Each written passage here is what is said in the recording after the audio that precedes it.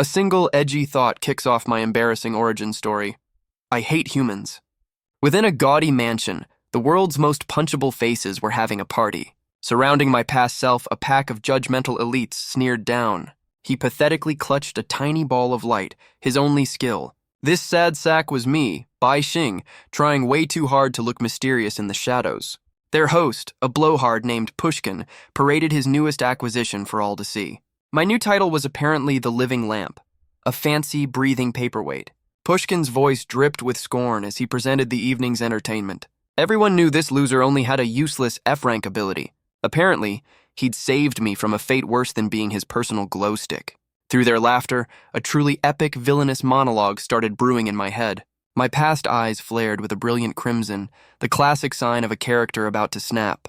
A silent, dramatic scream for the total annihilation of mankind echoed in my soul. Just like that, the server-wide apocalypse event I wished for actually began. Lifeless statues warped into screaming, nightmarish abominations. Colossal stone guardians awoke to methodically flatten entire cities. Rifts in reality ripped open the sky, vomiting forth swarms of alien horrors. Entire islands sank under the weight of slavering, grotesque demons. Then, a ridiculously ominous picture book materialized, hovering over the broken world. Its pages began to greedily suck all of creation into an illustrated hellscape. Absolutely everything, from teacups to skyscrapers, started to get corrupted. Any random object could glitch out and become a lethal pollutant. After only 6 months, the global player count had been brutally cut in half. Out of the world's despair, a new player class was finally unlocked. The Sealers. These chosen few could somehow wield the very power of the world-ending pollution. Their main quest was to fight back the tide and seal the endless monsters. Humanity's last line of defense became these unlikely, overpowered heroes. So what does this whole sob story have to do with little old me? These new eyes, sparkling with a lucky glint, hold all the cheat codes. A tiny smirk plays on my lips. Time for New Game Plus, suckers. Standing among the other newbies, my only goal is to speedrun this pathetic world. A mischievous grin spreads across my face as I pick my first target. My grand strategy begins right here, at the Sealer qualification exam. Suddenly, a beefy, tattooed hand clamps down hard on my shoulder. One of the old game's most annoying mini-bosses corners me with a nasty leer.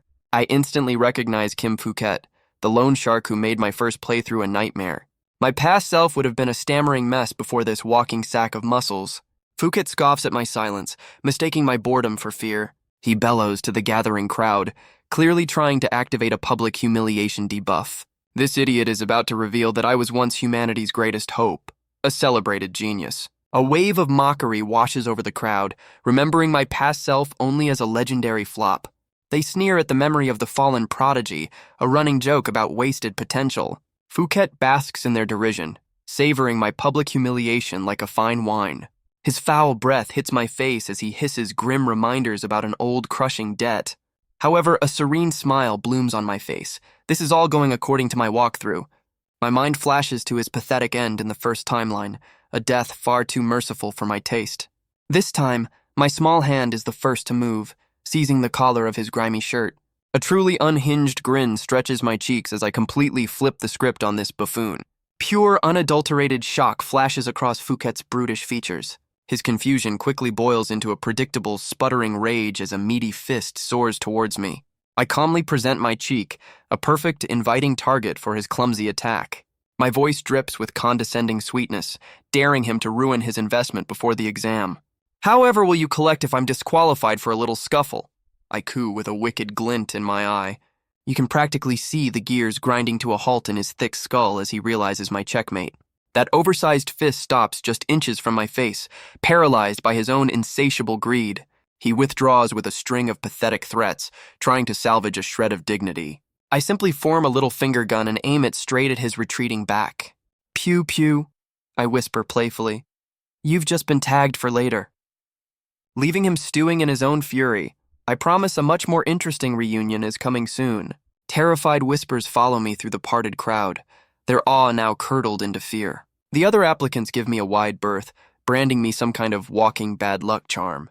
A satisfied smirk settles on my lips because this predictable fear is exactly what I wanted. My thoughts drift back 3 years, to the start of this whole ridiculous tutorial level. A much younger, painfully naive version of me declared his grand dream of saving the world. Everyone hailed him as a one-in-a-billion prodigy, the hero destined to carry the server. Back then, the world ran on a simple algorithm of power levels and combat stats. His initial reading of 1200 shattered all previous records, stunning the officials into silence. Even the legendary headmaster Pushkin was summoned to witness the birth of a new main character. The old man activated his unique skill, Foresight, to read the data on my future. At first, the headmaster's gaze was blank, finding no trace of my awakened ability. Suddenly, a vision of overwhelming power seized him, a glimpse of a legendary fate. He spoke of a destiny that would outshine the brightest stars in the heavens. That prophecy went viral, cementing the legend of a genius who had yet to do anything. My past self foolishly believed this was the key to a better life for his struggling family. He imagined a future free from grinding, a world filled with peace and happiness. Endless sponsorship deals and guild invitations flooded his inbox before he'd even cast a single spell. Then, under the intense glare of the world's spotlight, my core ability finally manifested. It was the most laughably pathetic F-rank skill in the game: Summon Light Sphere. This ultimate power amounted to nothing more than a dim, ambient party trick. All that hype, all that hope was built on the world's most epic server-wide glitch. That brilliant promise soon twisted into a shadow that devoured his entire world. My past self became the server's most legendary punchline. Crushing debt and public shame ultimately shattered his once proud family. Now this very exam represents his last-ditch quest for survival. Returning to the present, I confirm every piece is moving exactly as my guide predicted. Across the field, my eyes lock onto a key character standing amidst the anxious mob. A stoic girl with raven hair draws a blade that glimmers with quiet purpose. Deep inside, a silent promise forms. She's the one NPC I'll protect when this world ends. Without warning, an authoritative voice crackles to life across the entire campus. Pollutants are being released onto the grounds as the sealer exam officially begins. Your mission is simple: team up, hunt down these creatures, and seal them for points. Examiner Shajo formally declares the start of this brutal high-stakes game. From her balcony, she offers a chillingly insincere wish of good luck. Absolute chaos erupts as 1,000 desperate players scramble for allies. Shouts fill the air as everyone desperately hawks their skills to join an elite party. High-ranked players are immediately swarmed, leaving the low-level newbies in the dust. The whole training field transforms into a frantic, chaotic bazaar of power and potential. One examiner dryly observes how the top-tier students had preformed their guilds. Another argues that strategic alliances are the cornerstone of survival in this field. With a dismissive scoff, Examiner Xiaojue injects a cold dose of reality. Only a sharp grin spreads across her face as she declares that living sealers have value. An aide quickly reports that nearly every student has found a team to weather the storm. Her gaze freezes on the monitor, her expression shifting from boredom to utter disbelief. Unbelievably, one lone applicant registers a staggering power level of 1200. Beside her, a proctor just chuckles, noting this supposed prodigy is playing completely solo. Down below, the field is a sea of newly formed squads with isolated figures left stranded. Before me, a panicked boy desperately pleads with a formidable-looking group for a spot. They simply shove him to the ground, mocking his pathetic E-rank abilities. I calmly walk over and offer the rejected player a two-person party invitation. He instead turns his rage on me, blaming my very presence for his misfortune. His clumsy fist connects with my jaw, sending me sprawling onto the grass. Furious shouts demand that I get lost and quit the exam immediately. Lying here, a cold, familiar rage begins to smolder deep within my eyes. Memory flashes of my past life, of this very boy who once called me brother. Such a bitter memory of betrayal now sharpens my contempt into a razor's edge. Suddenly, a clean white handkerchief is offered down to me from above. It belongs to the girl with the sword, her expression a pool of calm in the storm. In a quiet voice, she warns me to be careful since my powers haven't yet manifested. Then she confesses her own power level is a flat, completely useless 0. Getting to my feet, I offer a knowing smile, because the future is my own personal cheat sheet. A mountain of a student stomps over, addressing the sword girl as Miss Yuexian. Introducing himself as Ma Huzhong, he proudly announces his B-rank rock fist ability. Yuexian calmly explains her cousin conveniently hired this muscle-bound escort service for the exam. Her gaze then shifts to me, casually proposing I tag along for the ride. Ma Huzhong grumbles a reluctant acceptance, clearly bound by duty to his client's odd whims. Turning to my new benefactor, I have to ask for the logic behind her sudden charity. My question hangs in the air, a genuine need to understand this unexpected party invite. She simply looks away, dismissing it as a whim while telling me not to read too much into it. I cheerfully extend a hand to the bewildered giant, introducing myself with a knowing grin. His eyes widen in absolute shock, demanding to know how I already knew his name. With a mischievous wink, I cryptically reply that some things are just part of the game's public lore. I then claim my little light sphere as a legendary item that reveals all hidden player information. After watching him gape in awe for a satisfying moment, I admit with a laugh that it's all a bluff. High above, the sun reaches its zenith, casting long shadows across the campus grounds. A disembodied voice announces the hunt has officially begun, directing all players toward the main building. Elsewhere, a well-balanced squad of 4 confidently strides into an overgrown school courtyard. Their confident leader commands the earth itself, backed by a specialist in aggressive plant manipulation. Supporting them are 2 others, one skilled in stunning enemies and the other a dedicated healer.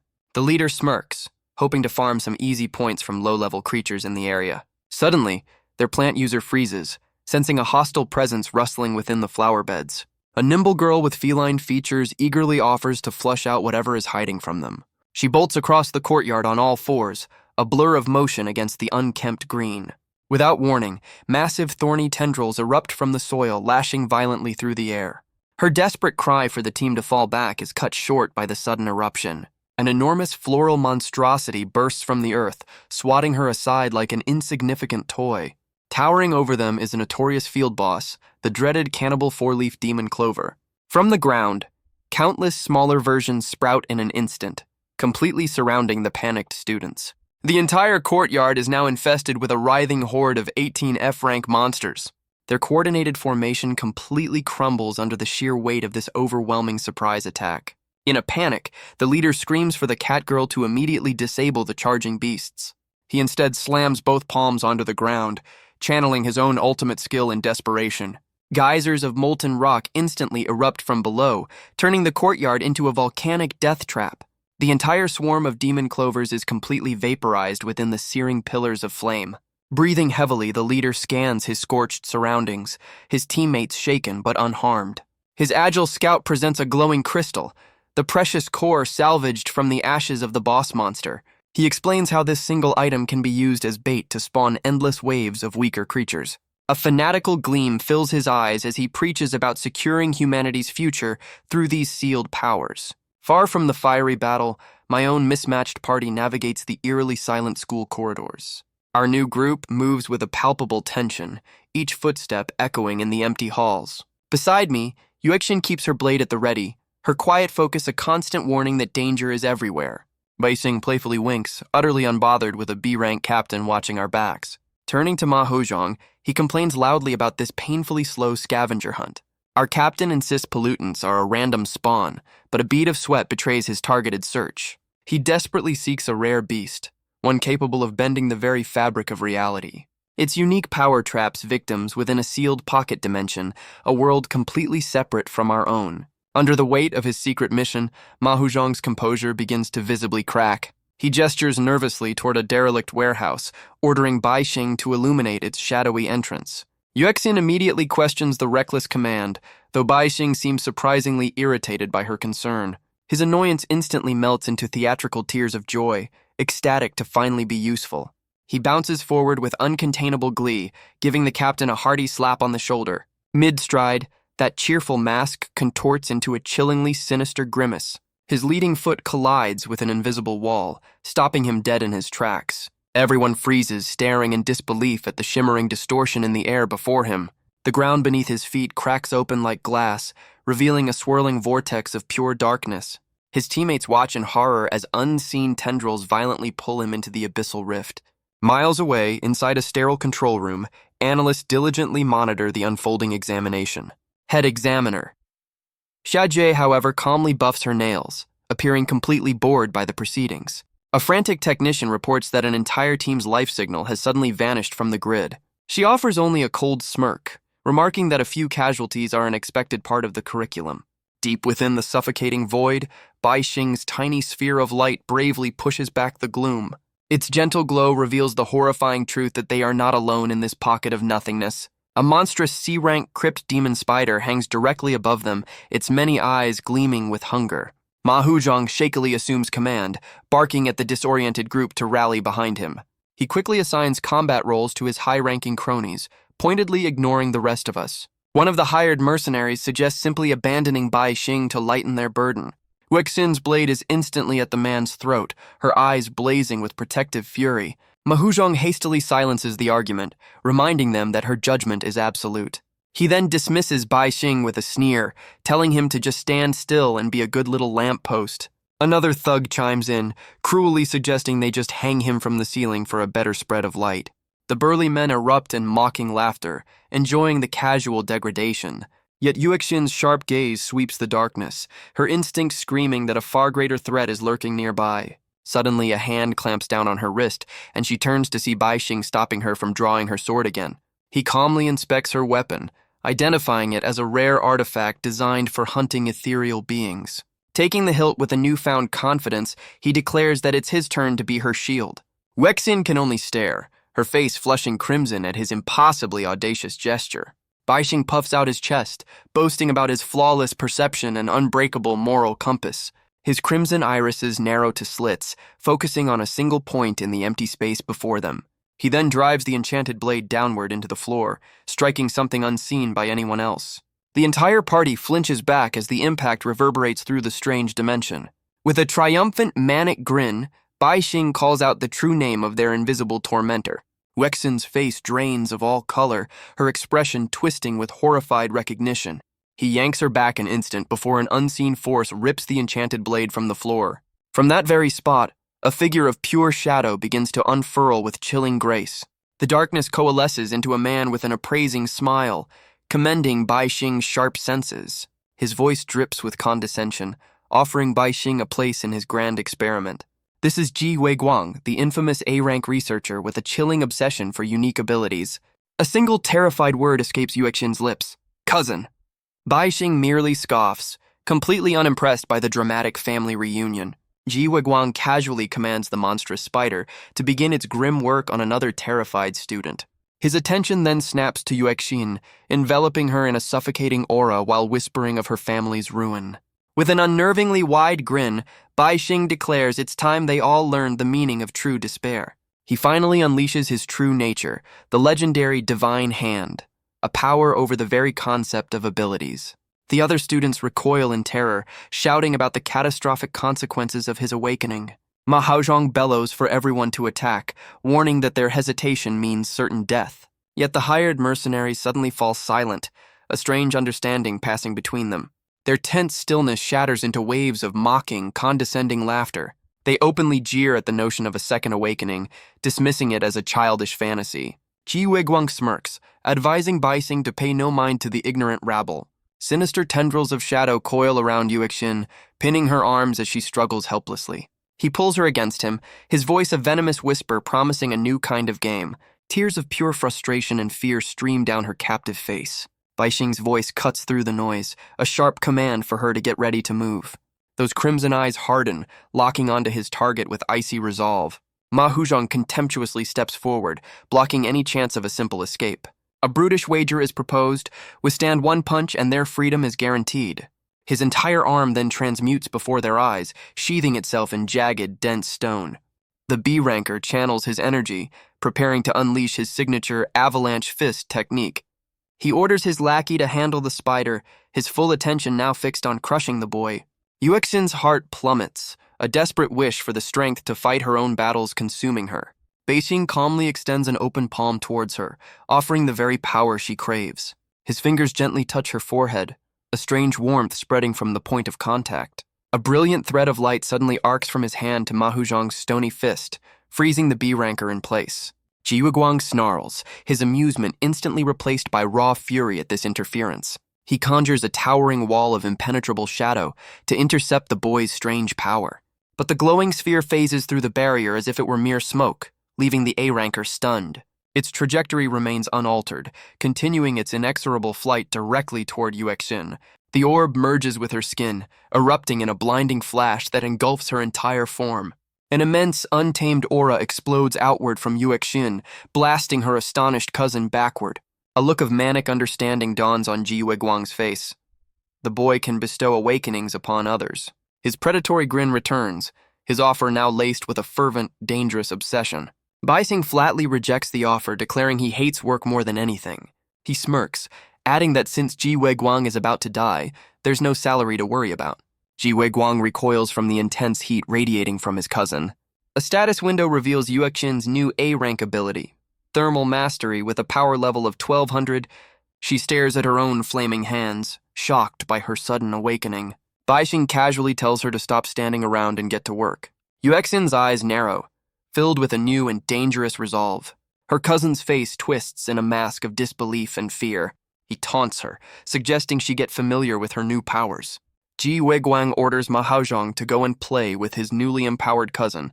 With an apologetic grin, the B-ranker charges forward with his rock fist. Now a being of pure flame, Yuexin prepares to meet his attack head-on. She unleashes a torrent of fire, completely overwhelming his stone fist. Ji Weiguang watches in horror as his hired muscle is instantly consumed by the flames. Panicked, he uses Shadow Dive to sink into the ground and escape. He analyzes her power, noting its short range is a critical weakness. Hiding in the darkness, he prepares a shadow dagger for a surprise attack. He lunges from the shadows, screaming that she must die for his family's future. But a voice from behind calmly asks if he truly believes he's safe. Baixing sits idly by, reminding him that an A-ranker is not so easily defeated. Ji Weiguang launches his shadow attack, vowing to make them pay. Yuexin responds with a massive pillar of fire that engulfs her cousin. Baixing comically praises the villain for taking the hit so bravely. The flames die down, leaving Yuexin staring at her cousin's smoldering remains. Her power fades as she looks at her hands, tears streaming down her face. Baixing drapes his jacket over her, telling her to get used to the feeling of her first fight. She looks at the aftermath, unable to process that her own cousin tried to kill her. He plants a dark seed, suggesting her parents may have met a similar fate. With a grateful smile, she thanks Baixing for everything. The emotional and physical toll proves too much, and she collapses into his arms. A status window reveals his true ability, Divine Hand, which can grant and record powers. He explains that by awakening Yuexin, he copied her A-rank ability for himself. His attention snaps back to the crypt demon spider looming over them. The student riding it laughs, seeing an opening now that Yuexin is down. The massive spider lunges forward, ready to strike Baixing and the unconscious girl. But Baixing easily dodges, smirking. "Who says I can't fight?" The rider screams in frustration, vowing that Baixing won't escape a second time. Baixing realizes Yuexin fainted from the sudden heat loss of her awakening. An idea sparks as he pulls a simple water bottle from his bag. With a sinister grin, he prepares to turn the tables on his attackers. Siphoning all warmth from the air, he forges a blade of absolute zero. This newly forged weapon elevates his power to the realm of an A-ranker. A chilling smile graces his lips as he questions the very need for concealment. From atop his monstrous steed, the rider signals his hidden partner with smug certainty. Another adversary emerges from the shadows, boasting of his victories against B-rank foes. His 8-legged mount spews a colossal venomous net intended to ensnare their target. Baixing remains perfectly still, utterly unimpressed by the descending toxic mesh. That familiar gamer's smirk spreads across his face as he anticipates the counterplay. With a single fluid motion, he unleashes a devastating 0-degree slash. An arc of pure frost radiates from his blade, intercepting the venomous assault. The entire web crystallizes in an instant, disintegrating into a million glittering shards. Lowering his sword, he mockingly asks what happened to their earlier bravado. His expression sharpens into a predatory glare as he announces the real game is about to begin. A sudden blur of motion brings him face to face with the beast, its rider crying out in shock. His manic grin widens, promising this is merely the first of many delightful experiments. The frigid blade finds its mark, plunging deep into the monstrous arachnid's head. Icy veins spread rapidly from the wound, the rider watching in horror as his mount solidifies. He yanks the weapon free, its crystalline form now pulsing with a sinister violet light. A new status effect has been unlocked. The blade is now infused with the spider's potent venom. It then expands to a colossal size, crackling with the combined power of frost and poison. Raising the monstrous sword high, he declares with wild glee that the data acquisition phase is complete. Utter terror contorts the rider's face as the impossibly large weapon begins its final descent. A desperate scream rips from his throat, warning that his death will shatter this entire dimension. The blade halts just inches from its target, its wielder's manic energy replaced by cold calculation. A new objective flashes in his mind. The spider must survive to erase all traces of this encounter. Seeing this hesitation, the rider's despair sparks into a triumphant sneer. He shouts a new command, ordering his partner to sever control over the rampaging beast. Their plan becomes clear. An uncontrolled monster will instinctively flee, breaking the domain for their escape. Meanwhile, the second student gathers immense energy, preparing a disorienting sonic assault. Deflecting a wild strike from the spider, Bai Xing reprioritizes his targets to the two schemers. With a roar, the partner unleashes his ultimate skill, the sonic slam cannon. A terrifying, visible wave of concussive force hurtles directly toward him. For the first time, the blast connects, and a cry of genuine pain escapes his lips.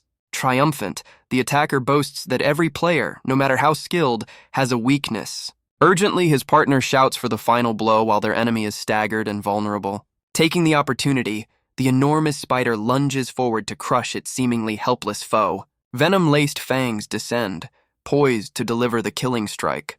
But in a flash of insight, his colossal sword morphs into an impenetrable shield of ice. Behind the frosted barrier, his eyes harden with the vow to never again let sentiment cause hesitation. The shield explodes into 1,000 pieces, providing the perfect cover for his lightning-fast repositioning. Convinced of their victory, the students prepare a final, coordinated strike. Yet the beanie wearer's face suddenly contorts with disbelief and horror. His eyes widen as Bai Xing dashes past them, making a beeline for their unconscious leader. Standing over the downed student, a mischievous glint appears in Bai Xing's eyes as he summons a sphere of light. That radiant sphere touches the captain's chest, infusing him with an incredible burst of energy. Then, in a flash, he snatches it all back, absorbing the unique power signature for himself. A new skill has been added to his arsenal. The B-rank ability, Rock Fist, is now his to command. Without hesitation, he tests the freshly looted power, erupting a wave of solid stone from the ground. Now surfing atop a massive stone gauntlet, he charges directly at the bewildered arachnid. The titanic fist connects with bone-jarring force, launching the monstrous creature across the shattered domain. A satisfied smirk plays on his lips, finding this new earth-bending talent surprisingly intuitive. His gaze immediately shifts to the next piece of loot, the unconscious A-ranker with a far more valuable skill.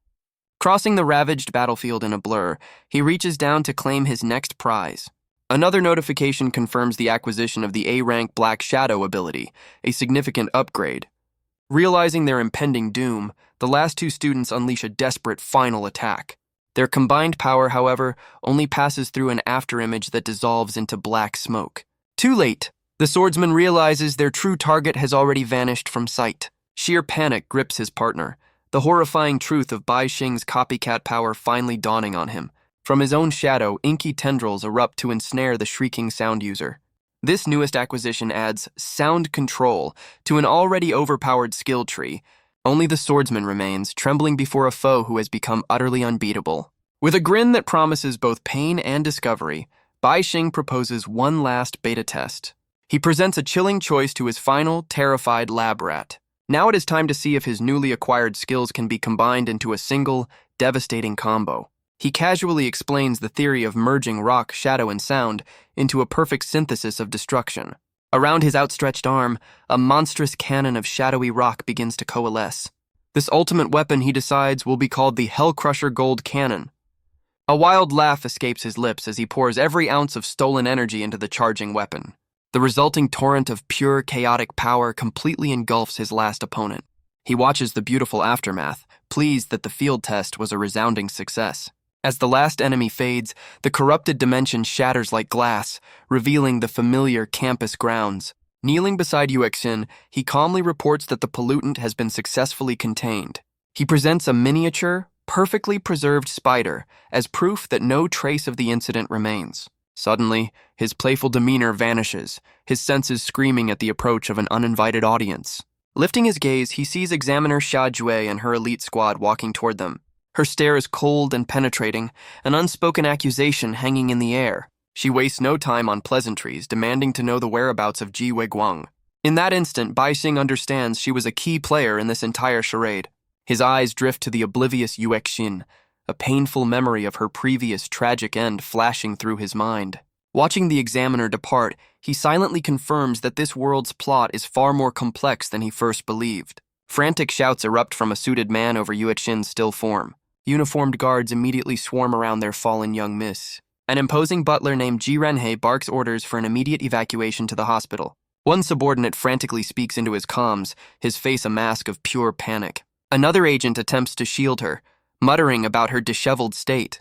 Bai Xing's calm voice cuts through the chaos, explaining it's merely post-battle exhaustion. Furious, the butler seizes him by the collar, demanding a real explanation. Deja vu strikes as a memory surfaces of being framed for this exact scenario in his past life. His crimson eye narrows, analyzing the examiner's terrifying matter-decomposing aura. With a chilling smile, Xiajue warns that her ability can erase him from existence. Her attention then shifts to the butler, now a hulking, reptilian monstrosity. They forge a temporary, monstrous alliance with a firm handshake. Looming over the boy, the beastly butler offers a simple deal: survive one punch to earn the right to speak.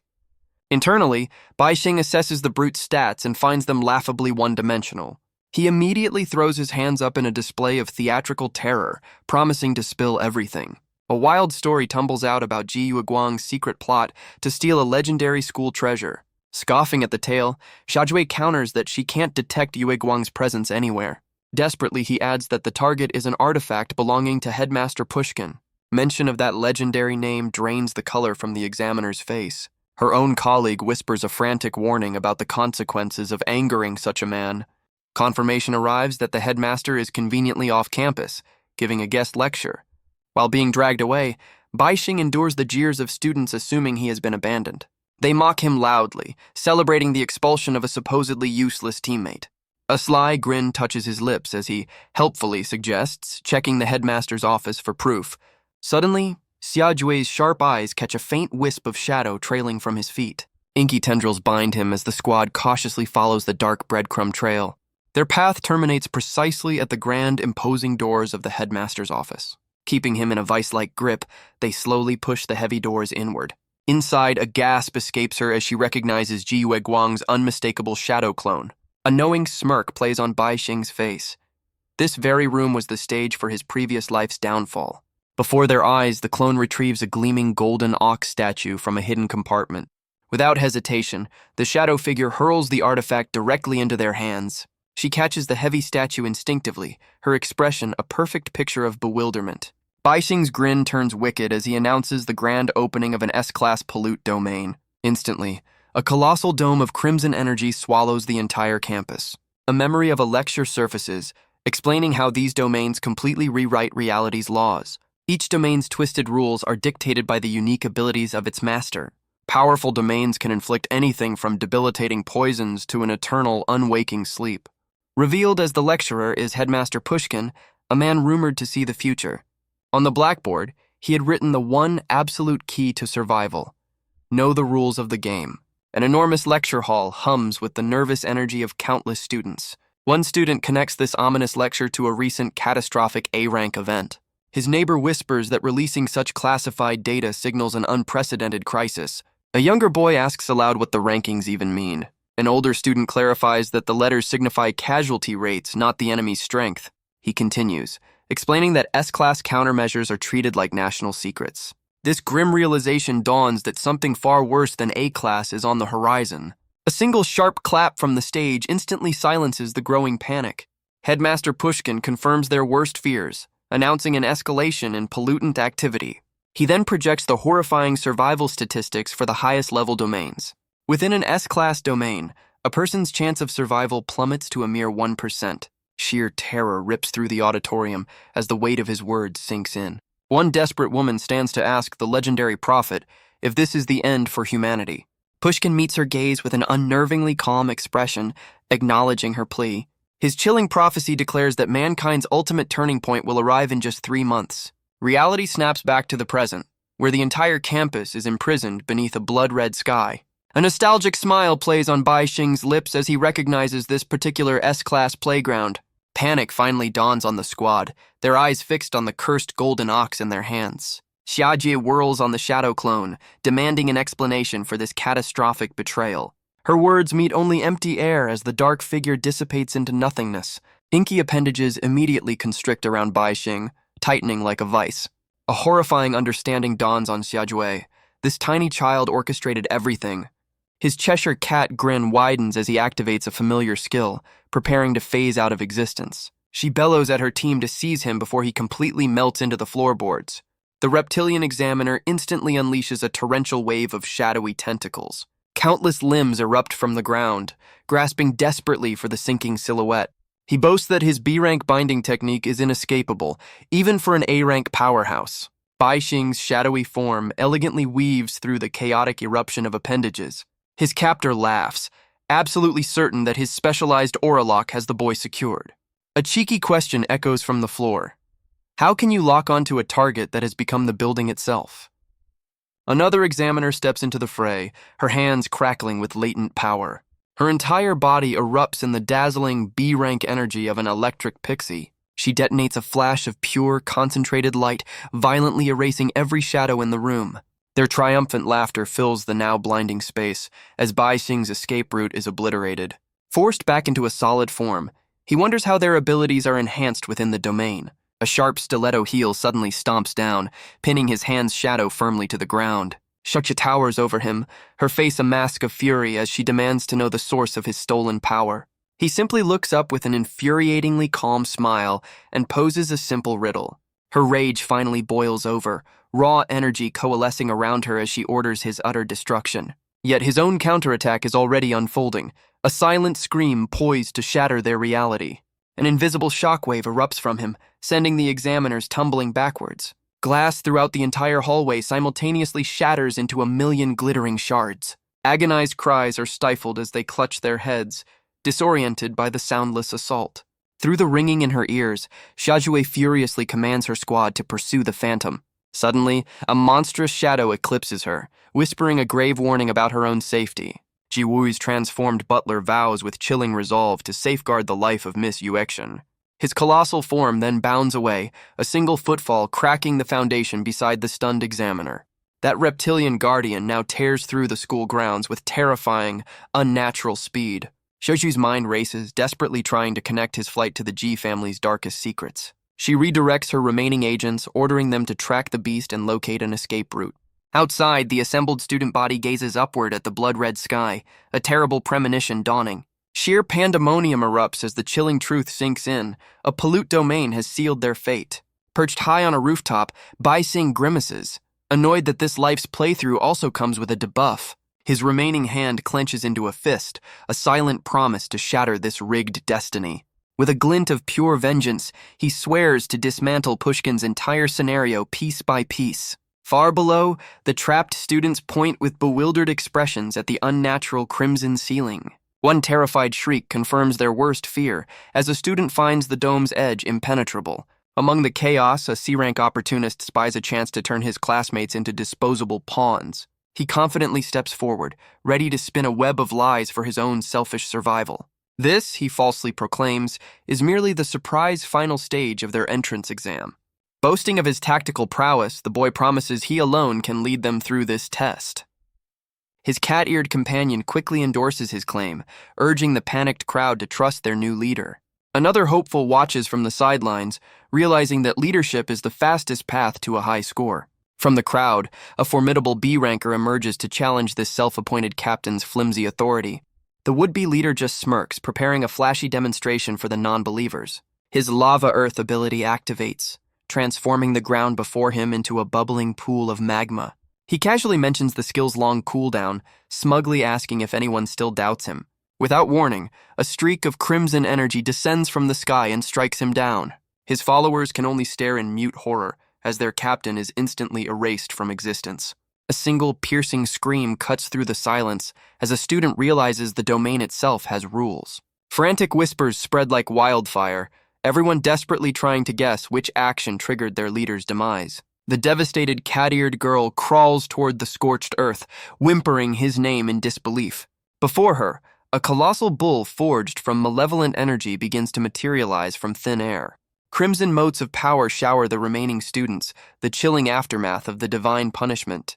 That monstrous beast then lunges forward, its ethereal tendrils snatching screaming victims from the crowd. From his vantage point, Bai Xing observes the unfolding massacre with the cold detachment of a spectator. He idly muses that for these low-level NPCs, a game over was always inevitable. His memory flashes forward to a grim future where this exact demon bull is the city's final boss.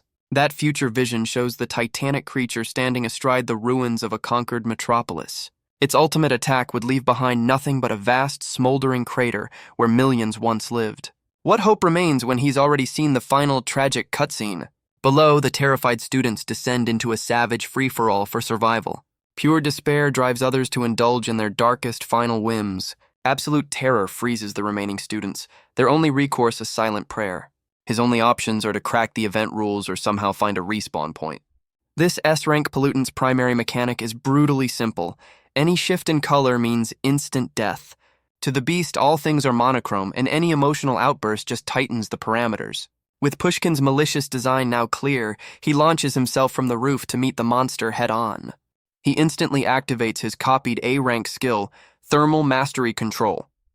By rapidly expanding the air beneath him, he expertly cushions his descent. Touching down with silent grace, his mind is already on the next step of his strategy. Using his shadow ability, however, would be a fatal mistake, a clear violation of the domain's law. Even the setting sun poses a threat. Its shifting colors a guaranteed trigger for the beast's fury. A chilling memory surfaces, making him pray the sky remains a constant, unwavering crimson. His resolve solidifies as he sprints away, now on a personal quest to rescue Guxin. Meanwhile, the entire academy remains a prison beneath the suffocating, blood-red sky. Across the campus, the reptilian butler and his subordinate move with unnatural speed. She struggles to match her guardian's blistering pace, his transformed body a blur of motion. Her frustration mounts as she demands to know why they are fleeing instead of hunting Bai Xing. He calmly reminds her that their sole mission directive has always been to protect the young miss. The butler confesses his pursuit of Bai Xing was merely a ruse to thank the boy for saving her. She sneers at his sentimentality, her loyalty sworn to Yue Guang and the family's true patriarch. A cruel smile spreads across her face as she resolves to eliminate this sentimental obstacle. Reaching a nondescript van, the butler anxiously inquires about Guxin's condition. An agent inside reports that the girl is stable but remains deeply unconscious. A silent, knowing look passes between the two conspirators, their moment finally at hand. Beneath the vehicle, a cleverly hidden explosive device awaits its signal. Her partner clutches a small, pulsating sphere of light. The detonator? He fantasizes about the immense rewards he will reap once Yue Guang seizes control. Offering a final, hollow apology to the unconscious girl, he moves to crush the sphere. Suddenly, an unfamiliar hand clamps down on his wrist, halting the motion. His partner hisses a warning, her eyes locked on the figures emerging from the shadows. Examiner Shatyue and her team step into view, proposing a temporary alliance for survival. The examiner carefully considers her next move, realizing Guxin is her ticket out of this nightmare. She hesitates, acutely aware of the danger in meddling with the Ji family's internal power struggle. Unimpressed, the transformed butler flatly rejects her proposal, his only concern being Guxin's safety. Shaju's lips curve into a confident smirk as she offers him a foolproof escape plan. He merely scoffs at her bravado, certain she cannot comprehend the true nature of this prison. Her own A-rank ability is then revealed, a spatial backpack capable of storing living beings. Total disbelief washes over her subordinates as they witness her legendary spatial talent firsthand.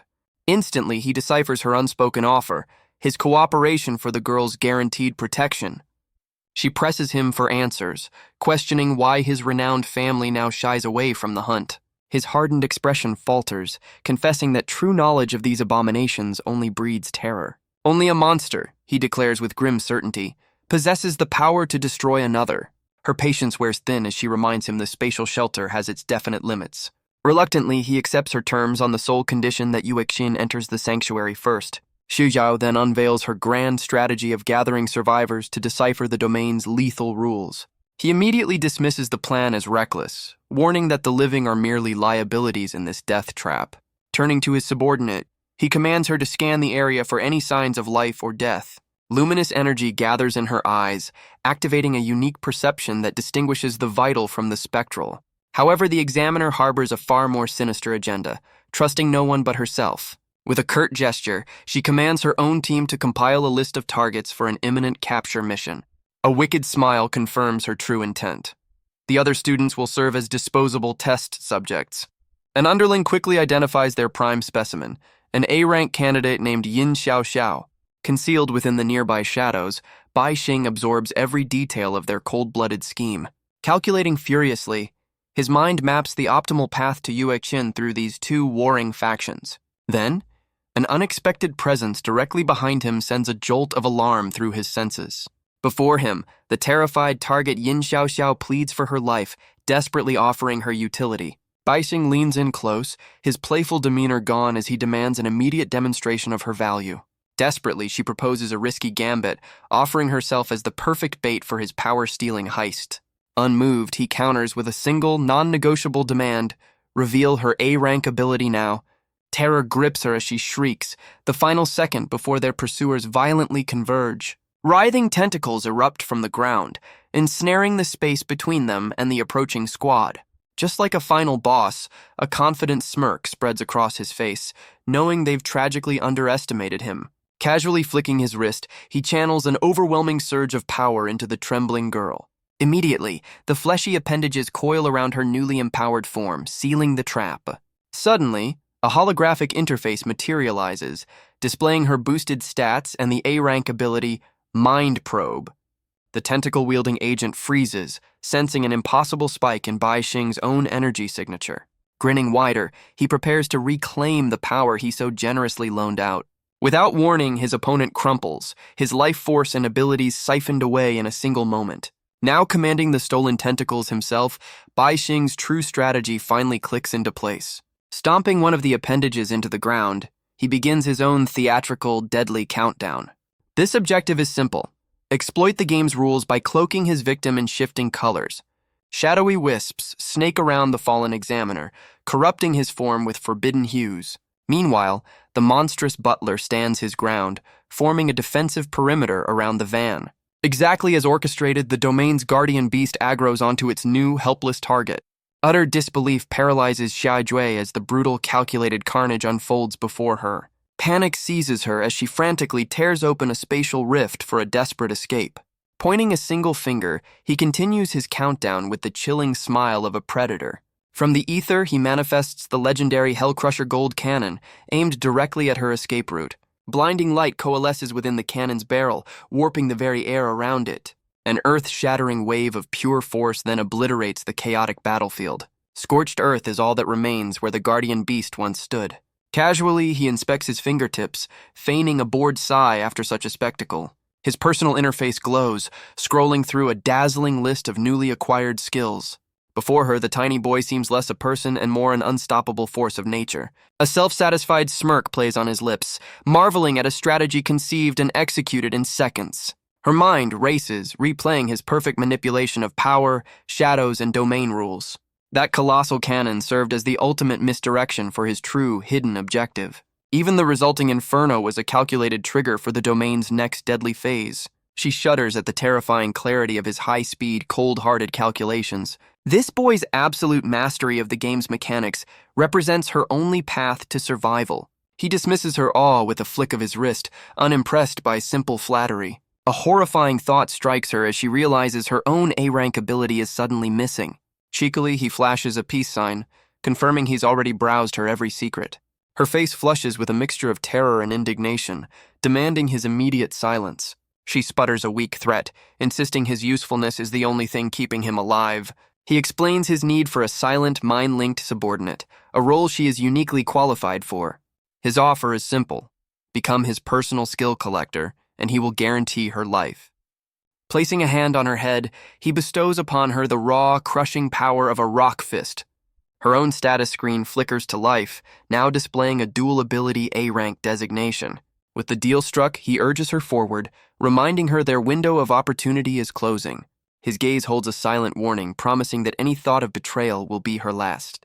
Her expression transforms into one of zealous determination, accepting her new mission without hesitation. She sprints away, fueled by a newfound resolve to protect her vulnerable classmates.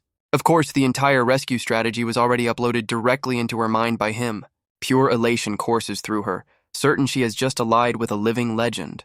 He watches her go with a weary sigh, utterly baffled by her sudden heroic optimism. Returning to the van, the monstrous butler discovers a scene of absolute devastation. His elite agents are scattered across the ground, incapacitated and utterly defeated. A quick assessment reveals they are still breathing, a small mercy in this calculated disaster. From the shadows, Bai Xing emerges, casually mentioning the examiner hiding within her spatial storage. Instantly, the butler commands his last standing subordinate to secure the young miss at all costs. Bai Xing simply places a palm on the earth, a silent command for all movement to cease. His threat is unspoken but clear. Another step will trigger the domain's most lethal rule. A sly grin spreads across his face as he activates a freshly stolen sound manipulation ability. His voice echoes directly inside the butler's mind, revealing the hidden bomb and the plot against Yuexin. Primal fury contorts the butler's features, his loyalty pushed beyond its breaking point. Bai Xing decides this emotionally charged moment is perfect for field testing his latest acquisition. Grotesque purple tentacles burst forth from his now empty sleeve, writhing with stolen power. Gleaming reptilian talons unsheathed from the butler's fingertips poised to strike. Vicious purple tendrils erupted from Bai Xing, lashing out to ensnare the charging guardian. That monstrous frame barely flinched, utterly contemptuous of the feeble restraint. Sweat beaded on Bai Xing's temple as he recognized the overwhelming power gap. The butler's sneer was a silent, mocking question of his pathetic strength. Using any of his real trump cards would mean an instant game over from the domain. Just beyond the struggle, a fallen agent saw a golden opportunity to complete his mission. Bai Xing pivoted his strategy, shouting a false command for the traitor to secure his target. Instantly, the loyal guardian's attention violently shifted toward the true danger. Deceived by the bluff, the panicked agent scrambled to obey what he thought was a hidden order. Sprinting for the van, his hand hovered over the detonator meant for Yuexin. Blazing fury erupted from the butler as he contemptuously flung Bai Xing away. In a blur of motion, he closed the distance and seized the traitor in an iron grasp. The agent's desperate struggle was useless against the butler's crushing absolute strength. With his last breath, the traitor made a final, defiant push for the trigger. Yet a casual flick from Bai Xing's wrist effortlessly redirected the activation signal. Across the field, a desperate student brandished a shimmering, enchanted banknote. Its arcane markings pulsed with the promise of a perfect shield against any monster. Pressing the talisman to his forehead, he poured all his hope into its activation. An emerald barrier materialized around him, shimmering with protective energy. Triumphant laughter escaped his lips, convinced he had finally outsmarted the system. Suddenly, the crimson demon bull manifested from thin air, its charge an unstoppable force. The flawless shield disintegrated like glass, taking his last glimmer of hope with it. Frozen in terror, the onlookers understood that even prepared items were a death sentence. Amongst them, a sharp-minded student began piecing together the grim puzzle of their prison. Memories raced through his mind of the previous casualties from technology and invisibility. Someone then noted that a physical transformation had been safe, implying the rules were not static. Clutching his head, he frantically sought a logical constant within the evolving, deadly chaos. Then his eyes flew open as a truly monstrous pattern clicked into place. Before he could speak, another student seized him, hissing for absolute stillness from the group. This whispered theory was chilling. Every broken rule made the next one more restrictive. Panic flared as they realized they were tightening their own noose with every action. Bitter laughter escaped one student, recognizing every attempt at freedom only hastened their doom. Hopeless cries finally erupted from the crowd as the weight of their impossible trap crushed them. Another boy began rambling maniacally, trying to reconcile physics with this twisted reality. Desperately, he grabbed the shoulders of another, demanding the strongest among them take action. Challenged on his knowledge, his gaze flickered towards a silent, unassuming figure. All eyes followed to a girl with sharp glasses. Yin Xiao Xiao, their hidden A-rank telepath. She advanced with an unnerving calm, her presence alone silencing the rising hysteria. Her voice cut through the despair, proclaiming her unique ability to perceive the unseeable rules. Amidst the chaos, her mental probe had uncovered a truly delicious secret. Any interruption was silenced with a glare, demanding their complete attention. With chilling certainty, she declared Bai Xing a time traveler bent on humanity's absolute ruin.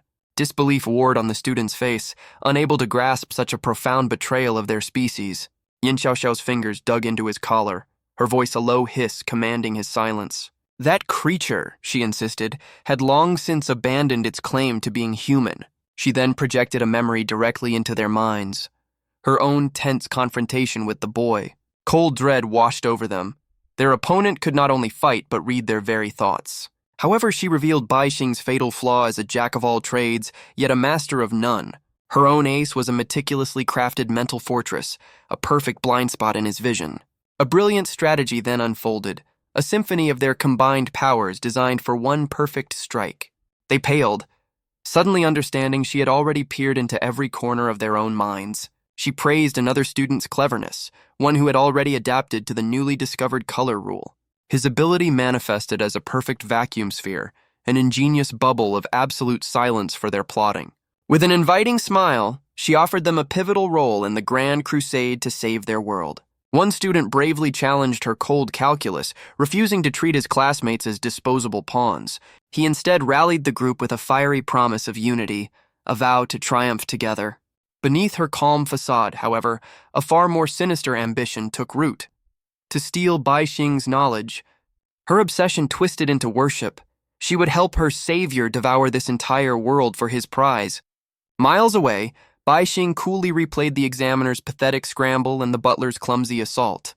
These so-called elites, he mused, were just one-trick ponies with zero actual combat sense. He left the butler with one final mission: protect the girl and clear the last remaining pest. Summoning a simple C-rank light construct, Bai Xing prepared for a stylish exit. A blinding beam of pure energy sliced cleanly across the shattered courtyard.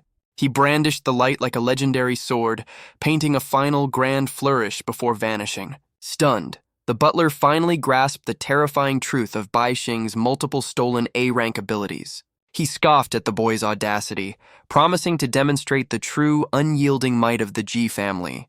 That final telepathic message replayed in his mind, a perfect map of the entire devious conspiracy. It even included the nurse, a hidden accomplice tasked with spiriting Yuexin to safety. Without warning, the nearby van erupted in a colossal vortex of violent purple energy. Examiner Xia Yi emerged from the wreckage, crackling with unrestrained, furious power. She was absolutely livid, complaining bitterly about her thoroughly ruined vacation plans. Her gaze fell upon the butler, proposing a temporary truce to hunt their mutual problem child. Of course, her real mission was to capture them both for a far more intimidating master. The butler warily agreed, requesting Yuexin's safety within her curious spatial storage. A predatory smirk graced Xiajui's lips as she offered him a prestigious position in her new world order. With their pact sealed, a sliver of hope returned to the butler. Survival finally seemed possible. Meanwhile, the other students erupted in cheers, hailing Bai Xing as the genius who had cracked the system. Brimming with newfound confidence, they prepared to execute the brilliant plan he had left them. Yet two among them exchanged a knowing glance, patiently waiting for the perfect moment to strike him down. They sneered at their fallen classmate, impressed by the ruthless power hidden in their midst. Yin Xiaoxiao silently observed them, seeing only stepping stones for her own grand design. She resolved to capture Bai Xing herself, to enslave him before his potential became a threat. A chilling memory then surfaced, a vision of him begging Headmaster Pushkin for mercy. He remembered being sold like an object, a rare specimen for a madman's private collection. A shadowy figure had loomed over him, justifying the impending torment as necessary for progress. From a sterile tray, a gloved hand selected a single gleaming surgical instrument. An impassive nurse promised him the entire process would be over very soon. That cold steel then descended, beginning the agonizing deconstruction of his very being. Consciousness fled from him in a silent scream, only to return to a body irrevocably changed. He could still recall the grim arsenal of tools used in his first life's final, horrific moments. Pushkin had ordered his nurse to meticulously catalog and contain every piece of him. Even his very heart was isolated and preserved, a trophy in a glass prison. They had forced him to witness his own dismantlement, fragment by stolen fragment. Isolating his divine hand ability had been the headmaster's ultimate obsessive goal, but the nurse envisioned it as the key to ending the age of the world's monstrous pollutants. As the headmaster departed, Bai Xing was left to the mercy of his final caretaker. He pleaded with her to end the unbearable, fragmented existence he was forced to endure. She consented to his request, but only in exchange for a single binding promise. His light sphere, she revealed, was a font of creation that could grant abilities to others. Bai Xing suddenly understood Pushkin had manipulated his destiny, nerfing him from the very start. She then whispered a secret the great prophet himself had missed. His power could grant eternal life. It all became terrifyingly clear. They limited his awakening simply to control him. The nurse offered a quick, merciful end in exchange for that ultimate power. Feigning utter defeat, Bai Xing agreed to give her the luminous sphere. An orb of pure light floated from his palm, drifting into her waiting hands. She greedily began the absorption ritual, eager to make its infinite potential her own. In that precise moment, however, his true legendary tier skill, Divine Hand, finally awakened. His eyes snapped open, blazing with a desperate, defiant question for the world. Never again would he be treated like a pig raised for the slaughter. With a final furious scream, he commanded his stolen power to return. The light sphere erupted from the stunned nurse, a loyal comet streaking back to its master. He reclaimed his core ability, the script of his own fate now firmly in his grasp. Pushkin burst back into the room, his precious, infallible prophecy shattered into dust. Baixing roared with laughter, asking if the great prophet had foreseen this particular plot twist. With no other escape route available, he grabbed the nearest surgical tool. He chose his own ending, the one act that would trigger a complete system reboot. Back in the present, Yin Xiaoxiao recoiled, shaken by the raw horror of his memories. A cool voice then drifted from above, asking if she had any more secrets to hide. She looked up to find Baixing on the roof, inviting her to join the grateful students below. Baixing offers a telepathic chat, mocking her sudden silence with a playful smirk. Yin Xiaoxiao scoffs at his accusation, demanding to know how a human could ever be a monster. He calmly explains that power itself is the ultimate corrupting debuff, twisting bodies and souls. Countless wars and the casual disregard for life were just the start of humanity's monstrous resume. She dismisses his grand philosophy as nothing more than a child's naive fantasy. His playful demeanor vanishes, replaced by a cold query about her treasonous thoughts. A wave of cold dread washes over Yin Xiaoxiao as she realizes her mind was an open book. He turns his back on her, admitting a lifelong policy of never trusting fellow players. The real monsters, he suggests, are those who treat their own kind like disposable livestock. She screams that any price is worth paying to finally cleanse the world of pollutants. He retorts with a cynical smirk, noting how easy it is to volunteer others for sacrifice. His crimson eyes gleam with a wicked idea, offering her a chance to make a more personal contribution. She recoils as if struck, spitting the word demon at his impossibly twisted logic. Yin Xiaoxiao points a trembling finger, fabricating a story of him absorbing the dungeon boss.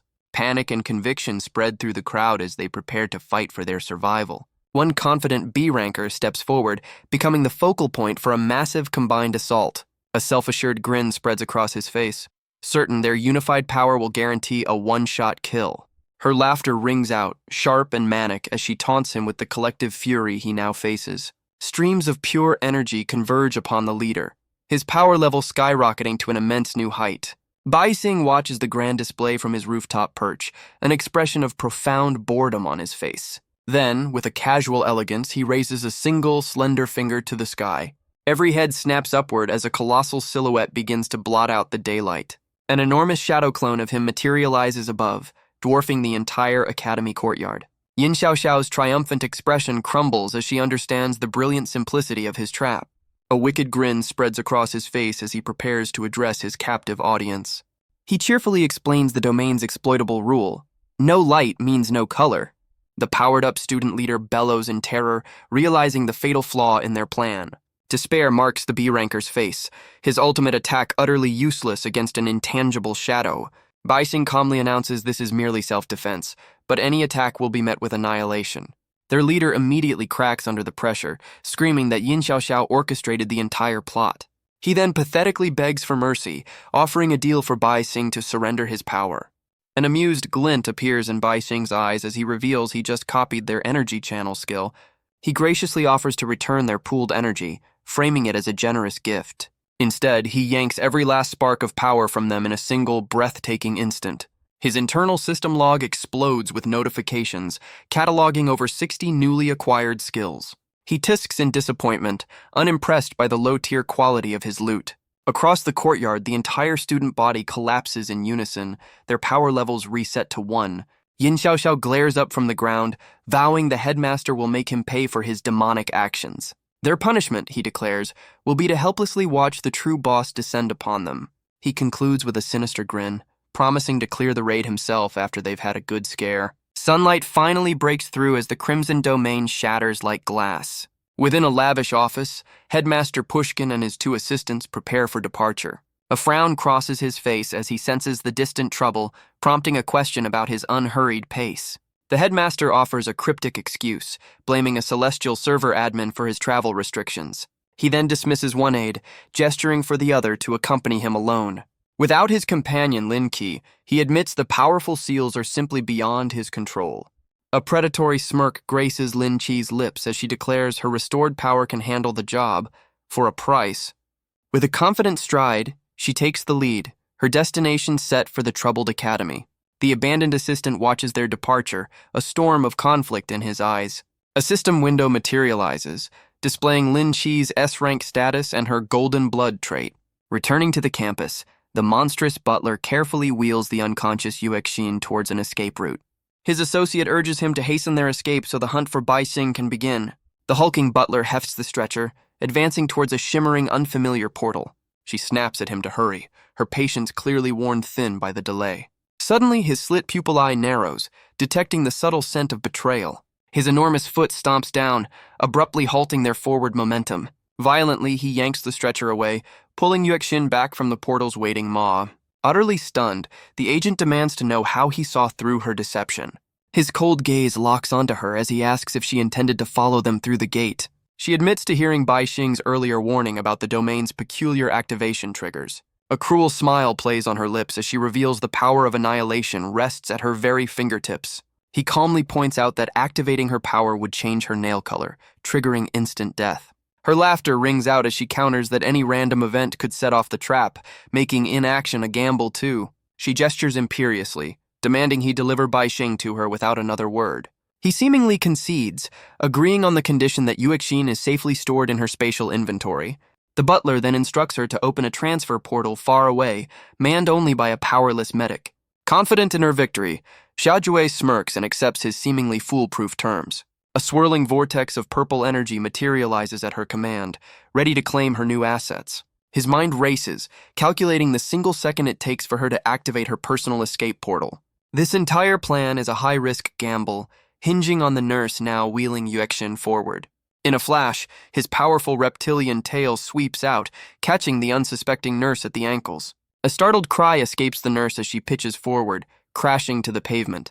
Shaiju's head instinctively whips towards the sound, her focus broken for a fatal instant. Seizing the opening, the butler pivots and drives his fist into the side of a nearby van. The entire vehicle lifts from the ground, soaring through the air like a missile aimed at the agent. Her face contorts with rage as she comprehends the brilliant, infuriating simplicity of his counterplay. He presents her with 3 terrible options: vaporize the van, create a new escape route, or use the one she already made. Panic grips her as she realizes the portal is her only viable escape, yet she still hesitates. Exploiting her indecision, he lunges forward, enormous jaws snapping shut where she just stood. Shaijai dives desperately through the vortex an instant before the van obliterates her position. A hidden bomb under the van is revealed, ready to detonate. A massive explosion engulfs the entire area in a blinding light. The butler activates a powerful T-Rex force field to shield himself. He braces against the fiery blast, his energy shield holding firm. His status window reveals his B-rank power as he marvels at the traitor's ruthlessness. A single orb of light floats out from the heart of the inferno. It lands gently in Bai Xing's waiting hand. Bai Xing calmly congratulates him for passing the test, his status showing a newly copied A-rank ability. The butler turns in shock, asking when he arrived on the scene. Bai Xing praises his brilliant mind game, admitting he's been watching the whole time. The butler notes his primitive throwing skill has made him immensely stronger. Bai Xing proudly presents his new flying throne, a combination of stolen abilities. The butler scoffs, calling it a simple escalator and confusing Bai Xing with modern terms. He demands a cooler ride, sparking Bai Xing's childish excitement to build a UFO. The school remains trapped under the crimson sky, waiting for the inevitable. Bai Xing reveals the S-rank domain's secret, a rule he would have sacrificed millions to learn. The butler is stunned, demanding to know how he accessed such classified information. With a sly wink, Bai Xing offers to share the rules before nightfall. He explains the first rule. The Golden Bull statue is a seal that triggers the domain on contact. The second rule is that a significant color change will awaken the beast, starting a massacre. He reveals the third rule. When the sun sets, everything loses color, triggering an all-out attack. The final rule is that he will seal the beast's true form after it has eliminated all other targets.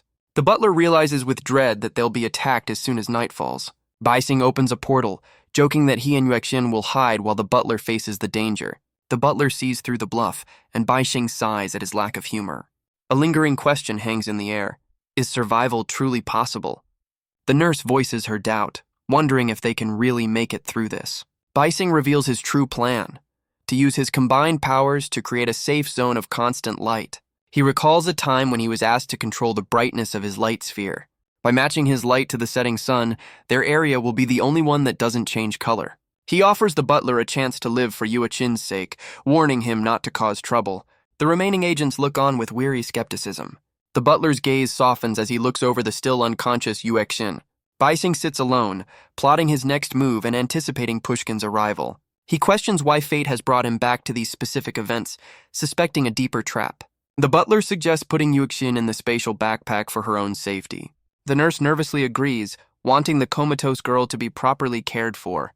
Betrayal's crimson eye flashes with hidden intent. The remaining agents panic, insisting they were only following orders to protect Yuechin. Betrayal explains her coma is temporary and urges them to get her to safety before the seal is complete. Betrayal probes the portal, sensing something strange within its depths. He realizes the spatial pocket opens and closes in the same location. He clears a path, assuring them there's enough room for two. With a wicked grin, he warns that his death means they'll be trapped forever. The team rushes Yuechin's stretcher into the swirling vortex. As the portal closes, Betrayal waves a casual farewell. The last of the light fades, plunging the world into twilight. A blood-red sky now hangs over the trapped school. The transformed butler looks up, sensing the approaching darkness. He turns to Betrayal, asking if the boy is finally afraid. Betrayal smirks, correctly guessing the G family's internal chaos is the real problem. The butler lectures him on the harsh reality of power and family ambition. Betrayal asks about the family's secret research, offering a rare moment of respect. The butler reveals Yuechin's father theorized using pollutants to strengthen sealers. Shocked, Betrayal realizes the G family's research is the foundation of modern power. The butler deflects, suggesting the experiments were for Yuechin's sake. Betrayal cuts him off, his expression grim as he announces it has begun. In the distance, a lone student's desperate cries for help echo through the dark. A student is consumed by dark energy, cursing Betrayal with his final breath. Fiery projectiles begin to rain down from the crimson sky. The school is bombarded, buildings crumbling under the relentless assault. The butler surveys the devastation, asking how Betrayal plans to seal the beast now. With a crazed smile, Betrayal wonders the very same thing. The butler explains the beast will now hunt them, the only remaining source of color. In the darkness, a pair of massive, glowing red eyes snap open. The colossal demon bull materializes, looming over the lone survivor. Betrayal proposes a new strategy. What if he blinds the beast to color itself? He unleashes his shadow ability, sending dark tendrils toward the monster. The shadows completely envelop the demon bull, cloaking it in darkness. Betrayal explains his A-rank shadow can be amplified with more power. He injects 3,000 power, supercharging his shadow ability. The demon bull roars as the darkness overwhelms its senses. The beast is completely consumed, its power neutralized. The butler watches in awe as the pollute domain begins to shatter. Betrayal turns to see his allies tumbling out of the spatial pocket. The nurse and agent are stunned, wondering if the nightmare is finally over. With a grin, Betrayal announces the second step of his plan. He expands the spatial backpack, preparing to suck the beast inside. With a clenched fist, he activates the seal, trapping the monster. He confirms the sealing is complete, ready to unleash the bull again if needed.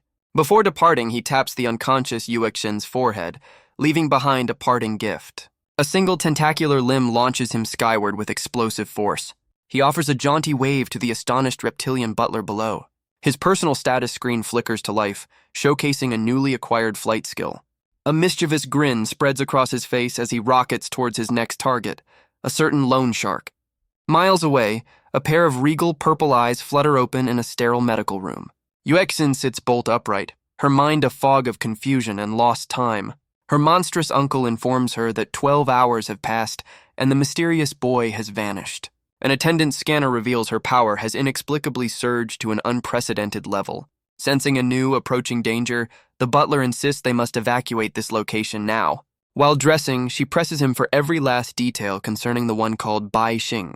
She then queries why he remains in his monstrous combat form.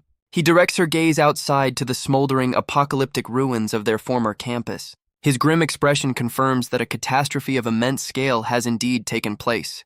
Turning to the few remaining subordinates, he commands them to vanish into the shadows. Yuechin secures herself firmly onto his scaled back, prepared for a swift departure. With a single earth-shattering leap, the colossal guardian bounds away from the scene of destruction. Our view transitions to a cheap, dimly lit apartment overlooking the sprawling city. Inside, the loan shark Kim Phuket gazes pensively out the window, contemplating his next move. He tunes out the woman in his bed, her incessant talk of marriage grating on his nerves. Phuket confidently dismisses her concerns, boasting that a major windfall is coming his way. His front door suddenly splinters inward, blasted clean off its hinges. A tiny girl and her enormous dog stand in the doorway, delighted to have caught him with a guest. Panic erupts as the girl chirps, "Daddy!" prompting Phuket to play the part of a struggling single father. Feeling utterly deceived, the woman scrambles for her clothes, demanding to be let go. Phuket simply grins, encouraging his daughter to give their new friend a big, friendly hug. He then casually exits the room, leaving the petrified woman alone with the strange pair. Without a shred of remorse, the loan shark saunters down the hallway. A calm voice echoes from a dark alleyway as he steps outside. "There you are." Ignoring the interruption, Phuket answers his phone, bragging to his boss about his recent collections. His mind is already buzzing with schemes to overthrow his superior and take over the entire operation.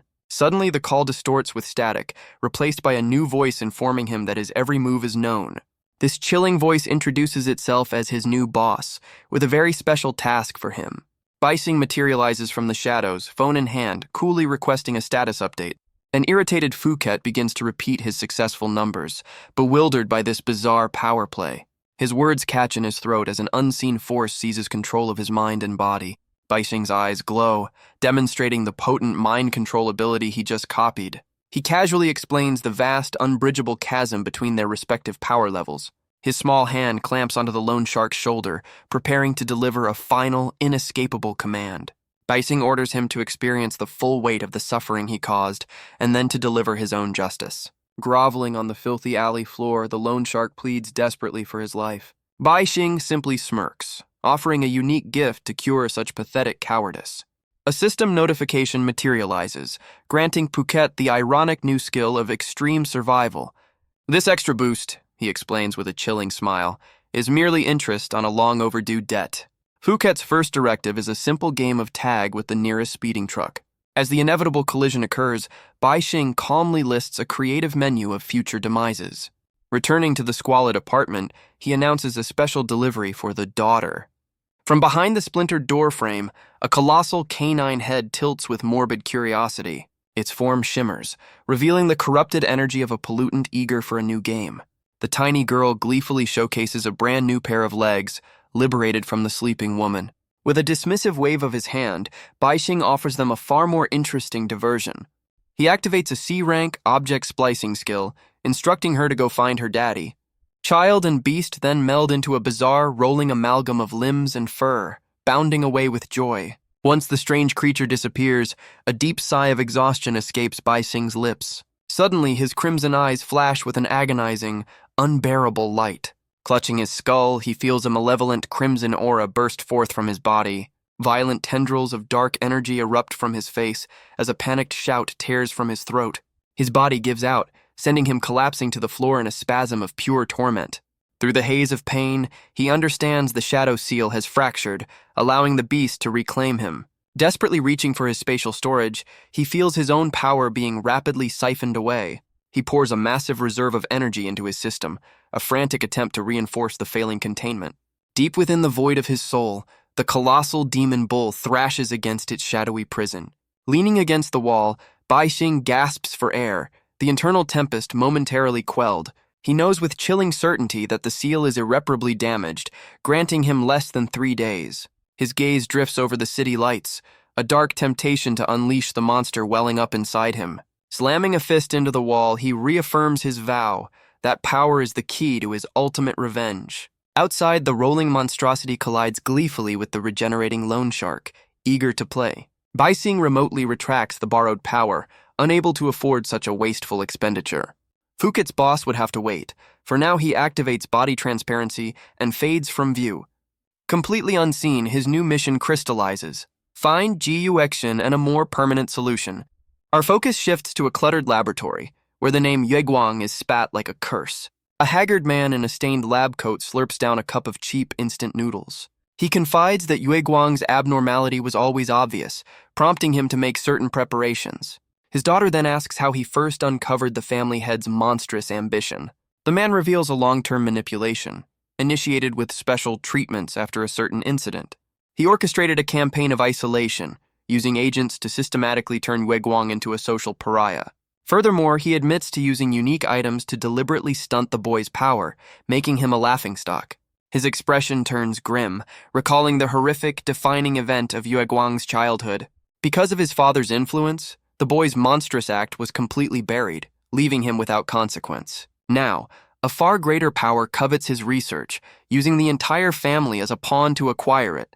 Jiuxin clenches her fists, pledging to protect her father with her newly awakened strength. A brilliant smile spreads across her father's face, already planning a grand celebration for his daughter's ascension.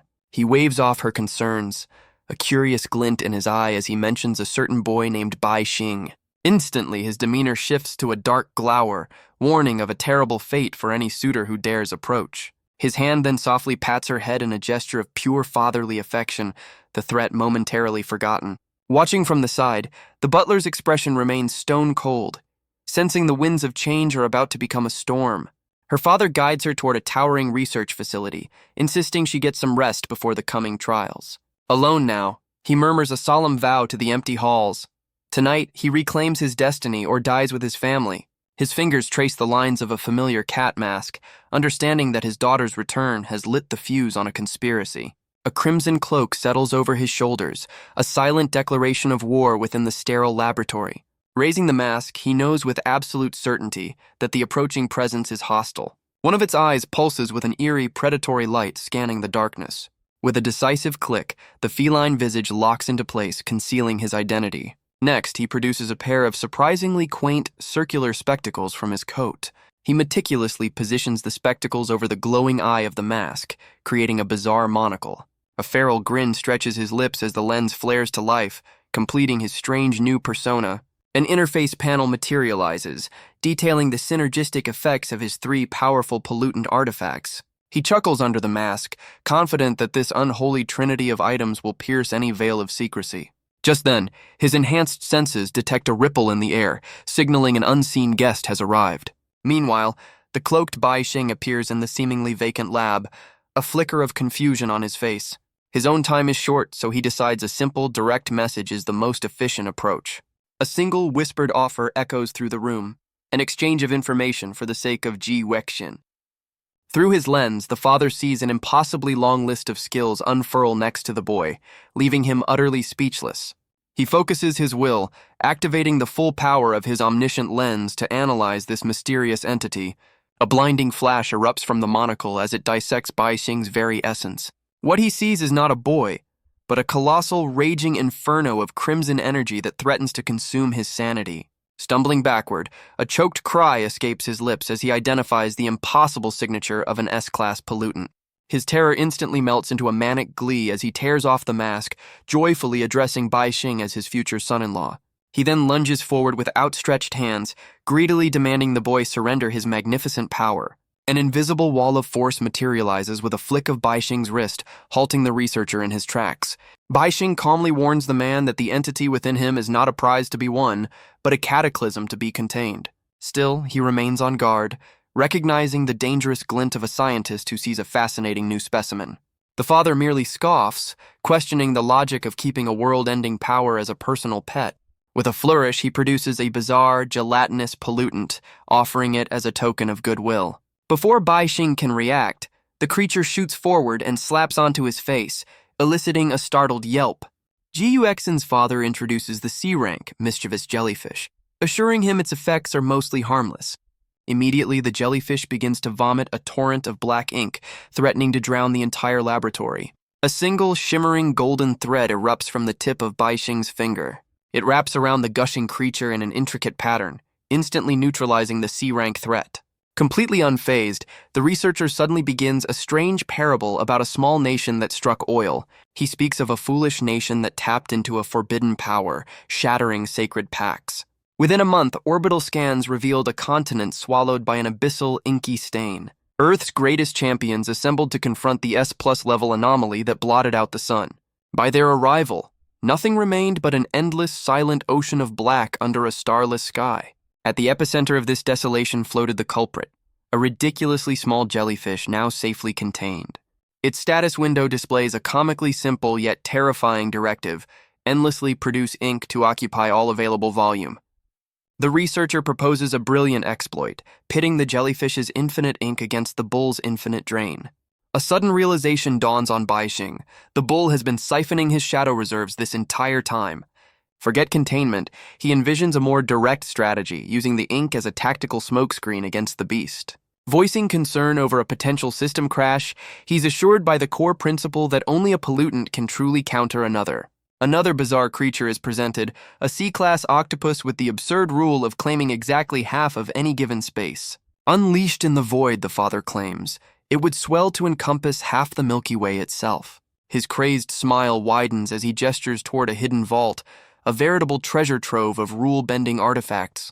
An offer is made for the entire collection in exchange for the bull, a trade Baixing immediately identifies as a terrible scam. Calculations spin behind the researcher's eyes, weighing the boy's stealth capabilities as a potential weapon against Pushkin. The proposition is met with a firm rejection, as the bull is clearly a main quest item, not vendor trash. Frustration boils over into a wild accusation, questioning if his own daughter is now part of this insane bargain.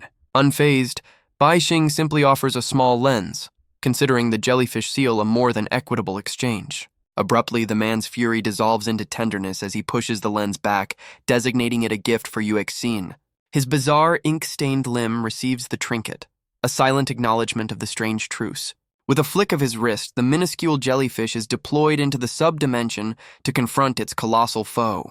Almost instantly, the phantom drain on his energy lessens, confirming his tactical gambit is a success.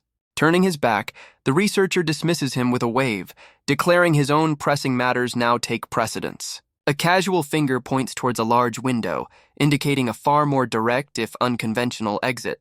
One last, chillingly paternal warning is issued about the consequences of ever harming his daughter. He nods in agreement, utterly baffled by the man's lightning-fast mood swings. Choosing not to question the bizarre encounter further, he manifests shadowy wings and dives from the shattered pane. Gliding through the moonlit city, his next objective crystallizes. Find Yuexin, then resume the gear grind. Alone once more, the scientist slides open a concealed panel in the wall, revealing a dark recess. From within, he retrieves a menacing A-class artifact, the legendary Black Monkey Claw. A vibrant red cloak is slung over his lab coat, signaling a dramatic shift from scholar to warrior. Several imposing figures materialize in the lab, their leader addressed with cold familiarity as brother. Shimmering status displays identify the intruders as elite members of the powerful G family clan. Two more combatants of A-rank caliber emerge from the shadows, their energy signatures overwhelming. Beneath his mask, the father scoffs at their foolish talk of unshackling the very forces he struggles to control. His grip tightens on the claw, a silent vow to protect his life's work from his own kin. Miles away, a solitary guard maintains a silent vigil before the gates of an opulent, isolated estate. Within its walls, Guxin sits peacefully in the center of an immaculate, sterile white room. With serene focus, she lifts a small tool and begins the meticulous process of personal grooming. The camera zooms in on the silver clippers, capturing the quiet, deliberate snap of a perfectly trimmed nail. Suddenly, her serene focus shatters as an unexpected presence materializes just beyond the glass. A familiar voice cuts through the silence, casually identifying itself from the shadows. Outside, the lone guard is momentarily blinded by an incandescent eruption of pure energy. An immense detonation tears a gaping wound in the pristine white wall of the estate. Through the settling dust and smoke, a scorched figure stumbles forward, wreathed in fading embers. Panic seizes Yuexin as she lunges to support the grievously injured boy. He coolly waves her off, dismissing his critical condition with a confident smirk. Shimmering blue panels materialize around him, listing a ludicrous number of high-tier regeneration skills. Instantly restored to perfect health, he playfully accuses her of setting a trap. She stammers an explanation, pointing at the window where a shadowy appendage had first appeared. His own tentacle sprouts to demonstrate its harmless suction cups, a detail that only deepens her suspicion. Baixing shrugs with an easy grin, claiming his wellness check is complete and it's time to bounce. A wave of guilt washes over her, regretting her panic when he clearly needed help. Waving the bizarre limb, he laughs off her concern, treating his dismemberment like a minor debuff. Her hand moves to call for backup, but he sharply warns her against interfering with his next move. Without another word, a cascade of brilliant white feathers bursts from his shoulders. Two immense angelic wings unfurl majestically behind him as he declares his departure. Impulsively, she latches onto his arm, insisting he can't leave without a proper thank you dinner. Her plea barely registers as his mind races, already calculating the odds of Pushkin's inevitable pursuit. Those crimson eyes narrow, acknowledging the futility of escaping a foe who can see the future. Countless escape routes flash through his mind, each one a dead end already foreseen by the headmaster. He concludes that beating a precog is impossible without a high-level counterskill he doesn't possess. Abruptly breaking his train of thought, he turns to her with an unexpected, mischievous question about leaving. Her confusion melts away as a shimmering light envelops her, swapping her simple clothes for an elegant blue dress. She offers a knowing wink, suggesting that sometimes the best plan is to enjoy the moment. A genuine laugh escapes him as he agrees, adding the condition that she's paying for their airborne taxi. A faint blush colors her cheeks as she imagines a classic hero's flight, held tightly in his arms. He scoffs at the notion, proclaiming true romance is a giant starship as a golden vessel materializes above. Their magnificent craft streaks into the starry expanse, leaving a bewildered butler staring up from the lawn. Touching down in a neon-drenched metropolis, they find themselves at the entrance to a sprawling, futuristic mall. Seated at a lavish buffet, she sheepishly confesses this extravagant meal was her secret objective all along. A silver fork descends, cleanly slicing through a perfect, cream-laden strawberry shortcake. Between bites, Yuqin explains how her awakening has unlocked countless new applications for her abilities. He nonchalantly warns her about potential bugs and unforeseen consequences of experimenting with new skill trees. Her determination shines, arguing that a powerful ability is worthless without the mastery to control it. A hopeful light fills her eyes as she speaks of finally being strong enough to protect those she loves. He readily agrees to be her guinea pig, quietly queuing up his best healing spells just in case. Moments later, a teetering skyscraper of empty plates rises between them, a testament to her first experiment. His jaw hangs open as she explains her new skill, converting caloric intake directly into a storable energy source. Her entire physique has visibly expanded as she asks with a grin if he's ever met a girl who could really eat. She beams with delight, finally free to indulge her endless appetite without consequence. His mind races, already plotting how to reverse this buff before she discovers a mirror.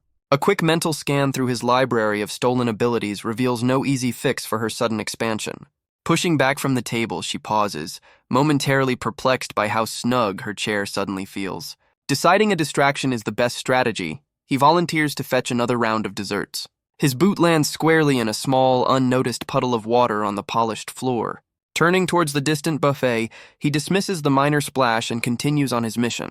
Behind him, the water's surface warps unnaturally, the restaurant's reflection twisting into a grotesque parody. From the depths of the tiny pool, a malevolent doppelganger with burning eyes offers a chilling smirk. Moments later, his tentacle appendage carefully balances a fresh slice of cake as he heads back. Another step into the same puddle reveals not his own face, but the leering visage of a nightmarish beast. His entire form flickers like a faulty projection, momentarily phasing between worlds. An explosive splash erupts from the floor as if something unseen has just burst through a liquid gateway. Oblivious to the spatial anomaly, Yuexin casually sips her tea, wondering what's delaying his return. Reality fractures, instantly replacing the cozy restaurant with an endless, terrifyingly empty blue sky. Pure, unadulterated shock registers on his face as the world around him vanishes. He finds himself hurtling through the air, a vast, merciless ocean stretching to the horizon below. Without a single landmark in sight, his terrifying freefall continues into the infinite blue expanse. A desperate cry escapes him as he instinctively tries to manifest his angelic wings. Though the brilliant plumage appears, a horrifying realization dawns that they are utterly immobile. His frantic attempt to summon his starship yields nothing, leaving him completely stranded in the air. Intricate golden runes swirl around his falling form, the clear signature of a powerful containment field. His tactical mind instantly identifies the debuff, a high-level domain skill enforcing a strict no-fly zone.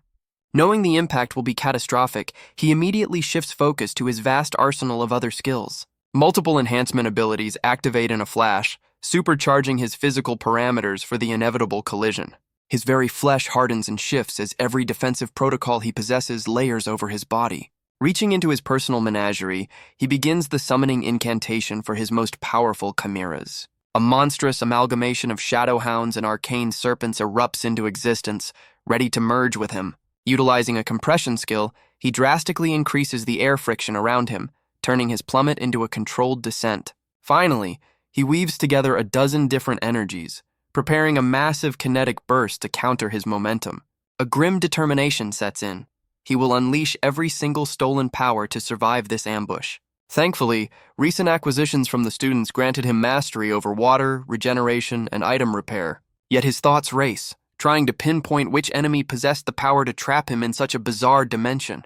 Far beneath the waves, a shadowy silhouette with a flowing tail turns its gaze upward, sensing his imminent arrival. A siren-like creature with sharp, predatory eyes informs her team that their unexpected guest has entered the trap. Their A-rank leader smirks, ordering her crew to prepare for interception and to strip him of everything valuable. Her partner, an equally dangerous-looking rogue, immediately calls dibs on any high-tier seals and power crystals. Another B-rank teammate chimes in, content to claim any leftover ability shards for himself. Nodding in agreement from within a massive bubble of air, the mermaid gives the signal to engage. The lead thief's eyes glow with avarice as she activates her signature skill, Grand Larceny, targeting the boy in the sky. Her grand ability yanks forth a pathetic jellyfish trinket and 2 low-grade crystals from her target. A sneer of disbelief crosses her face at the laughably poor quality of her haul. Her partner eagerly pockets the meager crystals, apparently content with any scraps. Undeterred, the leader's grin widens with the promise of stripping him bare after the fight. Confusion momentarily clouds her features as she wonders how he's casting spells without a focus. An incandescent meteor of pure rage suddenly ignites the deep hurtling directly at their position. Above the waves, his fury ignites not from the ambush, but from the theft of his favorite little jellyfish seal. His powerful mind probe skill activates, scanning the depths for the audacious loot ninjas. A flood of petty, avaricious thoughts instantly confirms the identities of the culprits below. Pure indignation courses through him. How dare some low-level mobs try to gank him? With a flick of his wrist, he prepares to teach these amateurs a lesson in overwhelming firepower. From within the descending inferno, a shadowy form detaches, rocketing toward the ocean's surface. Panic flashes in the mermaid's eyes as she recognizes the impossible signature of a multi-class player. Desperately, she summons a swirling maelstrom, her ultimate mermaid's vortex skill intended to shred him. Absolute confidence shines on her face, certain her trap will tear any intruder to pieces. Yet his ethereal shadow form glides through the vortex completely unharmed, striking her in an instant. A violent pulse of crimson energy erupts from the point of impact, silencing the raging waters. Betrayal materializes from the blast, his entire body now wreathed in crackling, ominous power. An unheard scream of terror contorts the mermaid's face as his overwhelming presence descends upon her. His hand closes around her head, initiating a chillingly casual 1-second countdown to ability absorption. Looming over his defeated foe, he prepares to claim the A-rank mermaid's unique skills for his collection. A sudden brilliant realization dawns on him. The Demon Bull's restrictive rules can be turned into a weapon. His focus immediately shifts to another threat materializing within the strange aquatic battlefield. Before him floats a sinister A-level seal, radiating a deadly toxin he knows is instantly fatal on contact. The remaining ambusher offers a condescending smirk, questioning if he truly feels safe now. Multiple toxic spheres suddenly detonate, unleashing a virulent, corrosive explosion all around him. His adversary's grin widens into a manic leer, anticipating his target's agonizing dissolution. Responding instantly, Betrayal compresses the surrounding water into a crystalline prison, trapping the poison. The swirling green miasma is held at bay for the moment, a beautiful yet lethal tableau. Mocking laughter echoes through the water as his enemy boasts about the absolute nature of a seal's power. An intriguing thought crosses his mind. What if the only way to counter a pollutant type was with another? A delightfully wicked grin spreads across his face as he decides it's time to let the demon bull out to play. Manifesting instantly, the bull's immense shadow form lunges toward the 2 remaining thieves. The entire pocket dimension twists into a nightmarish pollute domain, trapping them all within its grasp. Corrupting tendrils of the bull's energy snake around Bai Xing, symbiotically amplifying his own aura. The last thief shrieks in terror, accusing him of being a living vessel for monsters. In a last-ditch effort, he brandishes his trump card, a B-class seal that teleports anything it touches. Just as he prepares to activate his escape route, he catches a glimpse of his partner's greedy gaze. Her signature steel skill flashes, snatching the shimmering teleportation seal for herself. A wisp of brilliant light is violently ripped from his desperate grasp, leaving him utterly abandoned. But the thief suddenly goes limp, floating away helplessly. The man reveals his true trap, a seal that induces a 3-day coma. He crushes the real seal, activating its powerful effect. Now shielded, he declares himself the true master of escape. But the demon bull's shadow strikes him without warning. He finds himself trapped inside his own protective bubble. His confidence shatters as he realizes he can't get out. Desperately, he summons more wisps, trying to break free. The domain begins to collapse, firing deadly beams from above. He screams in terror, finally understanding the true hopelessness of his situation. The last ambusher panics, realizing all his seals are trapped inside his own bubble. He decides he must end Bai Xing before the boy unleashes the pollutants in a final, desperate act. But Bai Xing revels in his newfound power, feeling the entire domain fall under his control. His crimson eye narrows, sensing his opponent's desperate thoughts. He scoffs at the man's attempt, asking if he's tired of living. Using the demon bull's power, he teleports instantly without consuming any energy. He appears directly behind his foe, who is stunned by the impossible speed. The ambusher's face twists in pure terror and disbelief. Bai Xing reveals he can also transfer other objects within the domain. He teleports the deadly toxic spheres right in front of the man's shield. The ambusher screams, realizing he's been caught in his own trap. The toxic spheres phase through his shield, striking him directly. His body is overwhelmed by the powerful attack. Bai Xing sends the man's seals to his demon bull for inspection.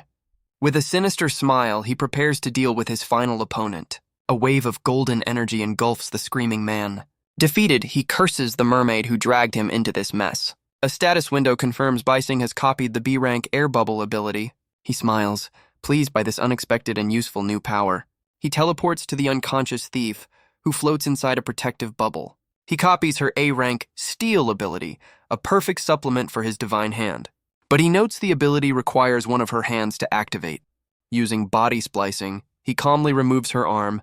He then uses body transformation to attach it to his own empty sleeve. Flexing his new fingers, he's glad to finally have a hand again. He sends the stolen jellyfish seal back into his spatial pocket. Breathing a sigh of relief, he confirms the jellyfish's ink is once again blinding the bull. He plans to use his new abilities to create powerful, consumable seals. A diagram shows the deadly new seals he can now create from his copied powers. Holding a rebirth droplet, he smirks, having found another way to survive against Pushkin. Surveying his new prison, he identifies the ethereal domain as the whale's dream. A sudden jolt of memory reveals the unconscious woman from his vision is conspicuously absent. Flashed images from the thief's mind confirm dozens of other sealers had already orchestrated her rescue. Suddenly, a searing pain lances through his chest as the temporary jellyfish ink begins to fail. Tearing open his shirt reveals a creeping, dark corruption spreading like a vile stain across his skin. This irreversible erosion from the pollutants marks him with a permanent damning brand. With the researcher's original plan now in tatters, he resolves to hunt down the demon bull alone. First, however, a massive fluke tail breaches the water's surface, reminding him that escape is the immediate priority. Activating his newly acquired mermaid bloodline, his form shifts, allowing him to slice through the water. His primary objective now is to locate the other survivors and extract every scrap of intel they possess. Cutting through the endless blue at an incredible velocity, he leaves a shimmering wake behind him. A single, powerful flick of his tail launches him airborne, arcing gracefully over the waves. Plunging back into the depths with a triumphant flourish, he revels in his newfound mobility. Far below, countless colossal shapes drift in the abyss, the dormant whales powering this entire A-rank dimension.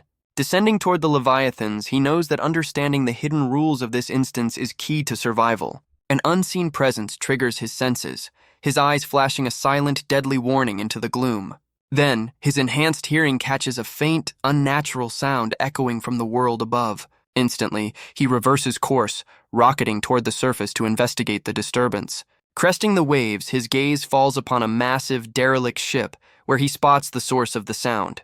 Relief floods the face of a lone woman on deck, who immediately offers to trade for any food he might have.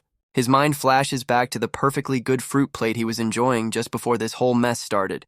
Desperation colors her voice as she offers an exorbitant sum for a single bite of sustenance. Waving away the useless money, his sharp gaze locks onto her, demanding to know how she identified him as a newcomer. Her explanation is chillingly simple. Any wasted movement is a death sentence, as energy cannot be restored here. Questioning why the whales remain untouched, he receives a dire warning against such a foolish notion. Agreeing to a trade, he nonchalantly summons a glistening magical bee that begins producing golden honey. Overwhelming joy washes over her features, utterly astounded by his ability to generate a limitless food source. Now seated beside him in a small boat, she sighs with the profound relief of someone pulled back from the brink. Gratefully, she devours the sweet honey, her energy visibly returning with every mouthful. A sly, predatory glint enters her eyes as her mind immediately begins plotting to steal his invaluable skill. Introducing herself as a powerful merchant, she promises him anything his heart desires in exchange for the honey. A knowing smirk plays on his lips as he cheekily asks if that anything includes her. Meeting his gaze without flinching, she coolly replies that the answer depends entirely on his supply. Internal panic seizes him as he realizes his casual flirtation was just taken completely seriously. Leaning closer, her voice drops to a conspiratorial whisper, urging him to discuss the specific terms of their arrangement. Shoving her back gently, he insists his only real price is information on how to escape this watery prison. A weary sigh escapes her as she admits that if an exit existed, she would not still be trapped here herself. Changing his tone to one of feigned vulnerability, he asks if she'll at least protect him while they're stuck together. His system interface flashes, revealing her B-rank persuasion skill, which grows stronger with every fulfilled request. Before she can answer, a powerful hand suddenly clamps around her throat, silencing her instantly. A cold smile touches his lips as his own mind probe skill neutralizes her mental assault. A chillingly pragmatic thought crosses his mind. Clearing this instance of all players would be far more efficient. Utter terror contorts her face as she babbles frantic promises of eternal servitude. He merely laughs, casually reaching out to copy her B-rank persuasion as a little souvenir. Now an uneasy truce settles over their tiny boat, adrift in the vast, silent ocean. She murmurs in defeat that the 6 great clans never accounted for a chaotic variable like him. Testing his new toy, his eyes glow ominously as he commands her to spill every secret she holds. Her voice becomes a monotone drone, detailing the prison's hopeless rules of slow starvation and no escape. This isolated dimension, she reveals, is the infamous Whale's Dream, a private dungeon of the Jiang family. His brow furrows in confusion, wondering why a notorious clan of assassins would target him. Casually, he pries for information about the other major players, specifically the Ji family's standing. She obediently recites the hierarchy of the 6 clans, a complex web of commerce, research, and death. With a sudden, decisive air, he announces their little chat is over and it's time to move. A predatory grin spreads across his face as he declares their intent to greet the other players and collect their skills. Despair clouds her features again, arguing that ultimate power is meaningless without an exit. His final command silences her protests, her body moving against her will to follow his orders. An unsettling aura emanates from him, his gaze drifting toward the deep with a new, destructive resolve. His voice echoes across the water, calling out a single name as a titanic shadow rises from the abyss. Pushkin. Abruptly, the scene cuts to the smoldering, silent ruins of the Sealer Academy. First responders swarm the perimeter, their instruments failing to detect any trace of the powerful sealed artifacts. An S-ranker coolly explains that the Golden Bull's rampage simply erased the items from existence. Outside the cordoned-off area, a crowd of distraught parents clamors for answers that will never come. Headmaster Pushkin addresses them with chilling detachment, declaring loss a necessary price for this new era. He and his companion vanish in a shimmer of light, utilizing a rare and costly memory beacon to depart. Reappearing in his grand office, Pushkin remarks on the beacon's price, a small fragment of the user's lifespan. His companion boasts that her unique golden blood could have easily sealed the rampaging pollutant. Pushkin counters with a cold truth, insisting those sacrifices were the very foundation of humanity's future. Turning to a bookshelf, he triggers a hidden mechanism, revealing a secret passage into darkness. The headmaster muses aloud that even in his previous life, Bai Xing never discovered this particular secret. A sudden realization dawns on his companion as she senses her own blood was used to seal whatever lies within. Pushkin smirks, confessing that his true ability extends far beyond simple, unreliable foresight. He describes it as a perfect, instantaneous communication link with every version of himself across the timeline. At the heart of this power lies the Seer's crystal ball, a pollutant that bends reality to its prophecies. By feeding it energy, he can literally converse with his past to ensure his future unfolds perfectly. Her eyes widen in horror, understanding he would only reveal such a secret to someone he was about to eliminate. A blinding flash of light erupts from him as he simply invites her to see for herself. She lands in a defensive crouch, her own power flaring as she swears to make her final stand a memorable one. 3 identical versions of Pushkin surround her, speaking in unison of her vital role in his ascension to godhood. Her defiant stance falters, her mind reeling as she struggles to process his impossible declaration. The 3 headmasters gesture grandly toward the center of the room, beckoning her to witness his ultimate creation. Utter shock freezes her gaze upon the impossible sight before her. Within a crystal sarcophagus lies the still form of Bai Xing's past incarnation. Its legendary golden arm emits a soft, ethereal luminescence through the glass. A silent scream escapes her as she stumbles back from the macabre display. One of the duplicates calmly gestures, identifying the body as the hero's past. Another clone indicates a second coffin, coolly revealing it contains his fated future. Kneeling beside a third empty casket, the final Pushkin declares their only target is his present. She reels, her mind refusing to process the sheer audacity of his claim. Trapped between these grim monuments, she questions if this is truly him or some grand illusion. He clarifies that pollutants obey rules, not reason, making this reality absolute. Recalling a powerful sealer consumed by her own quarry, he illustrates the terrifying stakes. Inside a domain, he explains, the established rules simply become the new truth. A profound chill runs through her, revealing the terrifying fragility of their entire existence. This very moment, one of the headmasters proclaims, will pivot the destiny of all mankind. Activating a pollutant named Moon in the Well, he conjures a surface that reflects one's soul. Through this rippling portal, the headmaster boasts of having already witnessed Bai Xing's every move.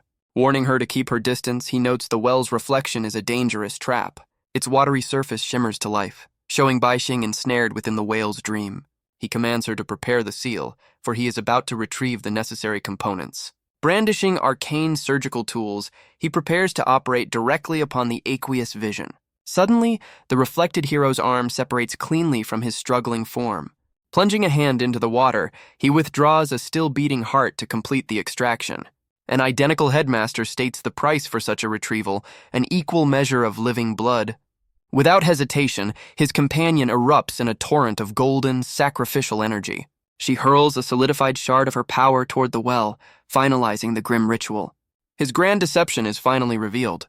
Hijacking the hero's rebirth cycle to empower his current self, raising the golden arm, he explains this cruel gambit was the only way to force the sealing. Meanwhile, the real Bai Xing's body is violently ejected into the vast, churning ocean. Triumphantly, Pushkin announces the past body now contains a time-looping monstrosity. His future self, he continues, has become the perfect vessel for a self-replicating plague. Even his present form is now a cage, slowly being consumed by the Golden Bull's power. An arcane diagram materializes, illustrating how these pollutants mirror a tripartite ancient god.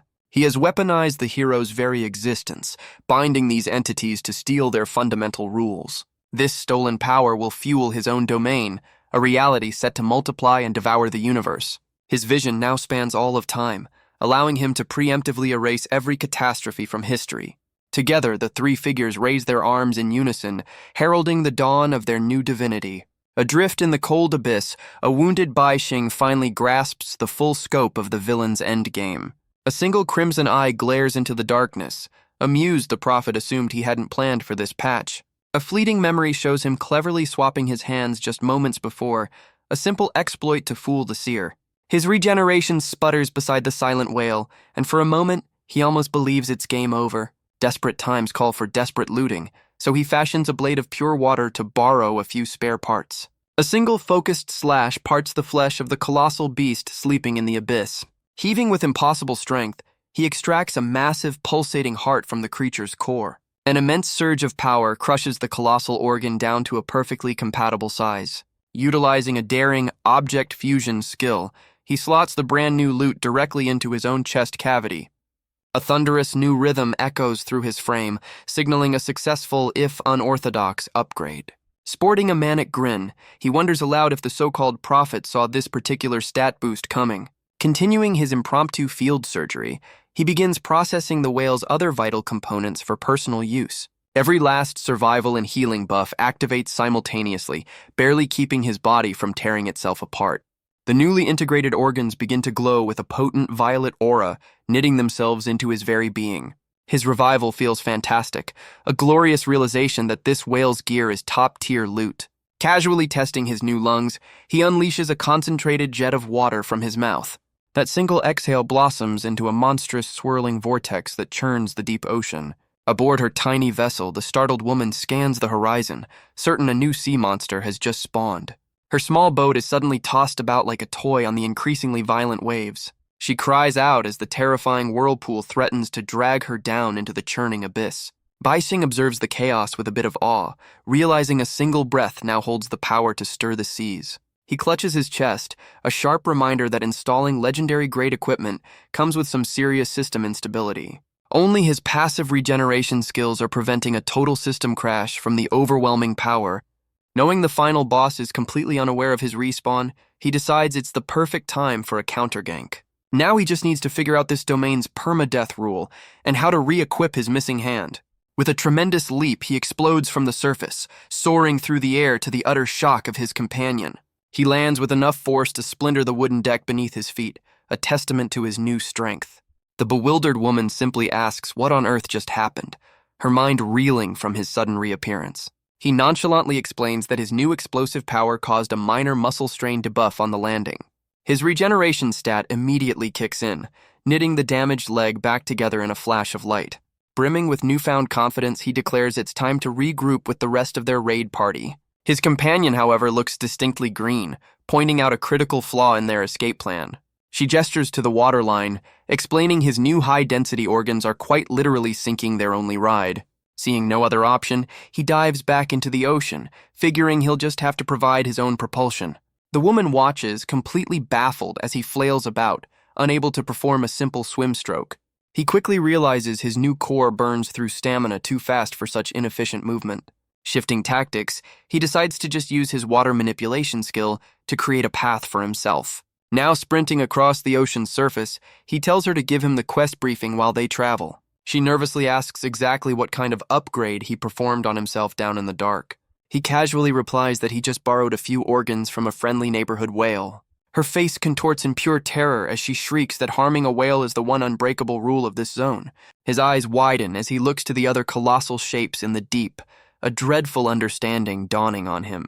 She confirms his worst fear, whispering that only one of those creatures was ever truly a whale. Far away within a hidden chamber, Pushkin's grand and terrible ritual finally reaches its magnificent conclusion. Within the coffin, the golden organs pulse with an arcane light as the final seal activates. His exhausted companion sighs, muttering about her severe blood deficiency and the desperate need for a vacation. Ignoring her completely, Pushkin grandly announces she is about to witness the glorious birth of a new god.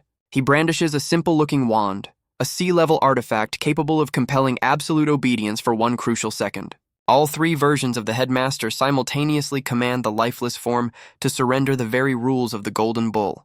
A brilliant beam of energy erupts from the wand, striking the inert body within the sarcophagus. An incandescent orb of pure power is forcibly extracted, hovering freely in the chamber's center.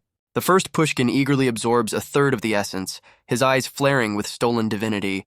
His second iteration immediately follows suit, greedily drawing his portion of the phenomenal power. Finally, the last of the trio completes the transfer, reaching out to claim the remaining energy. One of them bellows triumphantly, declaring he now wields the authority to loop time itself. Another cries out as his body begins to destabilize, urging the final version to complete their union. Yet the third Pushkin stands bewildered, having received absolutely no power from the ritual. They frantically attempt to activate their Trinity protocol, only for the connection to sputter and fail. His companion stares blankly at the unfolding disaster, flatly stating the obvious: it failed. Sensing the imminent system collapse, she wisely decides to make a tactical retreat. A blinding torrent of light suddenly engulfs the two corrupted headmasters, whisking them away from reality.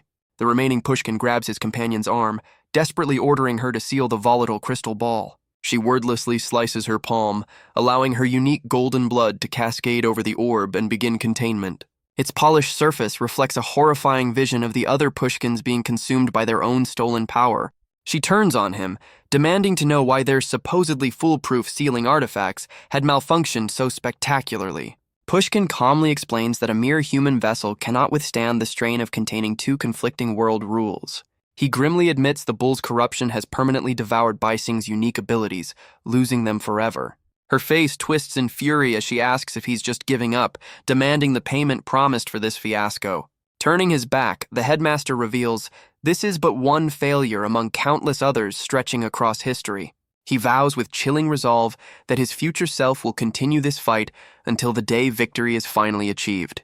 Pausing at the doorway, he remembers there is one final piece of business to discuss. Pushkin offers her a new lucrative contract involving a rogue nation of mass-produced vampire soldiers. Elsewhere, Yuixin's father, now a disembodied eyeball, shrieks in rage at his own plan's utter collapse.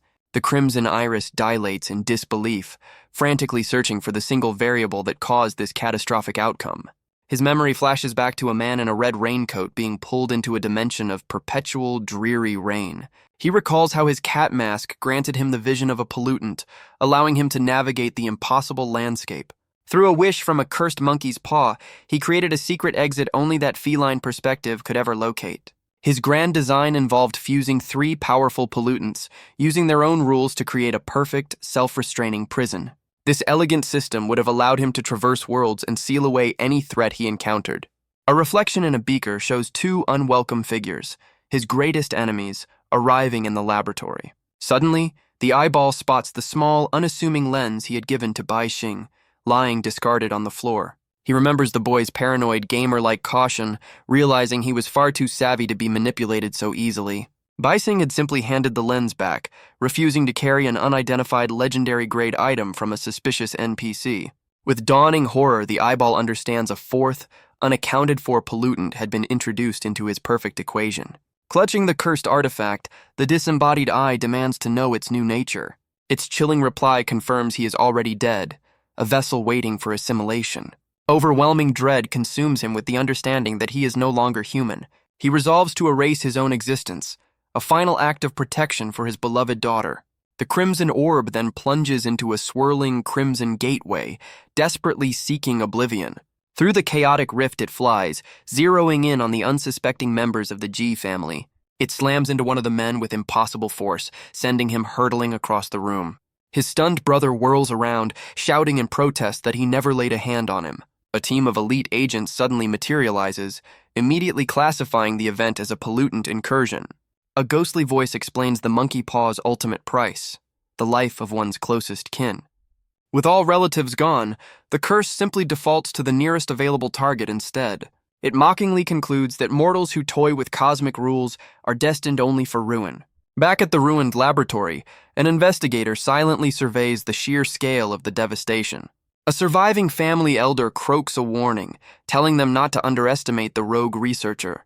His partner, however, shuts the old man up with a single, brutally efficient kick. She coolly deduces their target must have paid a steep price, judging by his conspicuous absence. The elder shamelessly reveals his scheme to seize control of the family now that his rivals are gone.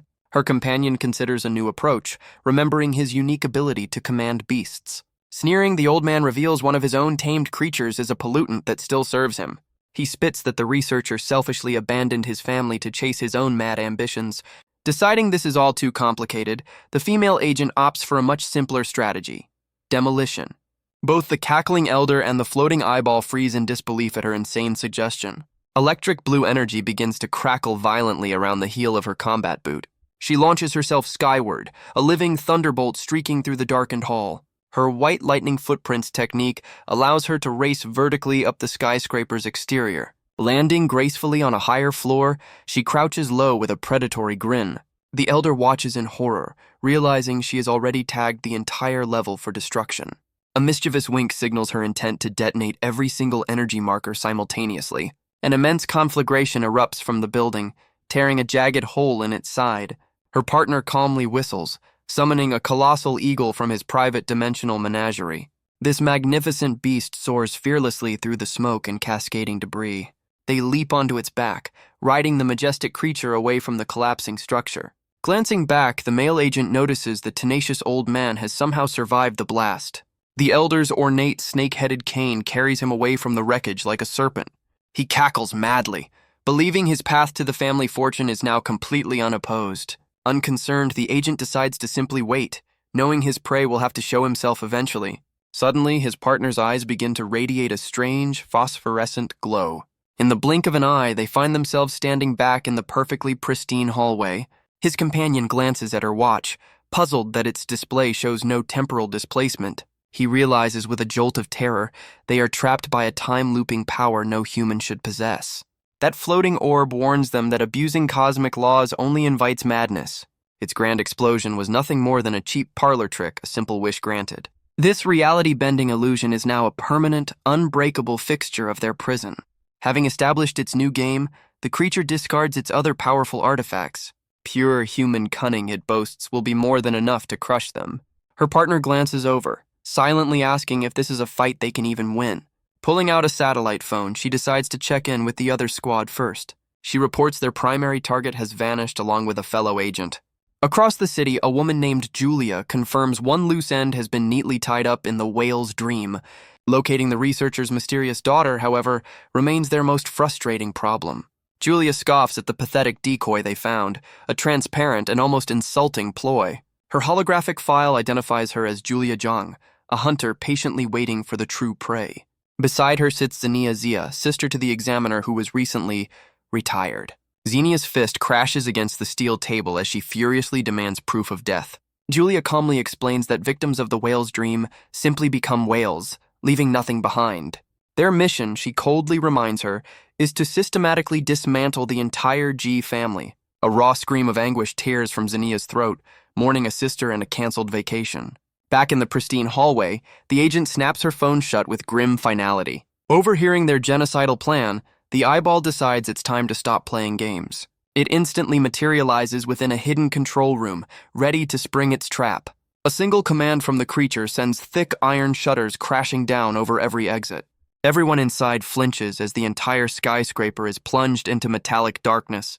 Through a reinforced window, the orb laments ever needing to use this protocol against mere mortals. Heavy magnetic locks engage with a deafening thud, sealing them inside their tomb.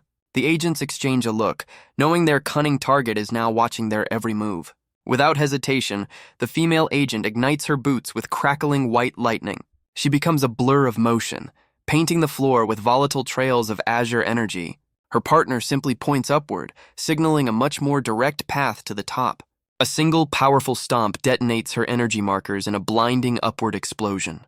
Concrete and steel vaporize above them, revealing a brand new, custom-made exit. The beast tamer bellows, summoning his next monstrous ride from the dimensional rift. A colossal armored goat carries them effortlessly through the gaping hole in the ceiling.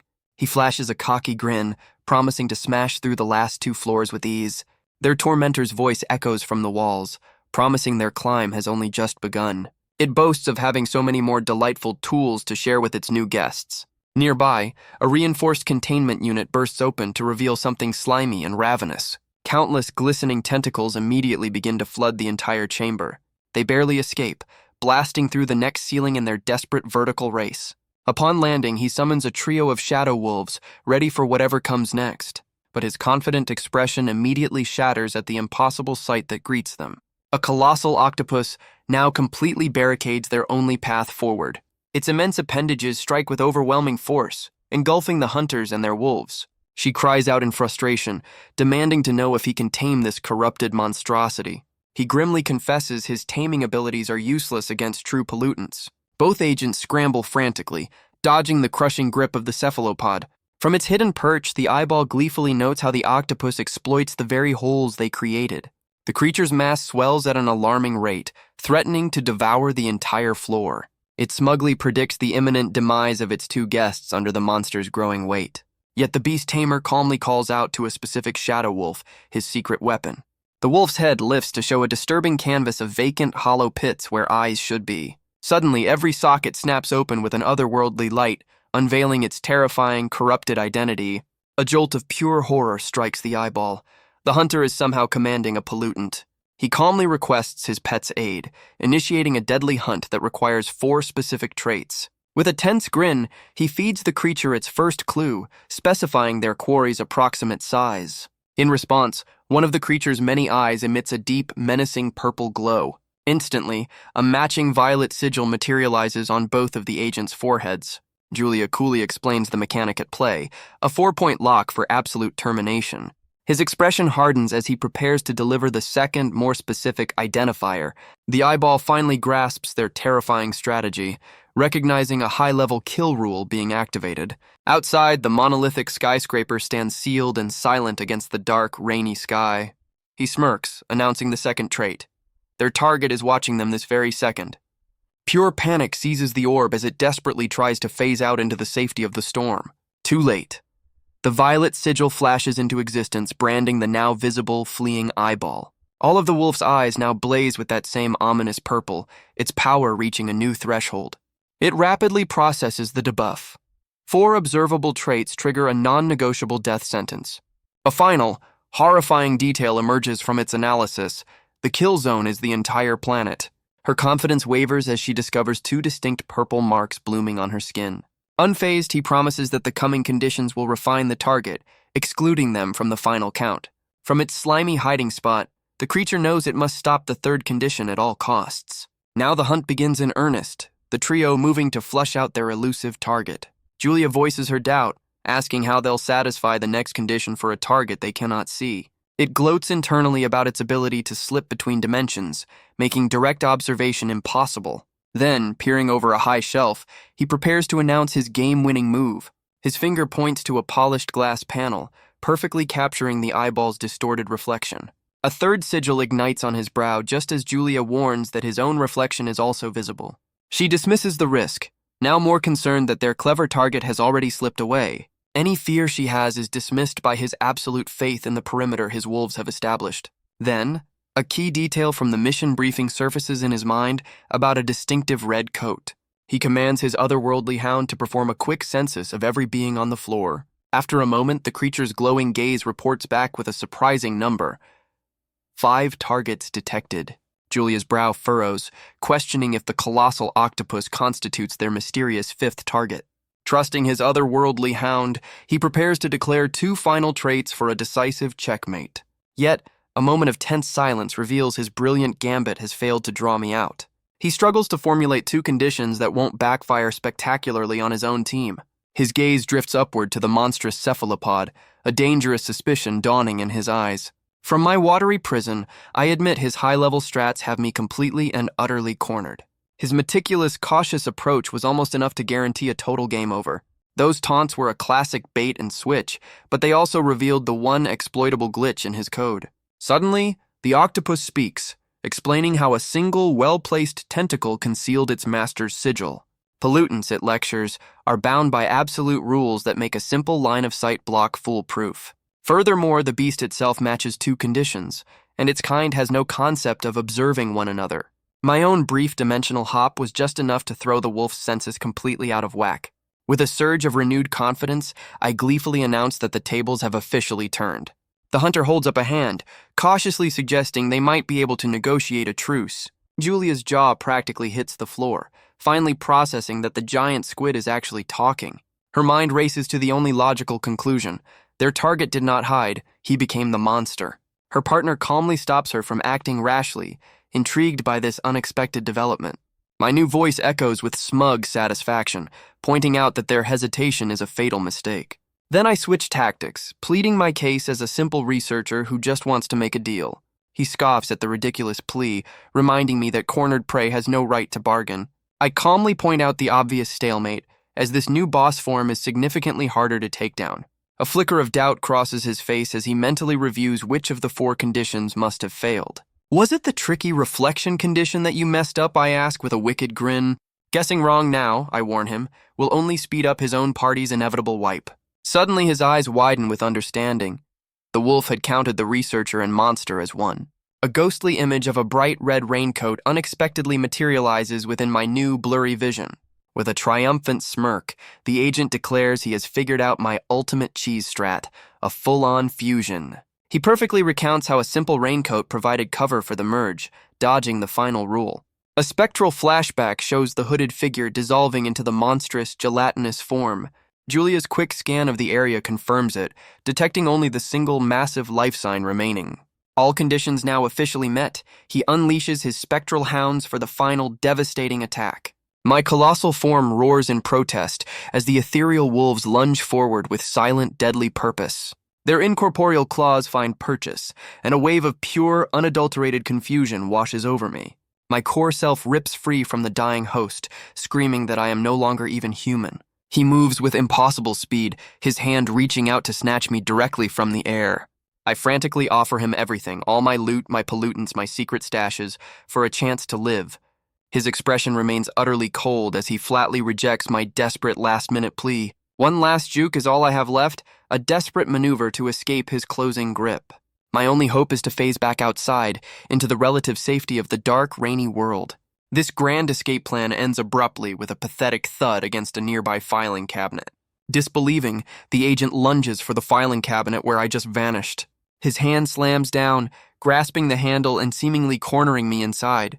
A self-satisfied smirk spreads across his face as he declares the hunt officially over. Julia cautiously steps up behind him, questioning if the target is truly contained. He turns to her, but his triumphant expression has already melted into pure bewilderment. Oh crap, there's another one, and my brilliant escape plan just got complicated. I phase back into my personal pocket dimension, a world of perpetual gloomy rain. Flashing past their stunned faces, I gloat that they're playing on my home turf now. Suddenly, Julia's boot erupts in a cascade of crackling blue energy. She rockets forward with impossible agility, her hand outstretched to snatch me. Too slow, I jeer, ducking back into the spectral version of the same filing cabinet. Her hand finds the real-world cabinet door, ready to yank it open and expose me. Complete shock registers on her face as the metal door remains stubbornly, impossibly sealed. Her partner watches, a flicker of concern crossing his features as he sees her struggle. I see the spectral squid's influence has merely knocked her unconscious, not worse. Then the realization dawns on him. The cabinet itself has become a pollutant with a single, unbreakable rule. My mind flashes back to how its illusionary properties already saved me once before. Its new absolute law makes the very concept of opening it a complete impossibility for them. With the immediate threat neutralized, I turn my attention to the dormant squid monster. These things can't be destroyed, only managed by exploiting their own rigid programming. A flicker of my old self worries about my daughter, but I know she's got the gamer smarts to handle herself. My brief moment of relief shatters as I remember the spectral wolf is still on the prowl. It pads silently towards the unconscious squid, its former master no longer giving commands. One of its 4 spectral eyes ignites with an ominous purple light, initiating a new hunt protocol. Miles away, a shadowy elder sneers at a monitor displaying the agent's utter failure. He chuckles, relishing the opportunity to deal with the researcher's legacy himself. His gloating is cut short as he catches a strange distortion in his own reflection. There, glowing on his own forehead, is the unmistakable purple mark of the wolf's curse. Back in the office, the wolf's eyes flare brightly, its long-distance target now acquired. A silent scream contorts the elder's face as the inescapable rule begins to take hold. He crumples to the floor, his grand ambitions instantly reduced to nothing. All 4 of the spectral wolf's lights extinguish, its second successful hunt now complete. I watch from my hiding spot, confirming that one more annoying NPC has been permanently deleted. This changes everything. Without a master, the wolf's targeting system has switched to autopilot. Another ominous purple light flickers to life, beginning a new, terrifyingly random search. My grand plan hits a snag as I realize all my containment items are stuck in the now unopenable cabinet. Trying to combine pollutants is a classic noob move. Their rules could glitch and create a world-ending bug. I need a strategy that's safe, controllable, and has a clear escape route if things go south. Throwing caution to the wind, I shoot directly towards the beast, banking everything on a mental stat check. My focused will collides with its primal code, and with a final surge, I force the glowing eye to fade. Yet the wolf's programming persists, clawing at the all-knowing lens to complete its hunt. A terrible choice paralyzes the disembodied eye, its daughter's life, or the fate of the world. Its very consciousness fractures between a father's love and a guardian's duty. Miles away, our small boat cuts through an endless ocean as my guide announces our approach. Her finger directs my gaze toward a colossal prison ship dominating the horizon. Inside, she explains, a high-ranking Kong family member is permanently bound to the vessel itself. I can't help but think he should have picked a cooler ride, maybe an aircraft carrier. Apparently, he was a rising star before some woman named Julia nerfed him into this floating jail. Noting the classic guild betrayal, I watch as she admits to suffering the same fate. Politics bore me, so I cut straight to the important question: who are the raid bosses on board? She lists off several A-rank elites and even a legendary S-rank healer.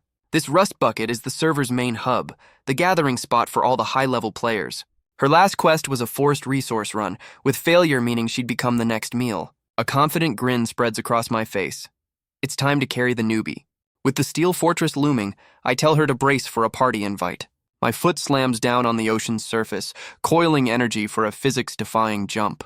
An explosive pillar of water launches me skyward like a missile. Sailing through the air, I lock my trajectory onto the main deck. My impact shatters the deck's timber in a shower of splinters. From the crater of my landing, I meet their shocked faces with a challenging glare. The assembled crew stares, immediately assuming I'm a pawn sent by their rival Julia. One of them, a smug A-ranker, scoffs at the dramatic entrance. His companion, however, smirks with the hope of some decent entertainment. Their apparent leader steps forward, demanding to know who I am. I just give a lazy smirk, telling them I'm here for a friendly wellness check. Their eyes drift past me to the boat below, identifying my guide as a mere merchant. That smug A-ranker takes a deep breath, power gathering in his throat. Completely unimpressed, I ask him what he thinks he's trying to accomplish. Blinding energy tears from his mouth, a devastating beam streaking toward the tiny boat. Down below, her face twists in terror, knowing these lawless players are about to delete her. But I just clap my hands together, releasing a focused concussive wave of my own. Both invisible forces collide mid-air, erupting in a silent, blinding flash. The resulting shockwave atomizes the water's surface, obliterating the small vessel. Stunned silence falls over the deck as William stares, his ultimate move easily countered. He glances down at the churning water, satisfied his target has been vaporized. Deep beneath the waves, however, the merchant floats unharmed within a shimmering sphere of air. Her mind reels at the impossible fact that I saved her, especially after her betrayal. She calls me a fool in her heart, wondering what kind of player faces a whole crew alone for a traitor. Drifting alone in the silent darkness, she can only offer a desperate prayer for my victory. My own grin widens, already pleased with how my new skill combo strategy is panning out. He challenges the crew, ready to fight if they insist on playing power games. Instead, he offers a trade, revealing his honeybee as a valuable resource. William is intrigued, noting the boy's power is a lesser version of his own. Beising humbly agrees, then slyly adds that he wishes he had William's ability. The A-ranker explains that any ability can be powerful with enough energy. With a wicked grin, Beishing clarifies that he meant it literally. Owen Kong steps in, telling him he's proven his strength and must now choose his fate. He offers 3 options: call for supplies, trade intel, or become a resource. Beishing glares, asking if cooperation is completely off the table. Owen laughs, revealing their captain's S-rank gift of life makes them invincible. Owen shows off a regenerating root, a product of their captain's power. Another crewman boasts about his regenerating baguette that tastes like meat. The leader reveals his own unsettling regenerating resource. William scoffs, saying Beishing's food-making ability is nothing in comparison. Beishing feigns surrender, realizing reasoning is useless in this place. The crew is satisfied, asking if he'll call his family for supplies. His expression turns demonic as he decides to take everything from them instead. He launches a surprise attack with a powerful, glowing fist. The punch lands with incredible force, stunning his opponent. William is sent flying across the deck from the unexpected blow. The other crewman taunts him, saying resistance only makes him their next meal. Beishing admits he hoped to just borrow their powers without a fight. He clutches his head, tormented by a voice repeating, "I am a whale." Defying the no-fly zone, he uses fire thrust to launch himself at another foe. The fiery propulsion sends him rocketing toward his target. He activates his plant growth ability, ready to ensnare his enemy. A monstrous plant erupts from his hand, grabbing the startled William. The powerful vines wrap around William, trapping him completely. With glowing red eyes, Beishing prepares to unleash another attack. William screams, activating his golden armor shield for protection. A powerful laser beam erupts from Beishing's eyes, striking the shield. William mocks the attack, boasting a real fighter has more than one trick. He reshapes his golden armor into a powerful steel sword. The sword easily deflects the laser blast, sending it careening away. Beishing sprouts massive wings, combining thrust and glide to maneuver. He dodges the counterattack, soaring past the ship's mast. With a grin, he realizes the golden armor is the key to controlling his new organs. Enraged, William declares that Bai Xing has gone too far. Bai Xing fires another laser blast from the air. William easily blocks it, mocking his low-level abilities as nothing more than a fly bite. William taunts him, questioning how long he can burn energy without a way to recover it. With a confident grin, Bai Xing activates his telekinesis hand. A massive blue energy hand shoots out, catching William by surprise. The powerful hand grabs the shielded A-ranker, who screams in shock. Bai Xing effortlessly lifts his opponent high into the air. The remaining crew stares in disbelief, wondering how one person has so many powers. A crewman shouts that Bai Xing is trying to split them up. Heron Kong orders them to hold their position, reminding them of their captain's orders. But the other man ignores him, demanding a small boat to give chase. He leaps from the ship, landing in the small vessel below. Heron uses his willpower to guide the boat, telling his crewmate to hold on tight. The small boat zips across the water, hot on Bai Xing's trail. Bai Xing flings the captured William through the air like a projectile. William vows to tear him to pieces the moment he hits the ground. Bai Xing calmly accepts the challenge, ready for the next phase of his plan. He activates heat control, absorbing the warmth from the ocean's surface. The water around him instantly freezes into a solid sheet of ice. William crashes hard into the newly formed ice field, shattering it on impact. He grimaces, admitting Bai Xing might actually have what it takes to survive. Bai Xing just smirks, unfazed by his opponent's threats. He lands a powerful elbow strike against the golden shield. William scoffs, confident his armor is unbreakable. Bai Xing summons his rock fist, ready to shatter that confidence. He compresses the rock, infusing it with a dark, powerful energy. The fist glows with immense power, ready to be unleashed. He slams his attack into the golden shield with a massive impact. The shield cracks as William desperately tries to negotiate. Bai Xing explains it's not just strength but explosive force. He continues his assault, shattering the golden armor completely. Bai Xing admits that having many weak abilities isn't always useful, but his foe just proved him wrong. He reveals a pollutant reached through a domain to take his organs in hand. The golden shield shatters under the force of his enhanced fist. Purple tentacles erupt from his empty sleeve, shooting toward his foe. The tendrils ensnare William as Bai Xing demands to know about other pollutants. Defeated, William panics, claiming the information is a family secret. Bai Xing strikes again, activating his mind probe to read his thoughts. The terrified A-ranker begs for his life, promising to tell him everything. But Bai Xing has already copied his golden shield body ability. He casually flings the defeated man across the frozen ocean. William sinks helplessly into the dark, icy water. He struggles for a moment before a strange transformation begins. His body contorts, a massive tail sprouting from his legs. The transformation completes, turning him into a colossal whale. Bai Xing confirms the domain's deadly rule works just as he thought. With glowing eyes, he activates his vision field ability. A massive energy wave expands from him, scanning the entire area. From his boat, Heron screams in fury, realizing his teammate is gone. A golden, glowing version of Bai Xing appears before him. Heron demands he return to the ship and beg their captain for forgiveness. The golden figure responds with a powerful, glowing kick. The attack connects, sending the last crewman flying from his boat. Bai Xing soars away, his status window confirming he's copied mouth cannon. He clutches his head, fighting the whale's influence rewriting his mind. A lone crewman on the ship spots Bai Xing returning from the sky. He lands hard on the deck, shattering the wood beneath his feet. The crewman nervously asks where his two companions have gone. Bai Xing's rock-covered hand shoots forward in response. He grabs the man by the face, lifting him effortlessly into the air.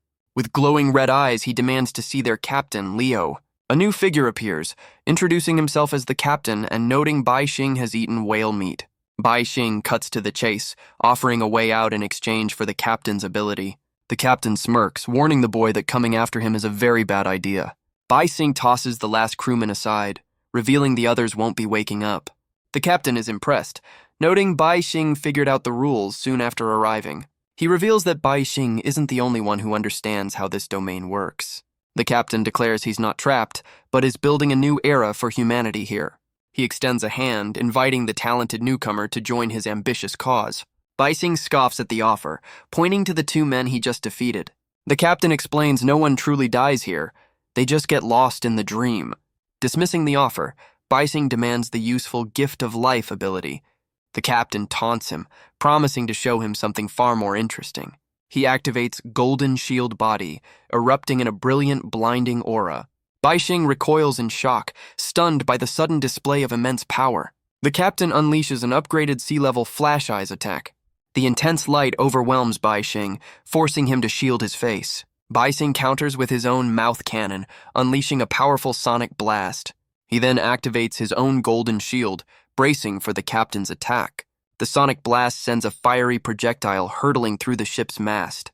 The captain summons a massive iron palm cage to trap his foe. The giant metal hand closes around Baixing, ensnaring him completely. Dangling me over the churning ocean, the captain suggests a little chat. A playful smirk is my only answer as body morph activates, my solid form dissolving. Flowing like quicksilver, I escape his watery prison with almost mocking ease. Freedom tastes sweet, but a weapon tastes even better as my body reconfigures into cold steel. Behold my masterpiece, a colossal blade shimmering with an ominous purple aura. Swinging the colossal blade, I happily declare that it's my turn to play.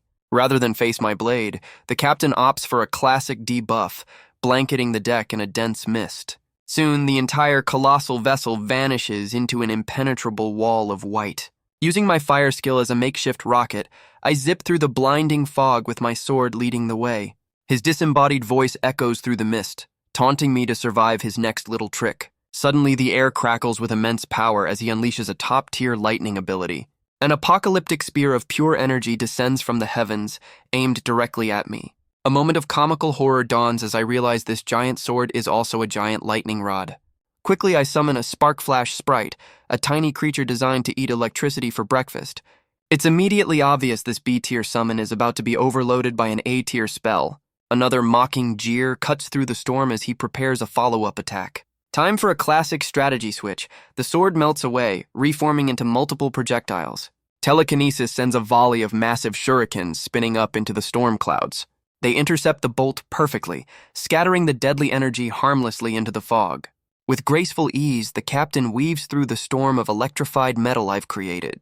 Seeing me blink away the afterimages, he wrongly assumes I've lost track of my own attack. But my telekinetic grip never wavered, and the shurikens whip around to pin him against the main mast. Total disbelief washes over his features, stunned by such a creative use of combined abilities. I can't help but admit that fighting someone with so many cool abilities is a genuine thrill.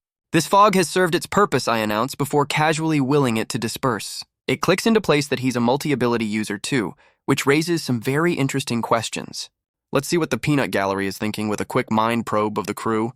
Hilariously, the entire crew is mentally cheering for me to beat their own captain. Beyond their amusing disloyalty, however, their surface thoughts offer zero useful intel. Switching targets, I send a telepathic message to my little friend hiding below the waves. Her reply is chilling, confirming the abilities belong to powerful and recently vanished young elites. So that's his game, a power-thieving hack who can't earn his own skills. A predatory grin spreads across my face as I reveal the ghost bugs I sent scouting hours ago. Their report was simple. The ship is empty of anyone but his regular non-powered crew. Now I can analyze him properly, not as a player, but as a system pollutant with a set of rules. Gamer instincts kick in, instantly deducing the first 3 rules of his whale's dream domain. A final, crucial piece of the puzzle slots into place, exposing his domain's fatal flaw. Humans are trapped in an endless loop here, a dream from which only the whale can awaken. Utter disbelief contorts the captain's face, wondering how I cracked his system so fast. Then comes the dawning horror. He knows I've just found the master exploit for his entire domain. My spectral scouts slip silently beneath a sealed cabin door. Inside, they confirm the missing elites are merely sleeping, their powers ripe for the picking. A delightfully devious plan hatches to yoink their skills before they even wake up. From his perch, the captain observes my stillness with a flicker of nostalgic interest. His loudmouthed first mate openly scoffs at my pathetic shuriken display. That taunt about my missing hand immediately places him at the top of my 2-gank list. Offering one last chance to surrender, the captain seems utterly convinced of his victory. Only a dismissive smirk answers him, a silent dare to bring his A-game. With a dramatic flourish, he draws his hand back to summon something truly immense. Loudly, the crewman boasts of an incoming A-rank ability that can tear domains apart. An arrogant grin splits his face as he unleashes his divine blade projection. Above him, an ethereal greatsword of blinding light materializes, humming with reality-bending power. Down it comes, sending a colossal wave of pure energy screaming across the deck. Suddenly it all makes sense. This must be his cheat code for analyzing system rules. Reaching into my inventory, I retrieve a tiny, swirling orb containing a desperate escape plan. Crushing the fragile seal activates Lost Wind, a B-tier instant teleport skill. The teleportation spell collides head-on with the divine blade, triggering a cataclysmic eruption of light. Just in the nick of time, I'm warped away from the epicenter of the devastating blast. Calmly, the captain notes my 2-ability limit, confident his grand strategy is unfolding perfectly. His arms raise, encasing the entire vessel within an inescapable light barrier. A condescending question echoes across the dome, asking how many borrowed tricks I have left. Seemingly defeated, my body plummets from the air towards the dark, churning ocean below. I hit the water with a distant splash, watched by 2 sets of smug, victorious eyes. Beneath the waves, a new skill activates, instantly blanketing the surface in a thick, disorienting fog. Unfazed, the captain confidently declares that a 3rd ability is simply impossible for me. That trusty commentator explains how the divine blade has already locked on, making hiding useless. Screaming into the mist, the crewman pronounces my death sentence for defying his captain. Appearing directly behind him, I casually ask about the pay grade for a ringside announcer before I strike. As he crumples, I deftly copy his A-rank ship contract ability for myself. Utter shock registers on the captain's face before he launches another furious slash in my direction. Another Lost Wind seal is crushed in my hand, preparing for a second rapid-fire teleport. Vanishing in a flicker of azure light, I narrowly evade the captain's desperate counterattack. My remaining teleports give me the confidence to gift him a little present.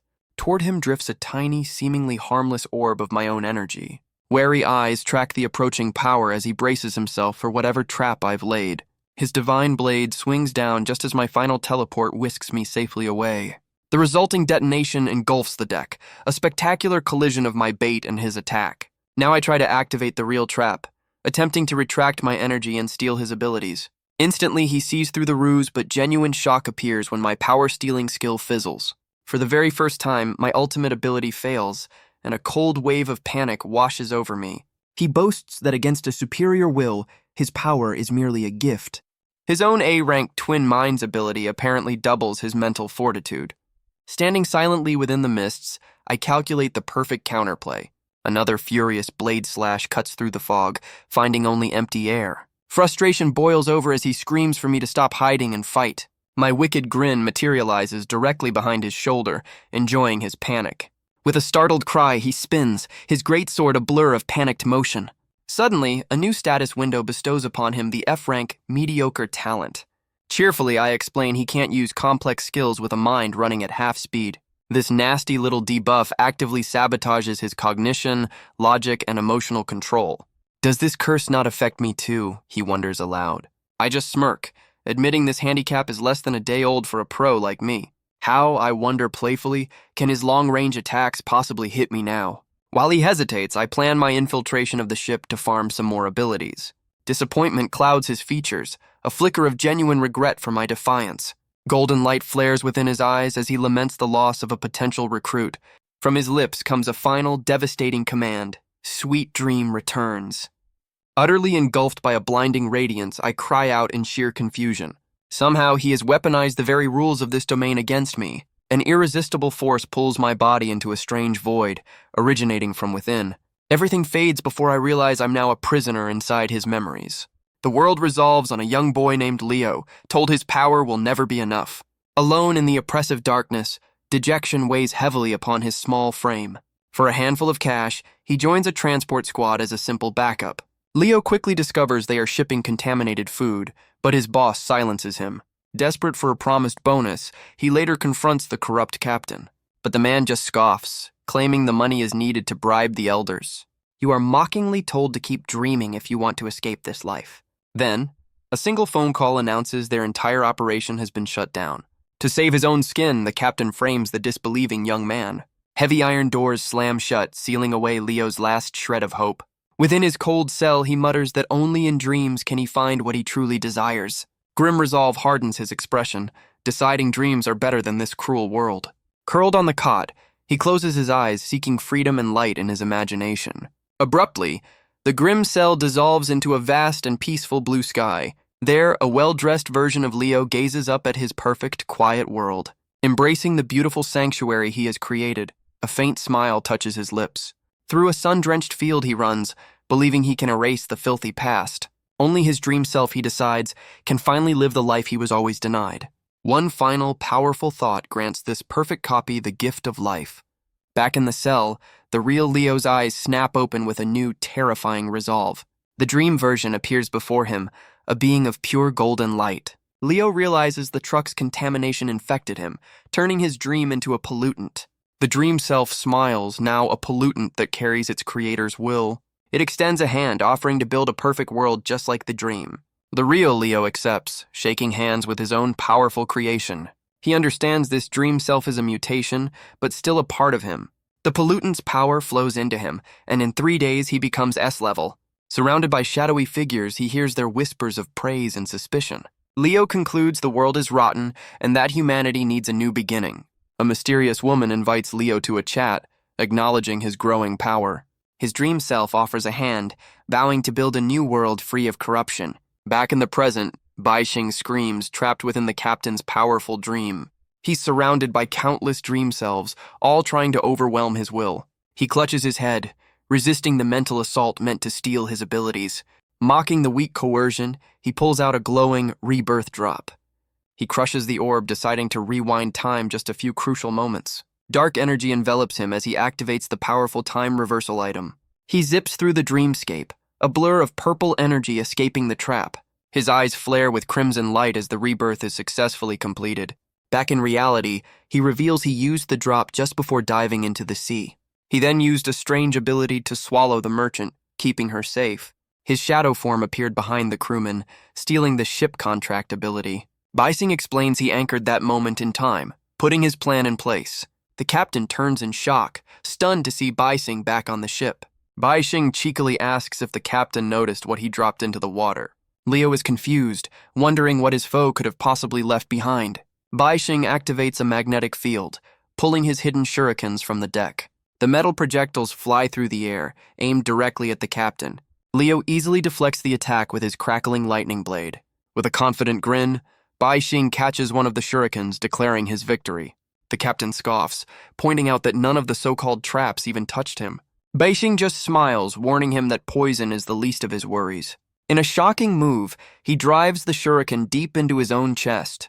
He collapses as the captain watches in disbelief, questioning his sanity. Leo realizes too late that Baixing has found a loophole in the domain's rules. Lying on the deck, Baixing reveals he fused his own organs with the ship. He explains how the captain's dream self is immune to the domain's rules.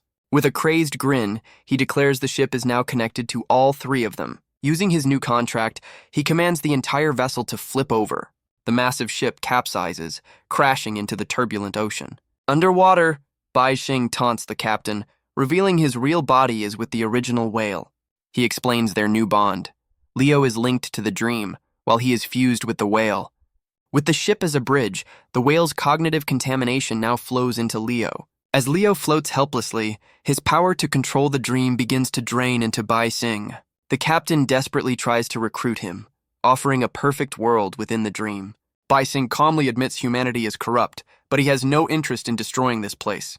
With a wicked grin, he decides to just borrow the dream's most powerful abilities for himself. His eyes glow with power as he declares, "I am the whale and I will awaken." The scene snaps back to the empty restaurant where the ambush began. Baixing screams on the floor as a purple tentacle erupts from his body. The monstrous appendage thrashes wildly, a side effect of his new power. He clutches his head, realizing he's absorbed 1/3 of the whale's contamination. His face contorts in agony as he fights to accept the cognitive rewrite.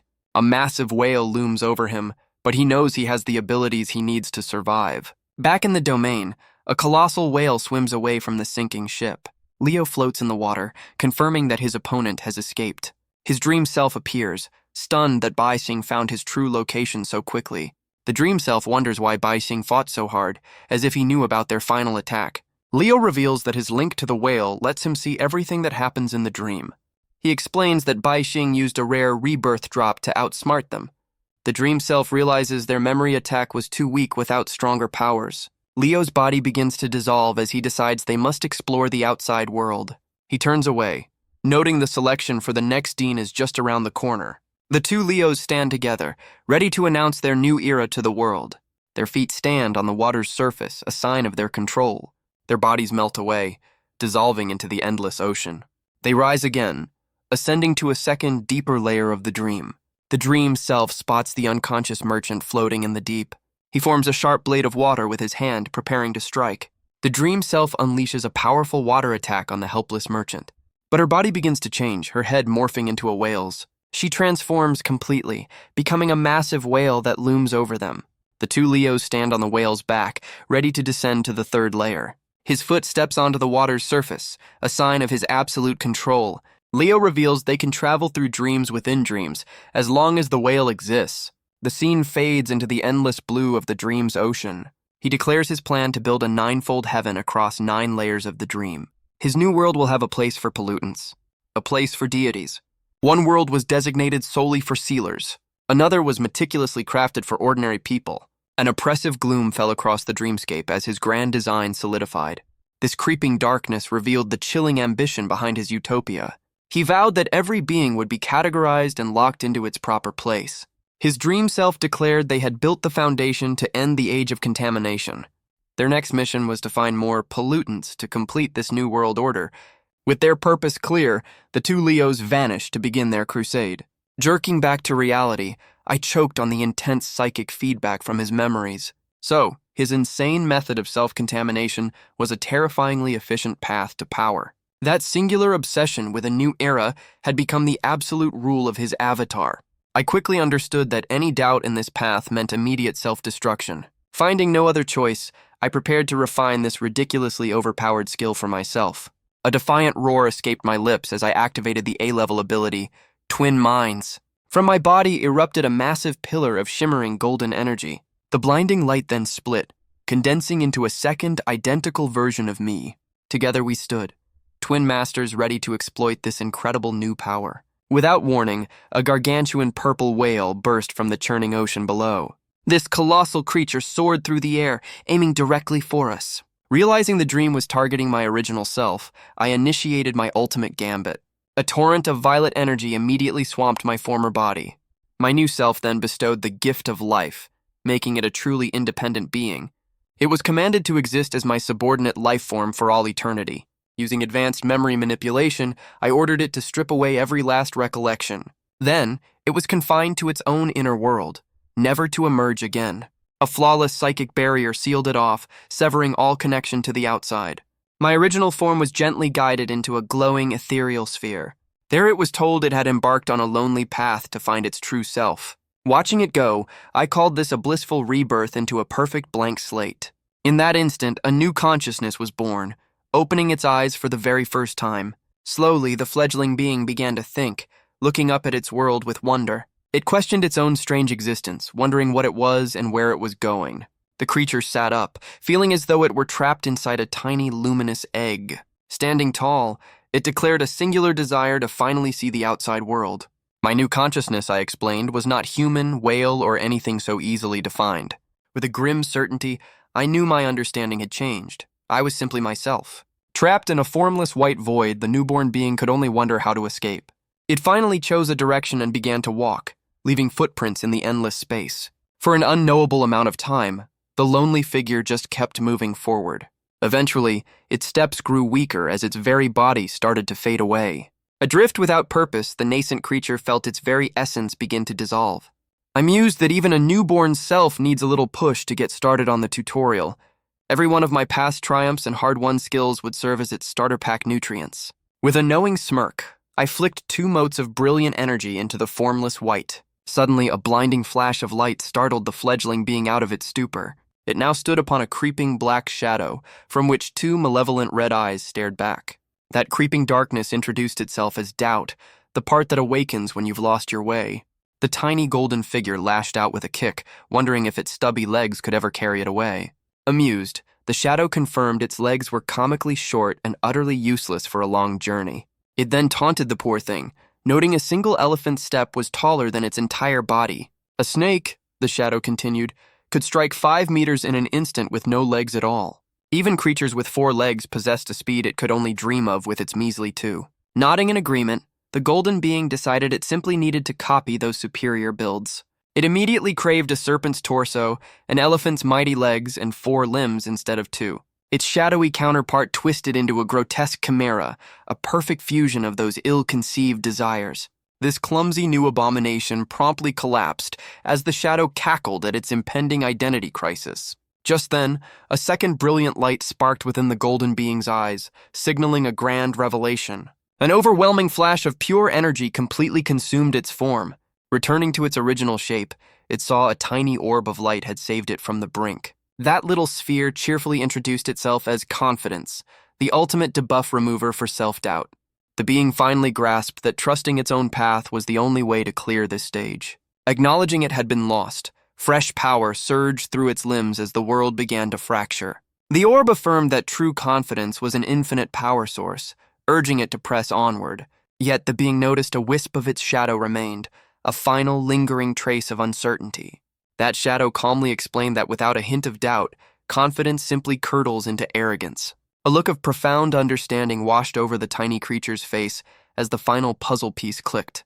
It clasped the orb of confidence, which flared with an impossibly bright, stabilizing power. A colossal explosion of azure energy then erupted from within, shattering the endless darkness. Now perfectly balanced, the being vowed to wield both its light and shadow to discover its true purpose. Snapping back to reality, my own arm pulsed with a dark, crackling aura. I realized that by embracing this internal conflict, I had neutralized the whale's mental contamination. This profound struggle had unexpectedly forced both my shadow and light abilities to evolve. Sporting a wicked grin, I decided to name this awesome new power the Hand of Self. My gaze swept across the now empty restaurant, suddenly wondering where Yuexin had vanished. A cold fury instantly replaced my triumphant mood as I sensed something was terribly wrong. The scene rewinds 15 minutes, showing the neon-lit city streets at night. Yuexin sat alone at the table, her expression etched with worry over my long absence. She nibbled on a piece of food, her anxiety mounting with every passing second. Finally activating her unique senses, she sent out a pulse of energy to pinpoint my location. Her sweeping scan returned an unnerving result. Only 6 other people occupied the entire building. Her senses detected only a lone staff member at the front desk. Deep within the kitchen, a single oblivious chef continued his work. A pit formed in her stomach. Baixing had completely vanished from the building. Resolve hardened her features as she rose from the table, a plan already forming. Someday she would need to face these threats without a party leader to guide her. Tapping into the immense well of energy now coursing through her, she felt ready for anything. She strode towards the restroom, her newly upgraded body feeling like weightless, legendary tier armor. A quick jab at the wall confirmed her new stats were absurdly high. Inside the stall, she twisted the faucet handle to full blast. Focusing her heat control ability, she supercharged the stream of cold water. An instantaneous, colossal plume of steam completely flooded the room in white. Miles away, 2 shadowy figures discussed the mission's progress on a high-rise balcony. One tapped her foot impatiently, clearly bored with the lack of action. Her partner merely took a slow sip of wine, the picture of unnerving confidence. The first woman grumbled about the excessive time it was taking to secure a single researcher. Suddenly, the calm one froze, her wine glass hovering mid-air as alarm crossed her face. She tried hailing her operatives, only to be met with a dead, unresponsive signal. Perhaps their comms were simply damaged in the scuffle, she reasoned with a frown. Her companion then delivered the chilling update that their secondary target had also disappeared.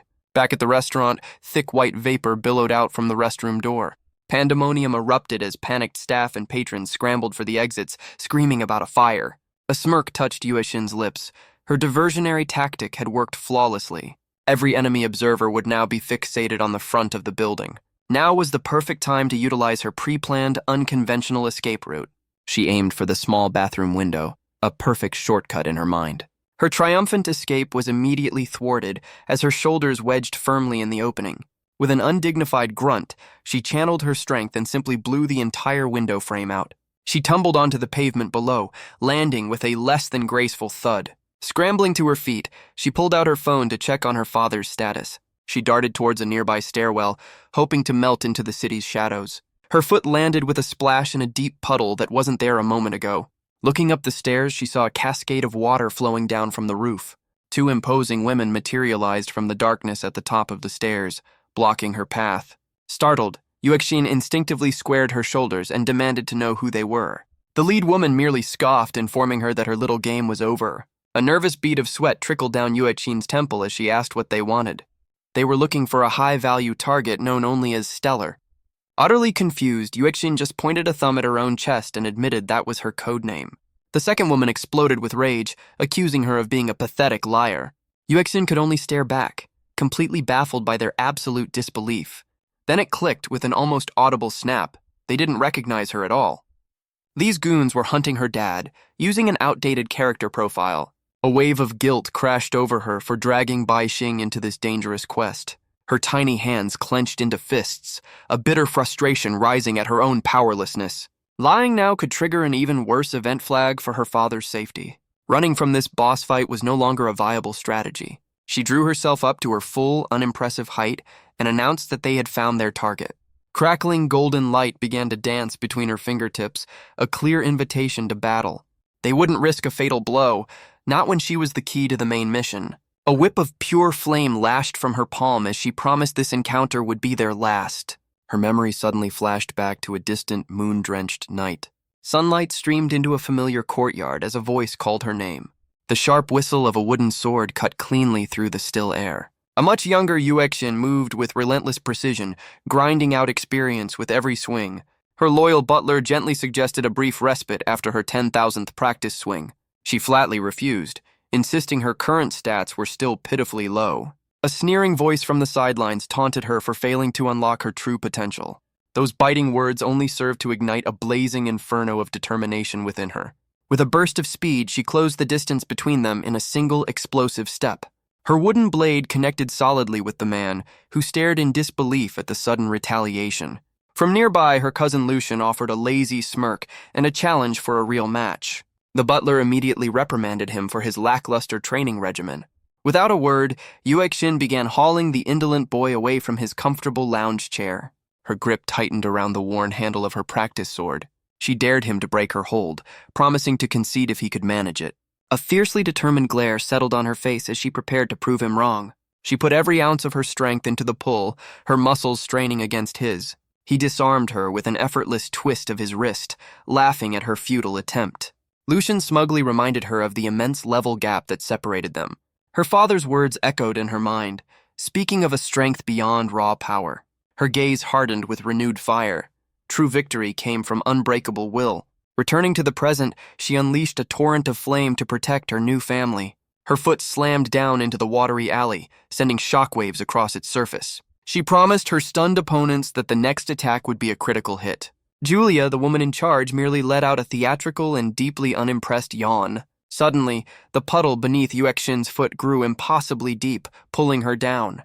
Ethereal hands composed of pure water erupted from the ground, grasping for her ankles. A system window materialized in her vision, displaying Julia's A-rank water manipulation skill. Yuexin countered instantly, blasting a concentrated jet of fire from her outstretched palm. She smirked, confident her fire-type attack had a massive advantage over their water-based skills. She launched herself through the air, her blazing sword arcing down in a fiery cleave. Her opponent calmly presented a strange object, revealing this was no mere skill. A single luminous flower crafted from pure water bloomed in Julia's hand. Within the flower's heart, Yuexin saw a perfect, shimmering reflection of herself. The alley puddle abruptly transformed into a vortex, yanking her down into its watery depths. Submerged in an instant, she found herself suspended in an endless, silent blue. Julia's mocking voice echoed from above, questioning if a spark could ever challenge the ocean. She quickly assessed her new prison. A flawless sphere of water with no visible exits. Something felt off. This debuff wasn't dealing any damage, which was highly unusual. Her captor smugly confirmed the objective was not elimination, but capture. A critical insight flashed through her mind that the activation trigger was her own image. An utterly insane yet brilliant escape plan began to form in her head. With a colossal eruption of steam, the watery prison violently burst apart. Yuexin crashed onto the pavement, grinning at the absolute shock on Julia's face.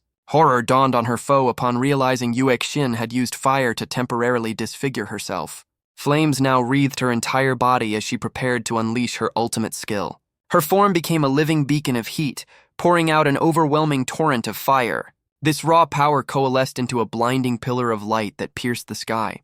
She funneled every last drop of energy into a final, desperate move called Detonation Burst.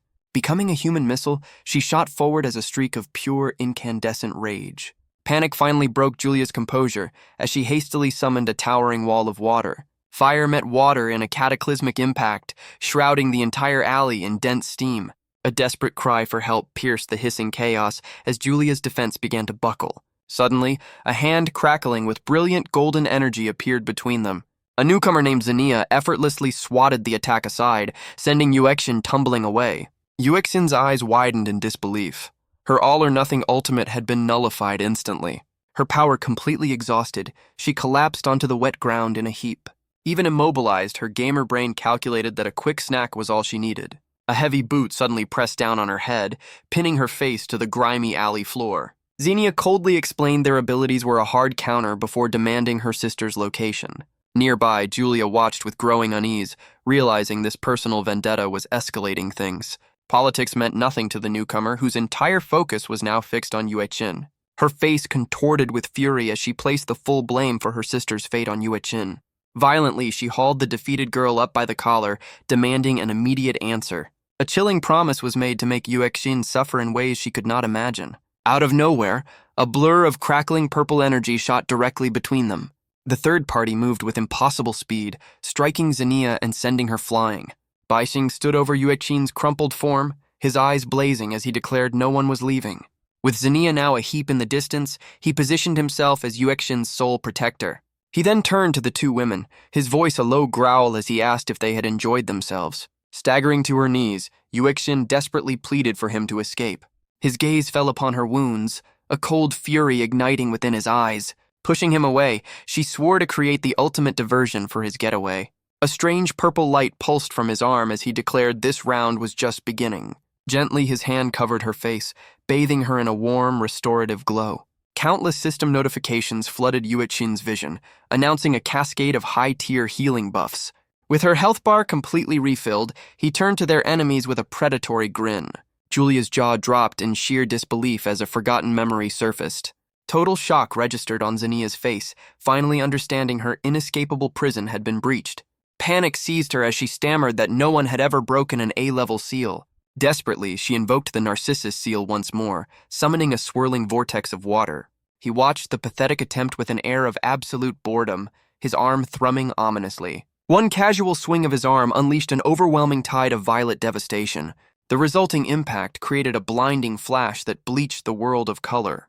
Through the searing light, they could just make out two silhouettes being flung safely away. An expanding dome of pure energy swallowed the entire city block in an instant. Laughter echoed through the void as he coolly asked what water they were referring to. She looked around in horror, finding not a single drop of her summoned ocean remained. Xenia furiously kicked her partner away, snarling about her over-reliance on useless trinkets. This new reality dawned on her. He had displaced their entire world. Pointing a trembling finger, she finally identified him as the impossible escapee. Pure terror gripped Julia as she imagined her family's wrath for this catastrophic failure. Frantically, she shrieked that they had to erase both of them to cover up her mistake. Another sharp blow from Xenia silenced her partner's hysterical ranting. Her glacial stare fell upon them as she demanded to know the chief examiner's status. Baixing met her gaze without flinching, casually confirming the woman was gone. Uncontrollable rage twisted her features as she spat out a demand for details. Shrugging lazily, he denied having the honor of defeating such a high-level boss. That flippant remark was the final spark that sent her charging forward in a blind fury. Golden light erupted around her fist as she threw a punch meant to shatter reality. Its radiant form streaked through the void, aimed squarely for his condescending face. Yet her attack passed harmlessly through him, revealing a shimmering illusion. From a safe distance, he smirked, welcoming her to his newly conquered personal domain. Now, the whale's foul corruption served as his personal battery, fueling his own unique abilities. These newfound powers had crystallized into two orbs, one of light and one of shadow. While she prepared another furious assault, he calmly presented the first orb of light. Effortlessly sidestepping her attack, he explained his absolute mobility within any illuminated space. Then he raised the second orb, announcing its simple but absolute rule: pierce. Suddenly, a brilliant blade of pure light materialized in his grasp, a manifestation of his confidence.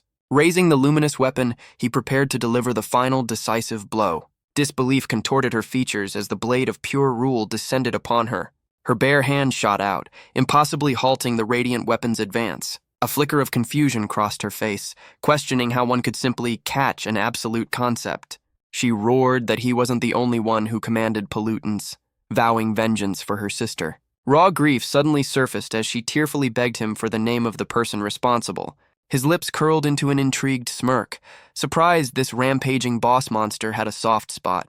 Coldly, he promised to share all the quest details once she was properly defeated and looted. Their conflicting energies repelled each other, sending a silent tremor through his domain. Both combatants retreated to a safe distance, reevaluating their opponent's threat level. He then turned his gaze to the crumpled Julia, demanding she spill what she knew. Xenia, surprisingly, urged her partner to talk, guaranteeing her safety from any harm. Yuexin watched from afar, struck by how much this felt like one of his ridiculous game simulations. Her heart fluttered with a strange mixture of profound concern and overwhelming awe. Urgently, she shouted a warning about Xenia's hands seemingly nullifying any power they touched.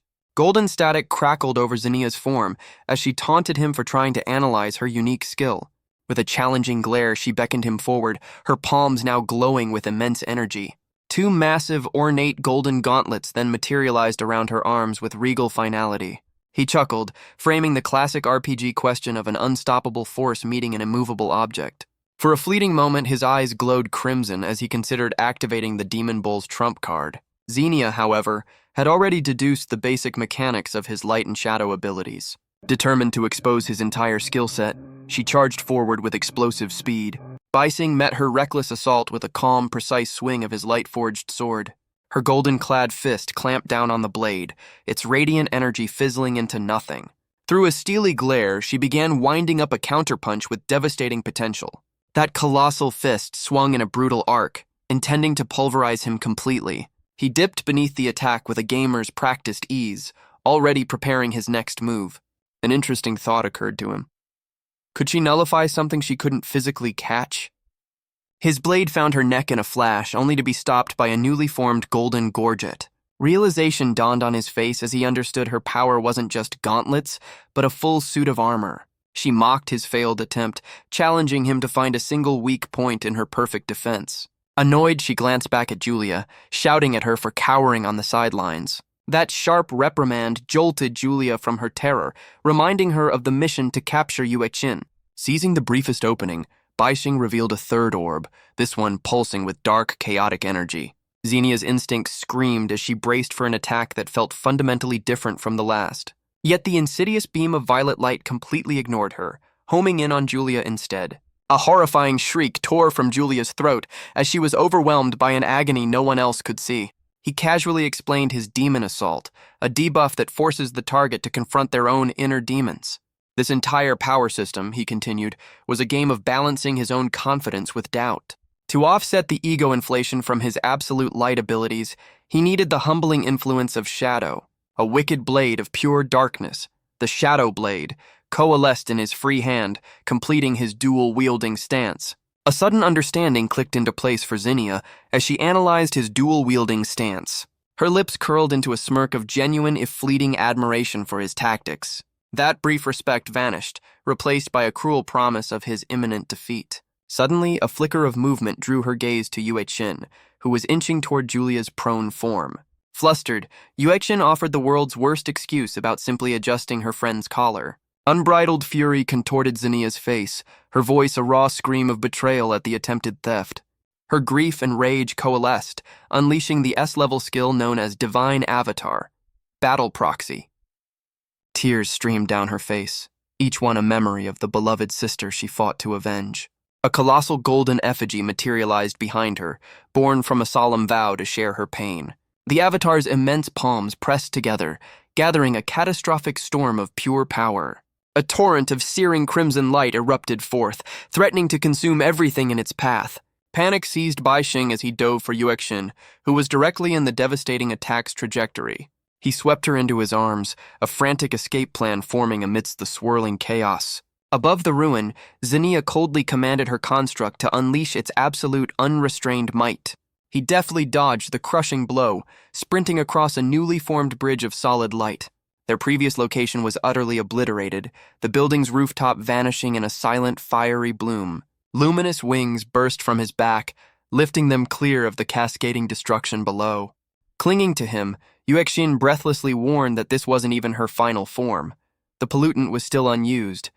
Xenia's voice cut through the haze, taunting their futile attempt to flee her inescapable domain. She raised a gauntlet to reveal an A-level ceiling item, its name echoing with menace. Force shackles. This terrifying item didn't just block attacks, it could erase the very concept of force from existence. Her smile widened with cruel intent as she prepared to unravel the very physics holding the structure together. With a pulse of dark energy, even the unyielding pull of gravity began to fray and dissolve. The entire skyscraper started to crumble, its massive chunks floating weightlessly into the air. All that remained was an ascending column of golden light and atomized debris where the building once stood. They ascended rapidly, barely outrunning the impossible deconstruction of the world beneath them. He glanced down, a new level of concern etched on his face at this display of reality-bending power. One last, silent detonation from the ground up erased the last vestiges of the skyscraper from sight. Xenia remained serene in the epicenter of ruin, her colossal avatar looming patiently behind her. A deadly projectile suddenly pierced the curtain of smoke, streaking directly towards them. Holding Yuexin close, he barely managed to parry the lethal shard with his radiant blade. She begged him to release her, convinced her presence was the only thing holding him back. From below, Xenia's voice dripped with poison, questioning his willingness to abandon his companion. A brilliant, unshakable grin was his only answer, a silent vow to protect her at all costs. Yuexin's eyes fell, the bitter feeling of being the escort quest NPC weighing heavily on her heart. He offered a comforting smile, cheekily referring to her as his ultimate secret weapon. Xenia scoffed at the display, daring the upstart to challenge the absolute nature of her new domain. Her shackles flared once more, casting the intricate lines of a massive containment field into the air. This shimmering violet prison rapidly expanded, ensnaring them within its inescapable perimeter. Bising's wings strained against the immense pressure, the powerful field threatening to snuff them out. Yuexin's eyes glowed, revealing she'd been running a full diagnostic on their foe's abilities. Within her mind, she saw the avatar's core weakness, a missing piece required for its ultimate form. Those accursed shackles, she explained, redirected all damage to Xenia, nullifying his entire strategy. Regret flashed across her face. Her brief hesitation was a critical error in this high-stakes, rule-based combat. He tightened his grip, his expression hardening as their opponent's true power became terrifyingly clear. So, a divine construct and a domain that could hijack the planet's spin, just another Tuesday. A colossal piece of skyscraper screamed towards them, superheated and glowing with raw kinetic force. Basing suddenly understood the bait, realizing she was waiting for him to deploy a light orb for a perfect counter. Holding her steady, he called out, asking if this entire elaborate trap was built just for him. Xenia's lips curled into a triumphant smirk, urging him to simply accept his checkmate. Yet a wild, unyielding grin spread across his face as he asked if she truly thought the game was over. Her composure finally cracked, a furious shout escaping her as she unleashed the full might of her earth toss. The golden titan behind her mimicked the motion, tearing massive chunks from the floating debris field. It then slammed its fists into the ruins below, causing the very ground to erupt in a silent shockwave. A volley of incandescent projectiles launched from the chaos, a meteor shower aimed directly at them. Far from the battle, the scene shifted to a dark, ominous night sky heavy with untold secrets. Flashing lights painted the facade of Huawen No. 2 High School, cordoned off by a perimeter of official vehicles. A stern female officer announced the area was now the exclusive jurisdiction of the peace agency. From the shadows emerged a man in a tailored suit, demanding entry to retrieve his fallen subordinate. She coolly blocked his path, her gaze like ice as she informed him he would have to go through her. He turned away with a theatrical sigh, a calculated pause in their escalating war of wills. His voice dripped with condescension as he addressed her by name, questioning the need for these little games. In response, a coiled whip materialized in her hand, its tip humming with contained power. Rebecca denied her title with a dangerous smile, claiming to be an ordinary citizen teaching a lesson. The air crackled with unspoken threats as the two formidable figures prepared to finally clash. Suddenly, a panicked agent broke the standoff, reporting the appearance of an imprint mirage on school grounds. The agent stammered under the man's withering glare, insisting his orders were to report any anomaly immediately. His eyes narrowed on Rebecca, accusing her of orchestrating this entire scene to provoke his unique ability. He saw her true goal, to nullify his contaminated weapon's rule and seize its legendary power. Rebecca's calm expression finally hardened, admitting a professional curiosity about the infamous Black Hand of Oblivion. With a sneer, he detailed her own power, a strange ability to animate objects into inescapable prisons. He warned her to stand down, revealing a list of far more important targets requiring his attention. Her glare was unwavering as she ordered him to vacate her operational area at once. Turning to her subordinate, she commanded the man be escorted home, a clear dismissal of his status. He refused to budge, revealing his own top researcher, Joyce Sia, was among the missing inside. His entire promotion, he confessed, hinged on a secret project concerning ancestral deities and human bloodlines. Rebecca's demeanor softened into mock compliance, subtly reminding him who was truly in command. She then produced a photograph of Principal Pushkin, one of the most powerful deans in the nation. A sly grin touched her lips as she extended an invitation to view the imprint mirage together. The man fell silent, his mind racing to calculate the risks of her unexpected, treacherous offer. She explained how these imprints could replay history, even from within the deepest contamination zones.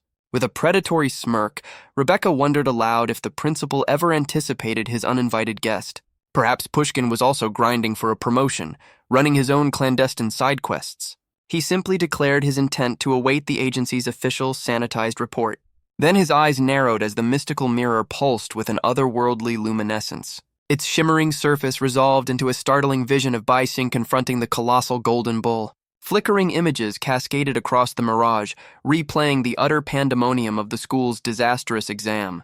A sinister, corrupted energy began to crackle along the length of Rebecca's coiled whip. She let out a frustrated sigh, annoyed that this little recording device suddenly decided to work perfectly. Turning on his heel, the man announced he was now personally retrieving the boy and girl from the vision. Her patience finally shattered as she moved to intercept his brazen departure. An incandescent flash of crimson erupted between the two imposing figures. The street buckled under a silent, concussive blast of raw power. Rebecca's gaze sharpened, instantly recognizing he had just changed the rules of their game. She barked an order to her subordinate, locking down the entire district as she prepared for a high-speed chase. In one fluid motion, she slid into the driver's seat of a nearby patrol car. Her entire form flared with an emerald light as she activated the will of imprisonment. The vehicle shuddered to life, its chassis now wrapped in a menacing, ethereal green aura. Its tires bit into the asphalt as the engine let out a guttural, supernatural roar. The speedometer needle snapped past its physical limit as the car launched from a dead stop. Her newly animated steed tore a path through the city, leaving a shimmering wake of pure will. A grimace of pure frustration twisted her features at his impossibly swift escape. Through the windshield, her target floated effortlessly, countering her pursuit with infuriating calm. He was using his terrifying ability to annihilate the very air around him, creating a perfect vacuum to move through. Such a magnificent power, she lamented, was utterly wasted on a man obsessed with petty ambition. With cold resolve, she swore to capture both him and his unique ability for the greater good. Her living machine surged forward, closing the distance as he landed precariously on its roof. Suddenly, the man withdrew his hand from the dashboard, his power retracting in an instant. The car screamed to a halt just before a city block submerged in an ominous blood-red glow. Her heart sank as she realized they had driven straight into another S-level contamination event. As Jason strode casually toward the disaster, she commanded him to halt and await proper backup. He offered a condescending smirk over his shoulder, revealing his elite team was already operating inside. Rebecca's eyes blazed with fury at his breathtaking, suicidal arrogance. Whip crackling in her hand, she followed him into the heart of the crimson-stained quarantine zone. She moved with practiced caution through the fractured, eerily silent streets. Her senses screamed as an immense, corrupted presence flared up just ahead. In the hazy distance, a lone figure stood shrouded in a swirling vortex of dark, violent energy. His eyes burned like crimson coals, his entire body seeming to smolder with an unholy fire. A corrupted hand, wreathed in black lightning, reached out toward an unseen foe. The scene finally focused to reveal the corrupted warrior was Bai Xing, facing Xenia's magnificent golden avatar. Her mind went blank, paralyzed by a pressure that felt like a server-wide debuff. Corrupted wings unfurled around her as Bai Xing snatched her from the epicenter of the attack. From the crimson sky, A horned silhouette plummeted like a world-ending meteor. The colossal form slammed into a skyscraper, erupting in a silent, world-shattering detonation. Xenia's golden guardian braced itself, an immovable bastion against the apocalyptic shockwave. Uxian immediately summoned her own celestial protector, a desperate gambit to survive the fallout. A blinding torrent of sacred light erupted from her avatar, challenging the encroaching darkness. Through the swirling dust, she scanned the wreckage, questioning if he had been devoured by his own terrifying skill. He stepped from the haze with an infuriating smirk, casually asking if she enjoyed the fireworks. Her eyes narrowed with renewed fire, promising this raid was nowhere near its final phase. Then her attention snapped to the approaching man, her gaze locking onto the unique item in his grasp. This newcomer surveyed the utter chaos with the amused air of a spectator finding a good show. Baixing's singular crimson eye flared, his corrupted aura churning like a violent storm. Jason simply met the demonic warrior's glare, utterly unfazed by the display of raw power. A blur of shadow and malice lunged forward, intent on erasing the arrogant interloper. Yet Xenia's magnificent construct intercepted the strike, its golden palm catching the blow. Two godlike forces met in a thunderous, reality-bending impact. Fractures of light spiderwebbed across the divine gauntlet, unable to contain the abyssal might. With a final blinding pulse, the golden warrior disintegrated into a million glittering shards. Xenia's face twisted in pure rage, her silent scream directed solely at the man she blamed for it all. Jason observed the escalating drama with a smug, knowing expression. He slowly clasped his hands together, activating his own reality-warping domain. A confident smile touched his lips as the world began to rewrite itself to his rules. His memory flashed back to a sterile classroom, a place he saw only as a gilded cage. A younger hand clenched into a fist, a silent vow against suffocating conformity. He decided then that all such cages and the systems that built them deserved to be broken. Gleaming orbs of nothingness had effortlessly erased the building from existence. Amidst the peaceful rubble, he had declared the students officially liberated. Plus, he had mused with a grin, it was a fantastic way to clear his Saturday schedule. Another memory surfaced of his furious father, his fist striking a mahogany desk. The old man's voice had thundered about tradition, honor, and public perception. Young Jason had simply questioned who possessed the authority to define such things. His eyes had glowed with nascent power, offering to silence any dissenting voices permanently. He calmly dismissed his father's era, declaring that absolute strength was the only rule that mattered.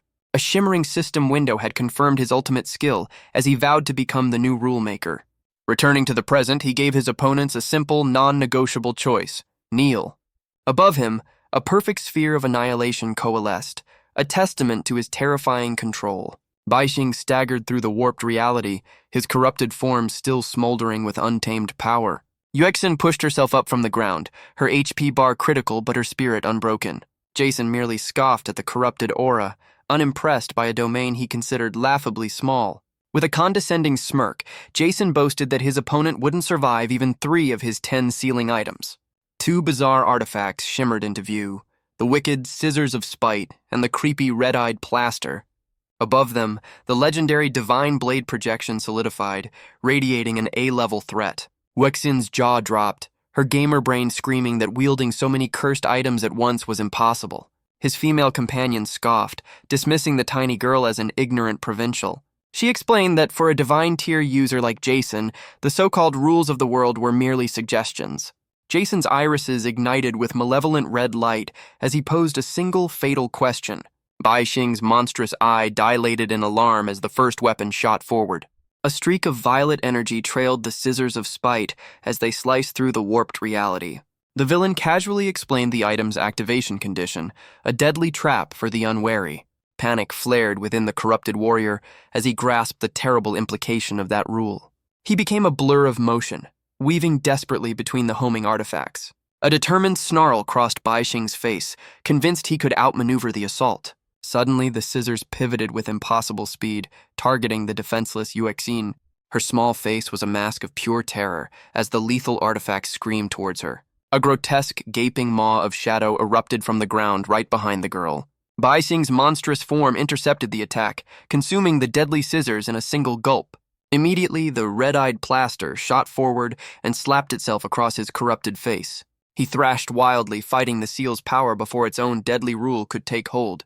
Jason effortlessly caught the descending divine blade, proclaiming the fight was already over. From nowhere, a vibrant green whip of energy cracked through the distorted air. It coiled around Bai Xing's struggling form, yanking him violently backwards. Rebecca strode into the chaos, her voice ringing with authority as she claimed jurisdiction. Lightning crackled in Jason's hand as the other ceiling items clattered uselessly to the ground. He offered a chillingly polite promise to report her unfortunate death to her colleagues. Her eyes narrowed into furious slits, a silent challenge to his murderous intent. A slow, mocking clap from the corrupted warrior shattered the tense standoff. His shadowy form then surged towards Rebecca, jaws wide to consume her. Laughter erupted from Jason, who found the escalating pandemonium utterly delightful. The monster swallowed the agent whole, a strange act of preservation for the time she had bought him. Now facing his true opponent, Bai Xing declared the stage was finally set for their duel. Jason's amusement faded to disdain, questioning if the boy truly understood his own mortality. Bai Xing's singular eye blazed with defiance, retorting that the old man's era was over. He unleashed the full, unrestrained might of the Golden Bull, a cataclysm of crimson energy. An apocalyptic wave of force tore through the warped reality, obliterating everything in its path. This raw power coalesced into a colossal, swirling vortex of pure annihilation. Even Jason was forced to brace as the very ground beneath him fractured under the strain. His eyes widened in genuine shock, questioning how a mortal could contain such a primal contaminant. Still, he raised his own crackling blade, meeting the overwhelming tide of corruption without fear. Two opposing forces of creation and destruction met in a final, world-shattering impact. Jason hurtled backwards, his divine blade utterly failing against the attack's absolute logic. Desperate, he invoked a colossal purple gate to swallow the unstoppable onslaught. Countless shadowy rifts tore open across the sky, heralding its imminent arrival. An immense, sigil-carved monolith materialized from the coalescing chaotic energy. Its vast doors swung wide, creating a maelstrom that devoured the bull's rampaging power. Far on the horizon, the redirected force erupted into a blinding, world-shaking detonation. Bai Xing's monstrous form stood alone, silhouetted against the heart of the ensuing inferno. He trembled violently, the strain of the corruption threatening to tear his human self apart. Unnatural, ravenous flames now consumed the entirety of the distorted space. This otherworldly fire burned with an intensity that warped reality itself. Only a vast, smoking crater marked where the epic struggle had taken place. Weakened from the massive output, the corrupted form finally crumpled to its knees. A searing pain in his chest revealed the contaminant was spreading faster than ever. He snatched up the fallen divine blade, knowing this was his last chance to avoid a game over. With a defiant roar, he plunged the sanctified weapon deep into his own torso. An agonized cry tore from his lips as he carved away his corrupted arm to halt the infection. He then hurled the twitching, severed limb as far as his remaining strength allowed. It dissolved into a fleeting shadow of a bull before vanishing completely. A familiar blue window materialized as he spammed every healing skill in his arsenal. Verdant light enveloped his hand, knitting torn flesh back together at an astonishing rate. Utterly drained, the half-transformed boy knelt panting in the center of the devastation. He took a comically deep breath, his cheeks puffing out like a chipmunk's. A moment later, he unceremoniously spat out the 3 women he had swallowed for safekeeping. Xenia collapsed to the ground, greedily gulping down mouthfuls of fresh air. Yuexin immediately scrambled to his side, her worried eyes fixed on the horn still on his head. His own crimson eyes blinked slowly as he insisted he was perfectly fine. Rebecca's whip cracked ominously as she marched forward, demanding an explanation. She furiously accused him of nearly obliterating the city and eliminating a fellow candidate. A tired smirk touched his lips as he simply gestured for her to look around. Her jaw dropped upon realizing they were standing in a dense, untouched forest. He nonchalantly explained his domain's map swap feature had relocated them mid-fight. She stared in disbelief, stunned he had the foresight to protect innocent lives. He merely scoffed at the implication, bending to retrieve the gleaming divine blade. A tactical diagram flashed in his mind, showing the domain's incredible teleportation range. It had been a simple calculation to avoid the inevitable bureaucratic headache. A greedy glint appeared in his eyes as he claimed the legendary weapon as his prize. His victory celebration was cut short by the sight of a plaster-covered head on the grass. Not far from it lay the discarded pair of scissors, glinting innocently. Rebecca just rolled her eyes, seeing the obvious softy beneath the monstrous facade. Completely ignoring her, he began digging with his bare hands, searching for Jason's gate. Something unexpectedly plush met his digging fingers just beneath the surface. Out from the earth burst a colossal teddy bear, sending him stumbling backward. Cradled safely in its fluffy arms were Jason and his KO'd minions. From his fuzzy throne, Jason taunted that the gate was now his and his alone. With a thunderous expression, Rebecca advanced and proclaimed his blatant disregard for the rules. Jason casually conceded Baixing's impressive power, even offering thanks for the boost. An ornate crimson carpet unfurled dramatically from a swirling vortex of dark energy. Baixing's own immense power, he boasted, was the final key needed to unlock his long-sought prize. Triumphant joy spread across his face as he declared the principal's seat his next conquest.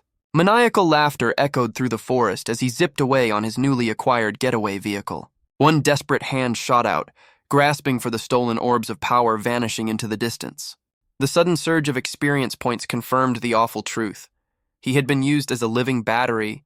Instantly, his thoughts turned to the mysterious gate, wondering what kind of endgame content it held. Determination hardened his features as he resolved to grind his levels higher than ever before. Rebecca's sharp gaze fixed upon him as she inquired about a classmate named Stellar. She then dropped a bombshell, offering him an official invitation to become a principal candidate.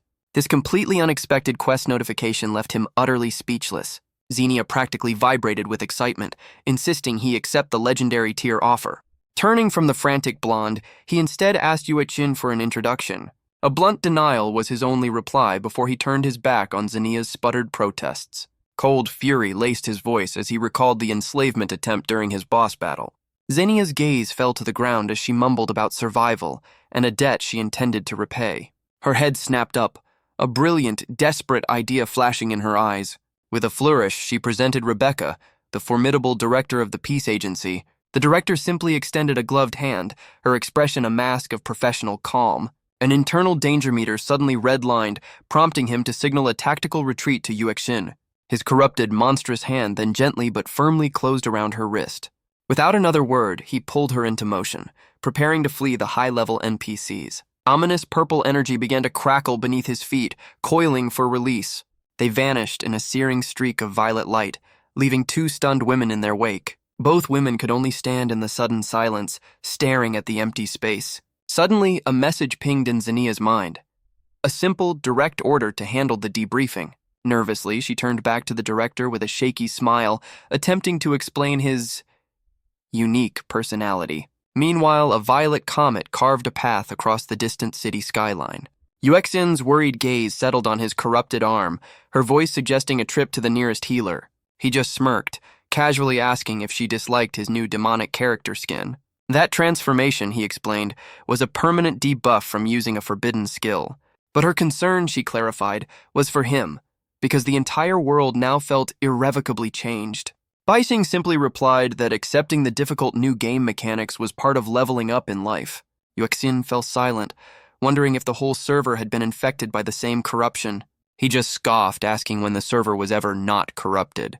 Yuexin pleaded with him to reconsider the guild invitation, calling it a golden opportunity. Every part of that woman, he countered, was a finely honed weapon aimed directly at his back. She sighed at his paranoia while he silently hoped she'd never need his survival instincts. Their violet teleportation streak ended abruptly before a monolithic corporate skyscraper. A quick scan upwards confirmed his suspicion that the building's entire geometry had shifted. Her face paled as she recognized the tower's final defense protocol, an impenetrable lockdown state.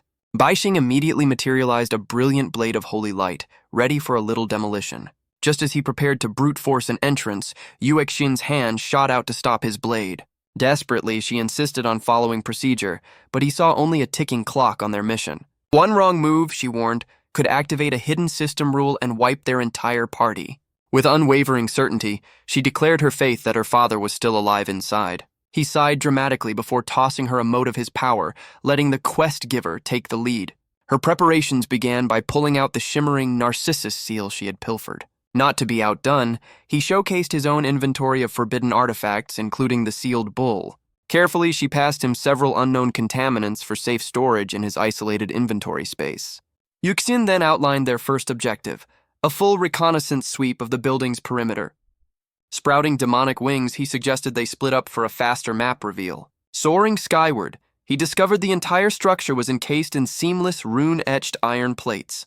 His crimson eye, however, zoomed in on a single high-altitude window, detecting a flicker of light. Through the reinforced glass, a faint violet aura pulsed from deep within the sealed tower. This enhanced vision pierced the gloom, revealing a lone, multi-eyed wolf pacing in a sterile laboratory. A jolt of pure shock shot through him as he recognized the monstrous creature's unique energy signature. Abruptly, the world dissolved around him, reforming into a desolate landscape under a ceaseless red rain. He was pulled forward uncontrollably, phasing through the window and into the bizarre new dimension. With dawning horror, he realized he had been forcibly teleported into a high-level pollution domain. The monstrous wolf turned its many eyes upon him, its voice echoing that he had finally arrived. Its glowing gaze softened slightly, expressing relief that he had safely returned with its daughter. Bai Xing's mind reeled at the impossible statement, demanding to know what it meant by daughter. That creature then confirmed it was Yuexin's father, blaming him for the catastrophic transformation. It issued a new, non-negotiable quest: prove his worth by cleansing the entire incident himself.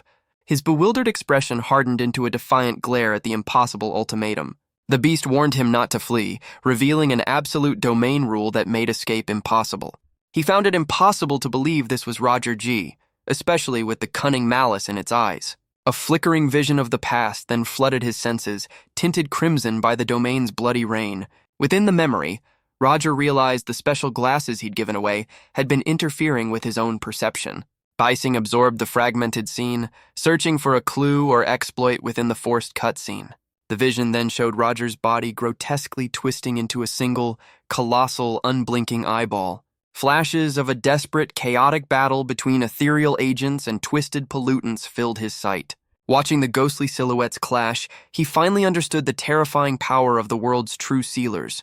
Challenging the wolf, he questioned the true motive behind Roger's peculiar gift. Another memory surfaced, revealing the two agents frantically searching the laboratory lockers. His gamer's intuition screamed that containment, not destruction, was the key to this stage. Observing his combat-ready stance, the wolf recognized a familiar battle-honed vigilance. This constant alertness, it conceded, was the only reason the boy had survived this long. Its gaze drifted towards the red-stained window, mourning a world where one mistake meant annihilation. Raw power flared in its many eyes as it declared this broken world was already collapsing. Using every last shred of its sanity, it vowed to forge a new path toward godhood. Its monstrous form radiated a father's unyielding resolve to build a better future for his child. Visions of a peaceful life for Yuexin, full of laughter and sunlight, flashed through its mind. Returning from its reverie, the creature fixed its gaze back upon Bai Xing with renewed purpose. Bai Xing presented a glowing containment orb, his smirk broadcasting absolute confidence in his strategy. Suddenly, a colossal sphere of crackling energy materialized, swallowing the entire skyscraper whole. The beast explained the target's simple rule: it would always expand to fill exactly half of any given space. From the ground below, Yuexin watched in horror as the dome appeared, knowing instantly he was trapped inside. He calmly revealed that a pollution domain acts as its own perfectly sealed independent container. Therefore, his brilliant plan was to simply shrink the domain's boundaries, compressing everything within. Under immense pressure, the sprawling monster was crushed down to fit within a tiny glass jar. As he sealed the lid with a flourish, the wolf could only stare in stunned admiration. With one threat neutralized, his predatory gaze shifted to the two incapacitated sealer agents. A bewildered roar escaped the wolf, demanding to know why he had suddenly become the target. He just smirked, activating the fallen agent's unique zoo ability as his own prize. Instantly, the multi-eyed wolf materialized beside him, its allegiance forcibly rewritten to a new master. Roger's frantic voice echoed from within, screaming his presence was the only thing sealing its power. He pleaded desperately with Bai Xing to stop, warning this reckless gamble would unleash Armageddon. Ignoring the pleas, Bai Xing's hand shot forward, gripping the summoned creature by its monstrous face. In one fluid motion, he extracted the single colossal eyeball that served as Roger's prison. Completely unshackled, the wolf's remaining 4 eyes ignited with a terrifying violet light. Its voice, now a chilling monotone, requested the 4 defining traits of its next victim. Clutching the squirming eyeball, he acknowledged the critical danger of an ambiguous command. The disembodied eye seethed with rage, promising his callous disregard for life would be his downfall. Unfazed by the threat, he turned to the wolf, ready to issue his perfectly crafted command. His first condition described a man who ascends a specific mountain within a single day. His second and third conditions dictated the same man must descend that day, though at a variable speed.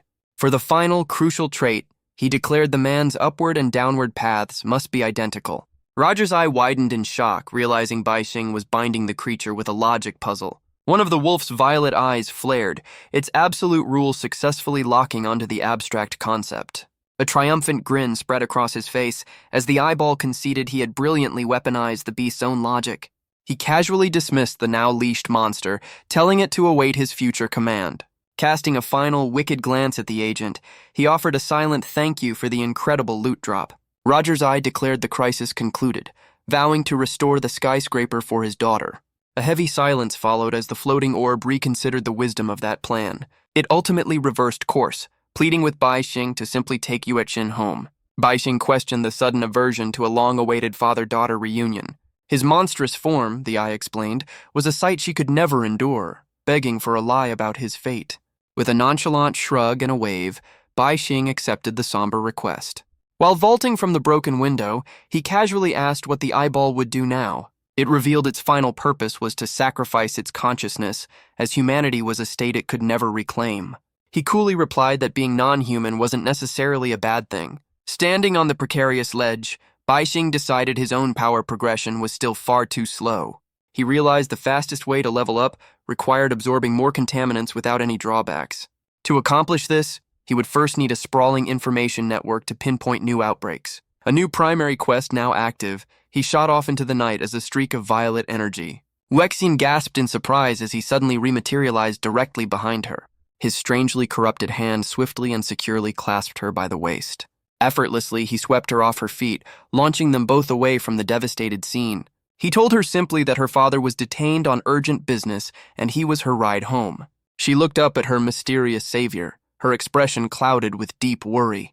Their brilliant purple trail painted a path across the sky toward a large, secluded mansion. After they landed, she immediately apologized for dragging him into such a dangerous mess. He merely smirked, confessing the entire incident had been an extremely lucrative loot run. 3 glowing orbs of power appeared in his palm as he stated they must now rely on themselves. He then bestowed the abilities upon her, a long list of new powers materializing in the air before her. His voice held genuine confidence as he encouraged her, certain she had the potential to surpass him. Offering a rare, gentle smile, he told her to get some much-needed rest. He leaped back into the darkness without another word, leaving her to her new reality. Yuexin watched him vanish, the profound sense of being truly alone finally setting in. One solitary tear escaped her eye, falling like a droplet of liquid silver onto her hand. An awful premonition about her father's true fate sent a shiver down her spine. Her grief then crystallized into a fierce new resolve to become strong enough to protect everyone. Miles away, an encrypted satellite phone began to ring with sharp insistence. A man in a tailored suit answered the device, respectfully addressing the caller as Miss Stellar. On a windswept balcony, Yuexin took a deep, steadying breath before making her move. She announced her immediate succession as head of the G family, issuing orders for a total asset consolidation. The scene shifts to a towering corporate skyscraper, starkly outlined against a turbulent sky. Inside a quiet office, Special Agent Rebecca Liu struggled with how to report the day's impossible events. Her tired eyes drifted to a strange antique mirror, a B-level contaminant that replayed fractured memories.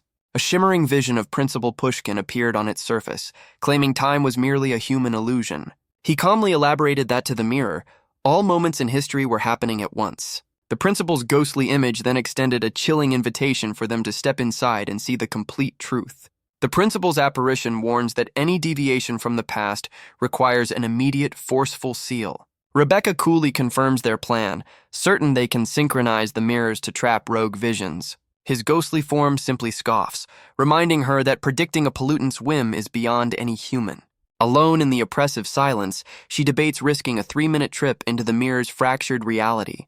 A sudden casual voice offers assistance, making her spin around and demand the intruder's identity. Bai Xing materializes atop a cabinet, giving her a cheerful wave as if he'd been there all along.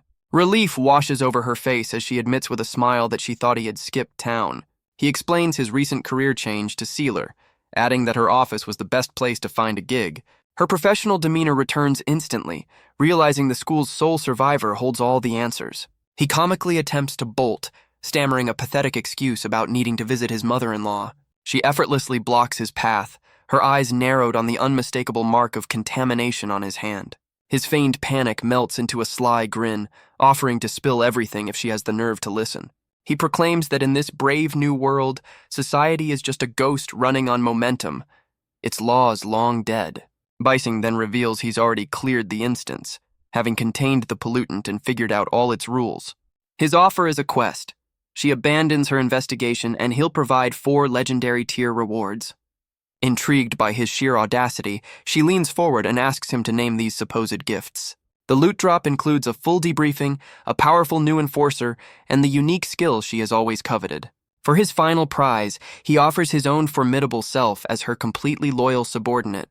Rebecca extends her hand across the desk without a second of hesitation, ready to seal the deal. His jaw drops slightly, utterly bewildered that she would accept his wild terms so quickly. She explains her one simple hiring policy: only recruit people she can instinctively trust. Her private thought about his adorable naivete makes him suddenly ask if she just said something. A wicked smirk plays on her lips as she confesses that she can hear his thoughts loud and clear.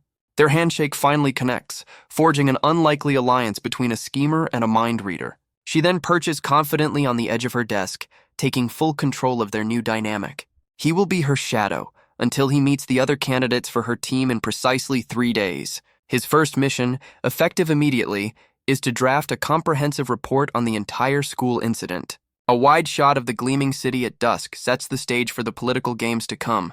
Reading his first draft, she notes its contents will absolutely infuriate her rival, Jason. Betrayal just shrugs, cheerfully stating that messing with his boss's enemies is a perk of the job. She grins, offering to help him transform his scathing report into a masterpiece of political assassination. Her first suggested edit frames Jason's subordinate as a pawn, merely following his master's cruel orders. The next change recasts the official examiner as a monster who planned to sacrifice the students all along. She even spins Lucian's bitter betrayal into a noble, heart-wrenching sacrifice to protect his cousin. He gives a slow, sarcastic clap, calling her manipulative genius the undeniable wisdom of age. A folded paper fan promptly smacks him on the head for the insolent comment. The scene shifts to a vast, dark hall where Jason and a young girl approach a monolithic door. He smiles, declaring their efforts have finally created a crack in the gate's ancient defenses. The girl looks on blankly, warning him not to get excited over what is ultimately just a door. Jason counters that his most powerful artifacts came from beyond it, and he knows more treasures await. His arms spread wide as he proclaims this gate a direct conduit to the gods themselves. She glares back, dismissing his grand theory as pure, unadulterated madness. Jason merely scoffs at her naivete, revealing the entire world is on a desperate hunt for these same divine beings. True sealers, he clarifies, possess the rare gift to command the very rules that govern contaminants. A holographic chart materializes, illustrating a stark hierarchy with the title Principal reigning supreme at its apex. To be a principal, he explains, is to become a master capable of ending this age of corruption for good. The names of the world's few existing principals roll off his tongue, including the legendary Pushkin. Every single one of them, he reveals with a conspiratorial gleam, has arrived at the exact same conclusion. They must find the gods. His companion openly sneers at the fairy tale of deities and angels, branding it utter foolishness. Jason's voice drops, warning her to show respect for the ancient masters who once commanded these forces. All of history's greatest legends, he insists, converge on the singular truth hidden beyond this very threshold. Her skepticism remains, wondering how one could possibly wield multiple contaminants without being utterly consumed by them. A weary sigh escapes him as he confesses to dreaming of the world beyond this gate every single night. Renewed determination hardens his features as he vows to claim the secrets that will elevate him to principal. She turns her back on him, coldly promising to seal the entire facility if his ambition unleashes something uncontrollable. Her blank gaze follows as his form flickers and dissolves, passing straight through the solid monolith. From the darkness behind him, the gate cracks just enough for a single, veiny eyeball to peer out into the hall. Jason takes his first triumphant step into a bleak and utterly alien landscape. A confident smirk plays on his lips as he gazes upward, sensing a presence of unimaginable scale. Before him stands the base of a colossal, fleshy pillar that stretches endlessly into the dark void above. He can only marvel at the impossible structure, mistaking its sheer size for that of a living mountain. Perhaps, he muses, this is the fabled stairway connecting the mortal realm to the heavens. Suddenly, the curious eyeball zips out from the gate, following him into the strange dimension. Its gaze fixes on the pillar in stunned disbelief, unable to comprehend the massive form before it. Flying closer for a better look, the eyeball is completely dwarfed by the structure's incomprehensible scale. A slow, horrifying realization dawns. This is no mountain, nor is it some simple monster. The pillar, it understands with chilling certainty, is actually a part of a gargantuan humanoid being. Completely undeterred by this revelation, Jason prepares to begin his ascent up the Titan's flesh. That strange eyeball materializes directly in his path, silently questioning his foolish resolve. A stark warning is issued that glimpsing the truth at the summit will instantly shatter his sanity. Cutting sharply from the darkness, the scene opens on a modern office building bathed in bright sunlight. Inside, Rebecca performs a languid stretch at her desk, a stark contrast to the nervous energy radiating from Bai Xing. A sly smile touches her lips as she casually asks her new subordinate if he's in the mood for a walk. His gaze drops to his own corrupted arm, a flicker of discomfort crossing his face. She effortlessly tosses him a clean, long-sleeved shirt, telling him to get changed. Their walk takes them onto a bustling city street, alive with the energy of a new morning. Now properly dressed, he walks beside her as they both soak in the warm morning sun.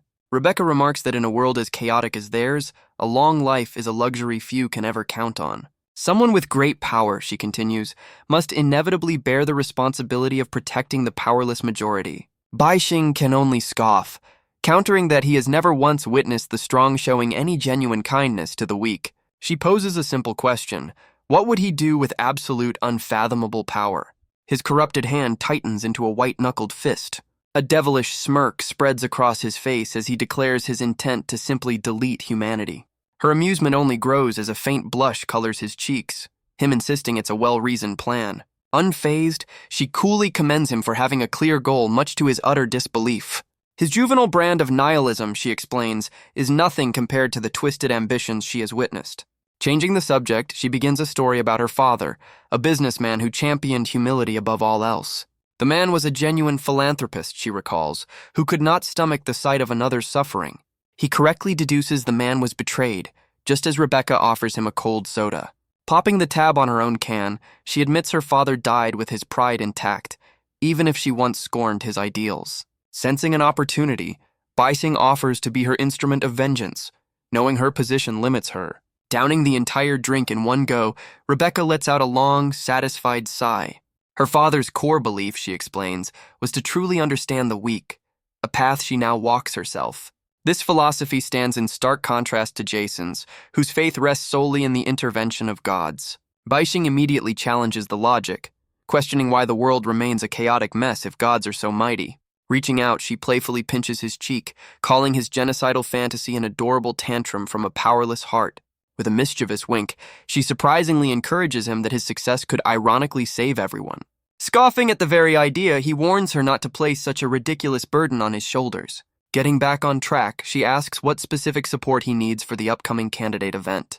An encouraging slap on his back punctuates her confident declaration that he has come to the right person. Her final advice is to get plenty of rest before all the candidates convene for the main event next week. Watching her depart, it suddenly dawns on him that he has absolutely nowhere to sleep for the next 7 days. Then, his eyes lock onto a familiar apartment complex in the distance, a brilliant new strategy forming in his mind. Inside that very building, a miserable Xenia is chugging a beer straight from the bottle. Surrounded by empties, she collapses onto a couch, trying to drink her professional woes away. Slumped over, she drunkenly curses the jealous rivals she claims are trying to sabotage her career.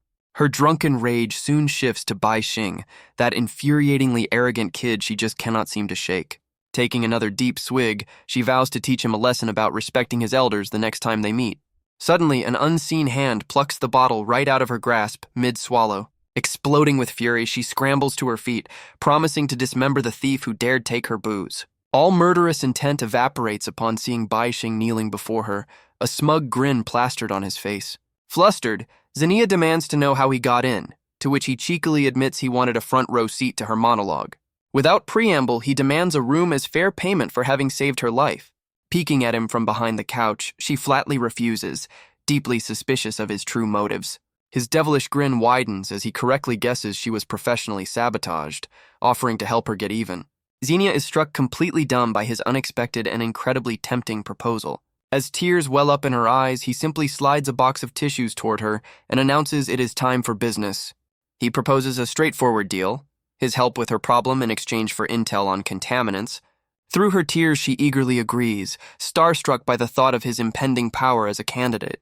His question about the process is met with a blank stare, her wondering why he is not already preparing. She outlines the tedious candidate trials, which involve clearing a series of escalating incidents. Dismissing the challenge with a wave, he learns Jason simply bought his way through the trials via the 6 great families. Her frantic warnings about contaminants are cut short by his threat to simply find a more competent partner. Desperation consumes her as she clings to his arm, pleading that he is her last remaining chance for redemption. Xenia then reveals the architect of her ruin is her own cousin, Jerry Kwan, wielder of an ability called absolute compliance. Betrayal nonchalantly compares this to his own persuasion skill, as if sizing up a rival player's stats. An important distinction is made. Jerry's victims are overwhelmed by a euphoric, irresistible sense of joy. His interest now thoroughly piqued, he declares they are going to pay this Jerry a little visit immediately. A wicked grin spreads across his face, realizing his supposed death gives him the ultimate element of surprise. She wonders aloud how he could possibly have known about her professional sabotage without her telling anyone. Tapping her silent phone, he points out the damning evidence of a contact list that has completely forgotten her. His final, smug conclusion is that nobody cares about her fate, a fact that makes her absolutely livid. Far away, atop a gleaming corporate tower, a high-stakes negotiation is reaching its breaking point. Jerry Kwan leans back in his chair, coolly asking his business partner Wei if his trust is truly so fragile. The older man stands his ground, insisting that the terms of this specific contract require careful deliberation. A knowing smile plays on Jerry's lips as he rises, understanding precisely what kind of persuasion is needed here. His measured footsteps echo across the polished floor as he closes the distance between them. Placing a hand on the desk before Wei, his knuckles crack with a faint, unsettling energy. He softly asks again if the man is now ready to sign over the lucrative partnership. Sunlight glints off a small, ornate golden flask resting on the edge of his desk. Suddenly, Wei recoils in his chair, complaining about this bizarre and unorthodox negotiation method. Jerry watches with detached amusement, questioning if any other deal has ever felt quite so wonderful. An overwhelming sensation floods the older man's senses, forcing him to admit Jerry is in a league of his own. Wei lets out a sharp gasp, his entire body trembling from the incomprehensible pleasure coursing through him. His pen-holding hand falls limp, all resistance melting away under the strange influence. Utterly defeated, he shoves the signed contract across the desk without another word of protest. Outside, the sun climbs high into a clear blue sky, heralding the start of a new business day. Back inside the penthouse office, Jerry is informed that the student interviewees have finally arrived. A young woman with thick glasses fidgets nervously in a chair, waiting for her name to be called. Jerry greets the first applicant with a predatory smile, a faint golden light flickering deep within his eyes. An entire line of anxious candidates now sits before him as he instructs them to begin their introductions. He leisurely polishes his glasses with a silk cloth, his expression one of cold, detached calculation. While the women wait in tense silence, an assistant nervously peeks into the room from a side door. Rising from his chair with a theatrical flourish, Jerry announces the start of his unique examination. He slowly paces behind the line of seated women, their discomfort growing with every step he takes. Reaching the exit, he pulls the heavy door shut with a decisive click, his smirk widening in the gloom. A single deliberate tap of his finger against the wood unleashes his unsettling power upon the room. One of the applicants gasps, her cheeks flushing a deep red as the strange influence takes hold. Others glance around in a panic, their faces a mixture of confusion, alarm, and growing distress. A final candidate doubles over, clutching her stomach as she cries out from an inexplicable, overwhelming sensation. With a dismissive wave, Jerry indicates only the trembling woman in the middle is to remain. One of the departing candidates turns back, demanding an explanation for this bizarre charade. He snarls a nonsensical justification for his choice, his voice cracking as he screams for them to leave. Suddenly, the heavy office door glides open, cutting his furious rant short. An incredible force sends the door flying inward, slamming directly into his stunned face. Betrayal saunters through the doorway with a brilliant smile, announcing his arrival like a returning hero. Cradling his throbbing face, a livid Jerry shrieks at the unruly brat to get out immediately. Our hero's grin only widens as he reveals his cousin specifically sent him here to find Jerry. He then proceeds to make himself comfortable in the plush vice president's chair. Propping his feet on the mahogany desk, Bai Xing cheerfully declares he won't be leaving anytime soon. All the stunned applicants exchange wide-eyed glances, silently debating whether to call security. Silent tears trace paths down the chosen woman's cheeks as the intruder lounges nonchalantly. An enraged Jerry stomps forward, demanding to know why his presence has made the poor girl cry. Bai Xing responds with a devastatingly charming wink, simply reiterating that his cousin insisted he stay. Jerry furiously snatches his phone, vowing to personally fire whichever cousin dared to send him. Without missing a beat, Bai Xing names Vivian Quan, adding they just left her place together. All the blood drains from Jerry's face, knowing his cousin is meant to be securely locked away. Bai Xing clarifies she was merely on an extended holiday from which he has just returned her. Utter panic grips him as he sputters that the whale's dream is an inescapable cage. His disbelief is met by the intruder's steady, unwavering, and utterly confident gaze. Jerry attempts to regain the upper hand, coldly questioning if the peace agency is behind this intrusion. He then dismisses the other candidates with a sharp gesture, seeking to isolate this new, more significant threat. A dangerous glint appears in his eyes as the door clicks shut, his true plan now taking shape.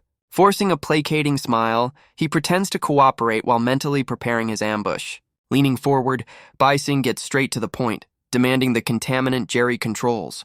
Jerry lets out a strained chuckle, his mind racing to find a way to make this problem disappear. A faint light emanates from Bai Xing's eyes as he begins to analyze his opponent's underlying mechanics. Pure fury seethes within him that Rebecca's little agency continues to interfere with his grand designs.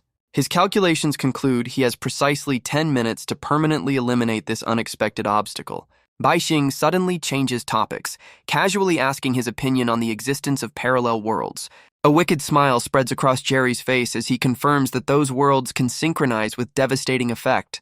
Instantly, a massive, grievous wound blossoms across Bai Xing's chest from an unseen source. He is violently thrown backward by the invisible blow, slumping hard against the chair. Jerry gloats about his underhanded tactics, tossing a shattered object onto the desk. An unhinged rant begins about the immense struggles he has endured to claim his rightful place. His voice escalates into a scream, recounting every single sacrifice made for his ambition. With a crazed expression, he vows to elevate his company to undisputed global dominance. Bai Xing's hand slams down on the desk, mockingly interrupting the villain's pathetic excuses. Pushing himself up, the horrifying gash across his torso rapidly knits itself closed.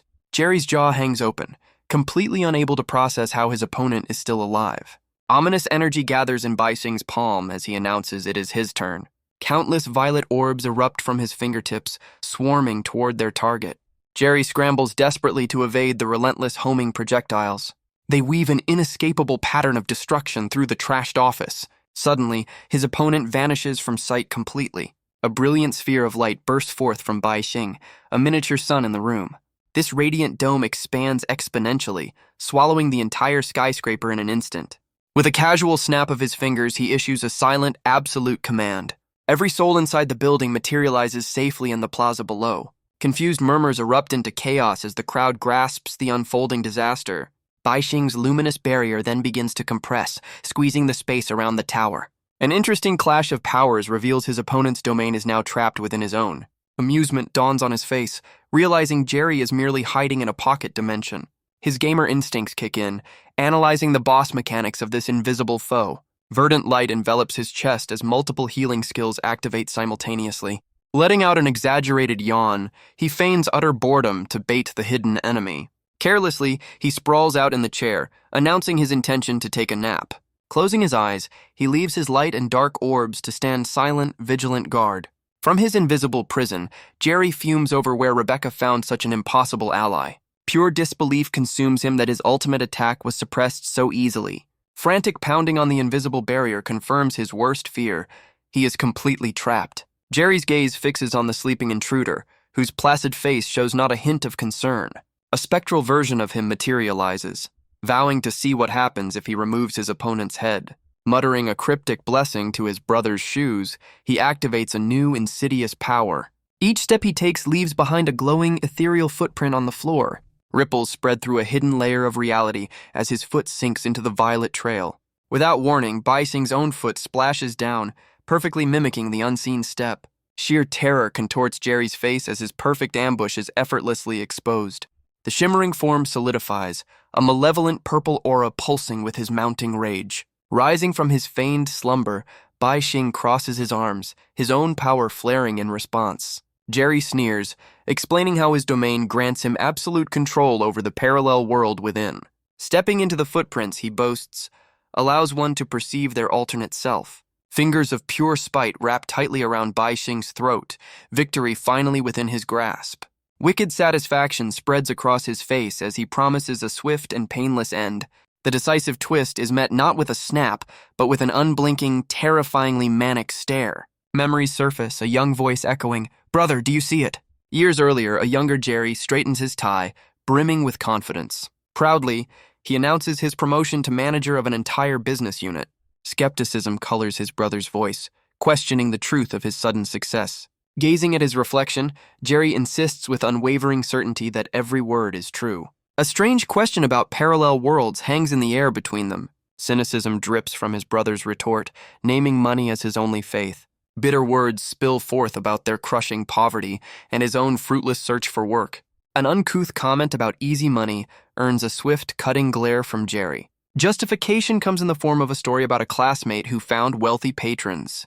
That same girl now streams for a living, swimming in unimaginable fortune. Raw envy finally consumes him, his voice cracking as he screams at the world's injustice. Piercing through the rage, Jerry guesses the true source of his pain is simple rejection. Flustered denials are quickly brushed aside as Jerry returns to his initial query. Such fanciful ideas are dismissed as nonsense, their lowly status a prison with no escape. A desperate fantasy takes hold, a vow to claw his way to the top no matter the cost. Laughter, light and unsettling, is Jerry's only response to this brutal honesty. A cryptic, knowing smile plays on his lips as he studies his brother's face. His finger then drops to his brand new shoes, a casual question about their appeal. Admitting they look quite fine, his brother questions the bizarre conversational pivot. Turning back to his cluttered desk, he puts an end to the unsettling exchange. Darkness consumes the scene, pierced only by a single insistent electronic tone. Through the haze of consciousness, a disembodied voice questions the source of the noise. His eyes fly open, a jolt of pure panic coursing through his veins. The sterile white of a hospital room greets him, his mother's worried face hovering above. Utter confusion clouds his mind. Moments ago, he was arguing with his brother. An explanation forms of a sudden collapse and the timely arrival of a delivery driver. Tears stream down her face as she delivers the devastating news of Jerry's death 3 days prior. Blank incomprehension is his only reply, the words refusing to form a coherent thought. A surge of denial propels him from the bed, a frantic need to prove her wrong. His forward momentum halts abruptly as a strange detail at his feet catches his eye. On his own feet sit the very same impossibly new shoes Jerry had worn. Stumbling backward, his mind reels, trying to comprehend this impossible reality. An electrifying flash of memory ignites a truly horrifying conclusion in his mind. Jerry's voice echoes from the past, asking if he'd seen the fine leather shoes. A trembling question escapes his lips, asking the spectral figure what it desires. Ominous purple energy now smolders from the discarded footwear on the ground. Their secret is revealed. A gateway to another world where success is made manifest. An ethereal hand extends, an invitation to share in this lucrative new existence. He scrambles away, screaming that his brother has been twisted by a vile contaminant. Calm assurances are offered, his new promotion merely synced from the other side. Panic takes over as he shoves the apparition, denouncing its world as a damnable trap. A desperate kick sends the cursed shoes flying, severing their corrupting influence. Pure terror fuels his escape as he bursts from the room and sprints down the corridor. Taking the stairs 2 at a time, he flees upward, desperate to escape the phantom below. Phasing through the floor below, Jerry's spectral form rises with an eerie grin.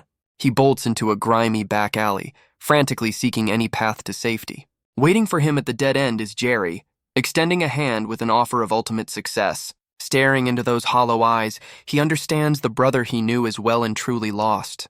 Diving behind a reeking dumpster, he holds his breath as the phantom glides by. Through a crack, he sees only the pristine leather shoes marching past his hiding place. Believing himself finally safe, his first thought is a desperate call to the sealer agency. A sudden, impossible weight on his feet makes his blood run cold. Looking down, he sees the cursed shoes have impossibly bound themselves to him once more. Jerry materializes directly behind him, his expression one of smug certainty. His voice whispers of a parallel plane where every selfish whim is made manifest. Scrabbling backward on the filthy asphalt, he tries to escape the poisonous words. A desperate warning about the approaching sealers and their lethal justice falls on deaf ears. With a dismissive sneer, Jerry asks what truly separates him from those so-called guardians. He tries to argue that sealers fight these corruptions, not surrender to them. Jerry's truth is revealed. Sealers are just weaklings who borrow contaminant power to feel strong. An intoxicating vision of fame, fortune, and absolute control is dangled before him. For a fleeting moment, his ambition flickers, seeing the ultimate cheat code to life. His pathetic, unremarkable existence flashes before his eyes, weighed against infinite potential. Planting his newly shod foot firmly on the ground, a dark resolve hardens his features. His hand shoots out, not in acceptance, but to seize this opportunity with greedy eyes. Jerry's own hands meet his, a triumphant smile spreading as he welcomes his brother to the fold. Suddenly, he yanks his hands back, a sharp, analytical glint replacing his feigned desperation. A simple, devastating question is posed. Why hasn't Jerry already left for this perfect world? He leans in, a predator's smirk on his face, asking if this paradise has a few critical bugs. Admitting it truly is a perfect world, a disturbing placidity settles over Jerry's face. His own hands wrap around his throat, a manic glee in his eyes as he promises to go there now. Choking out his last words, he gasps about finally achieving his transfer to a better place. The possessed body crumples into a lifeless heap on the alley floor. He looks down without an ounce of pity, knowing his real brother was never this stupidly programmed. This thing was just a poorly scripted NPC, bound by the contaminant's flawed rules. A chilling vow is made to claim all the loot this foolish puppet has left behind. Turning his back on the corpse, he walks with newfound purpose in the corrupted footwear. He strides confidently into a swirling vortex of purple energy that opens before him. With his disappearance, the portal snaps shut, leaving a faint scorch mark on the brick. All traces of the otherworldly encounter dissipate into the cold night air. Now in the present, this new monster dangles a tiny severed head before his captive. He whispers the final terrible truth. The only world is this one, and he is its new god. A small, annoyed voice suddenly pipes up from the head, complaining about a terribly itchy nose. His divine monologue shatters as he jerks back, utterly flabbergasted that the head is talking. The tiny head clatters to the ground, revealing the whole charade was just a clever distraction. Consumed by pure rage, he raises his foot to obliterate the tiny trickster. His boot descends in a devastating stomp, glowing with a malevolent violet light. Yet his foot meets only empty floor, the target having completely vanished. His eyes frantically scan the room, searching for any trace of his pint-sized foe. A sudden memory surfaces of her cryptic comment about 4 minutes to spare. A condescending smirk spreads across his face as he deciphers her self-destruction gambit. Scoffing at such a primitive trap, he stomps his foot to activate a far greater power. The very floor dissolves beneath him, melting into a swirling purple dimension of his own making. He boasts that within this space, every footprint is a gateway to a person's parallel self. Wading into the liquid reality, he begins the hunt for his hidden quarry. One ghostly form is summoned from the ether, only to be dismissed with an impatient wave. Another incorporeal phantom flickers into existence, proving to be the wrong target. He cycles through countless echoes of souls, his irritation steadily mounting with each failure. Frustration boils over as his exhaustive search of every footprint yields absolutely nothing. Perhaps, he muses, she was already consumed by the very contaminant she sought to unleash. His only option now is to destroy the contaminant itself before it can become a problem. Then again, he could simply outwait the timer and let the unstable power dissipate on its own. A truly wicked strategy begins to form, a perfect exploit of this dimension's twisted rules. He glances at his phone's timer, knowing the parasite inside her is set to awaken. In less than a minute, it will burst free and be drawn to the last major power signature. Leaning back with grim satisfaction, he prepares to watch his perfect trap spring shut. Suddenly, a faint, rhythmic tapping echoes through the unnatural silence of his domain. He cocks his head to the side, trying to identify the source of the unexpected disturbance. The quiet noise steadily grows into the unmistakable cadence of approaching footsteps. A jolt of confusion hits him as he recognizes the familiar weight and rhythm of his own gait. Pure terror floods his features as he screams that those are somehow his footsteps. His phone screen flashes, signaling the exact moment for the contaminant's release. A trail of glowing purple footprints begins to burn itself into the floor, heading right for him. He spins around in terror as the invisible entity marches with unwavering purpose. A panicked shout escapes his lips, begging the unseen hunter to keep its distance. Unwavering, the spectral steps continue their silent, relentless advance. He scrambles backward on the shifting floor, his divine confidence completely shattered.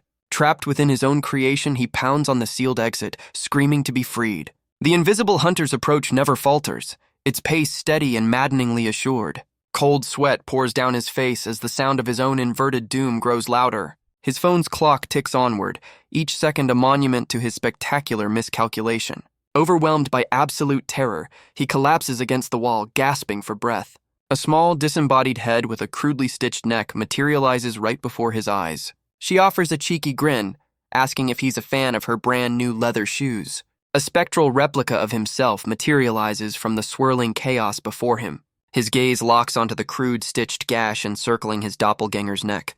Then he spots the shoes, an identical pair confirming his flawed parallel world theory. His phone's timer mocks him, the 5-minute mark passing without the expected victory. Pure bewilderment contorts his face as he confronts this impossible apparition.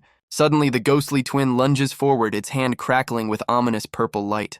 A single forceful push sends him reeling across the unstable floor of his own domain. He recovers just in time to see the phantom figure break into a clumsy, frantic sprint. In a baffling display of gracelessness, the specter trips over its own feet, face-planting hard. A strangled cry of disbelief escapes his lips at the sheer absurdity of the situation. With a gentle, almost casual wobble, the doppelganger's head detaches and rolls away. Its headless body calmly kneels, retrieving the severed head with eerie nonchalance. The body then casually plops its own head back onto its shoulders as if reattaching a hat. An ice-cold wave of understanding crashes over him. The footprints were swapped from the start. This meant the head he'd triumphantly torn off earlier was never his enemy's at all. Wearing his face, the creature smirks, confirming the decapitated trophy was actually his own. Now, the reassembled specter resumes its slow, inexorable march toward him. His own 4-minute warning echoes in his mind, its true, terrible meaning finally clear. Memory flashes of his grand scheme, of the intern, of his perfect, foolproof plan. He recalls ejecting the contaminant, hearing those cursed shoes, and sealing the dimension. The trap was meant for her, but the contaminant emerged to hunt him instead. He sought refuge in this pocket dimension, only for the curse to follow him inside. Absolute despair floods his eyes as the finality of his doom settles upon him. One swift final motion from the entity is all it takes to end his reign. Bai Xing, still wearing his face like a mask, calmly declares the game officially over. She sets the head down, musing that the greatest fears are always the ones we create ourselves. Her own form flickers back into view, mocking his spectacular failure born from overthinking. She pats her chest, attributing her absurd vitality to possessing whale-grade organs. Losing her head was, she cheerfully admits, just another calculated step in her strategy. Did he really believe he could hide from her in a dimension made of pure darkness? Using complete body transparency, she was never gone, merely standing right beside him. Mastery over light and sound allowed her to perfectly mimic his footsteps and appearance. She then proceeded to hunt him down inside his own sanctuary, using his own reflection. A playful smirk spreads across her face. He simply rolled a critical failure by picking her as an enemy. Ultimately, it was his own panicked mind and fragile memories that became her greatest weapons. A light tap to her temple reveals the final trump card. Telepathy laid his entire plan bare. She dismisses his theory, explaining the cursed shoes have nothing to do with parallel worlds. Instead, the host's very soul projects outwards, a force of will that reshapes reality. This power comes at a steep price, demanding suspicion and risking a permanent fusion. Her twin swords, one of pure light and one of deep shadow, materialize in her hands. Both swords plunge downwards, decisively pinning the cursed shoes to the floor. Her face sets with grim satisfaction, declaring this particular quest officially complete. A sudden cut reveals an impossibly bright, serene sky over the city. Within Quan Group's sterile headquarters, Zinnia presides over a tense board meeting. She announces with unnerving calm that Jerry's capture is already a foregone conclusion. One furious elder accuses her of orchestrating a pathetic family drama for their amusement. Another director coolly demands she present tangible proof for her wild accusations. A sharp-tongued woman dismisses her actions as petty jealousy over Jerry's superior performance. Zinnia's lips curve into a knowing smile, clarifying her goal isn't revenge, but absolute control. An enraged executive slams his fist down, vowing never to cede power to a naive girl. Ignoring their shouts of expulsion, she poses a simple question about the company's past loyalty. Rising to her feet, the chair beneath her groans and cracks as she speaks of a new arrival. She proclaims with unwavering faith that her chosen leader possesses true principal-level potential. He was her savior in her darkest hour, and now she is betting her entire future on him. Water from a nearby dispenser coalesces in her hand, forming a luminous, ethereal flower. Her gaze sweeps across the room, promising a permanent one-way exit for every traitor present. A condescending old man scoffs at her youthful theatrics, advising her to grow up. Another pompous suit declares the use of a ceiling item an immediate cause for expulsion. Xenia simply smirks, casually flicking the glowing water lily into the center of the room. Instantly, the polished floor beneath a vocal director dissolves into a shimmering liquid surface. His own terrified, warped reflection stares back at him as the puddle begins to pull him down. A silent scream contorts his face while an invisible current drags him into the watery abyss. Panic erupts as a second member finds himself sinking, his flailing arms grasping at empty air. She watches the unfolding chaos with detached amusement, wondering why they seem so surprised. Someone's hand smacks the mahogany table, a pointless gesture against the encroaching magic. The chairman desperately tries to bargain, frantically offering her old position back. A sweet, dismissive smile plays on her lips. Broken trust, she explains, has no price tag. Her eyes begin to emit a soft, dangerous light as she asks who voted for her dismissal. Submerged to his chest, the sinking man pleads with his horrified colleagues for a saving hand. His desperate fingertips scrape against the table's edge before slipping, his final anchor lost. Without a sound, he disappears completely beneath the surface, leaving only gentle ripples. Xenia moves to the window and smoothly draws the heavy curtains, cloaking her corporate coup in shadow. Peering through a slight gap, she gazes down upon the bustling plaza far below. An intimidating squadron of figures marches with grim purpose toward the main entrance. Below, the company's elite security team mobilizes, forming a defensive line. The remaining elder smirks, smugly reminding her that an attack on the board is an act of war. Unfazed, Xenia simply gestures for him to join her at the window for a better view. Her finger aims toward a distant skyscraper, the one that used to house her modest office. Just then, a brilliant column of light erupts from its peak as she announces her backup has arrived. He merely scoffs, telling her to worry less about her allies and more about her own imminent demise. Far below, the newly arrived squad gazes up at the monolithic Quan Group headquarters. One man's fingers, glinting with metallic tips, poised to unleash a hidden power. A violent violet light bursts forth from his outstretched hand. Instantly, a cage of pure amethyst energy ensnares the entire security detail. From her high vantage point, Xenia witnesses the sudden flash of purple in the plaza. That same shimmering prison phases impossibly through the reinforced window into the boardroom. Within it, the company's elite security team materializes from thin air. Their eyes are now vacant voids, their movements dictated by an unseen puppeteer. Through the haze of control, the squad leader's expression flickers with pained recognition. The lead executive gestures impatiently, ordering his personal guard to end this farce. One of his men asks, with a leering grin, if any method is acceptable. A particularly unsettling man raises his phone, hungry for some new material to capture. He boasts about his unique ceiling item, a device that transforms recordings into inescapable nightmares. With a predatory smile, he urges her to give him a convincing performance of terror. Xenia's lips curl into a knowing smirk. She's heard all about Quan's infamous Sealer Squad.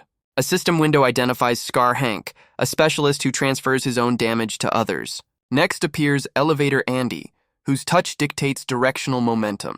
Nightmare Recorder Sammy is revealed, trapping his targets within the very videos he shoots. His sinister partner, Nightmare Reaper Darren, then enters those fabricated dreams to finish his prey. Finally, there's Pasturing Man Tony, whose whip can send any object into an uncontrollable spin. The fearsome team closes in, their leader offering a choice between a quick death or prolonged suffering. Sammy aims his lens for the perfect shot, a brilliant flash heralding his ability's activation. However, a crimson blur intercepts him before the shutter can even click. Baixing stands before her, red eyes blazing as he declares this little party is over. Scarhank simply chuckles as Baixing's corrupted hand clamps down on his shoulder. From behind, Elevator Andy slaps his own hand squarely onto Baixing's back. The button embedded in his palm glows ominously, signaling his power is now in effect.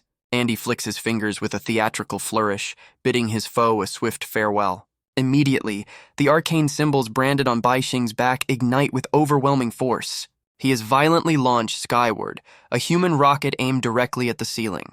A deafening crash echoes as his body obliterates the floor of the level above. His unstoppable ascent continues, shattering floor after floor in a catastrophic chain reaction. The destructive trajectory tears through the entire height of the skyscraper. An enormous explosion of violet energy erupts from the building's rooftop, visible for miles. Now standing on the helipad, Betrayal grins, vowing to claim that ceiling item for himself. He then realizes with a jolt that the upward force has not yet dissipated. Back in the boardroom, Andy explains the rise command he placed is absolute and unending. He smirks, confident his opponent is now on a one-way trip to the cold vacuum of space. Sammy impatiently spins his phone, reminding them they have a primary target to deal with.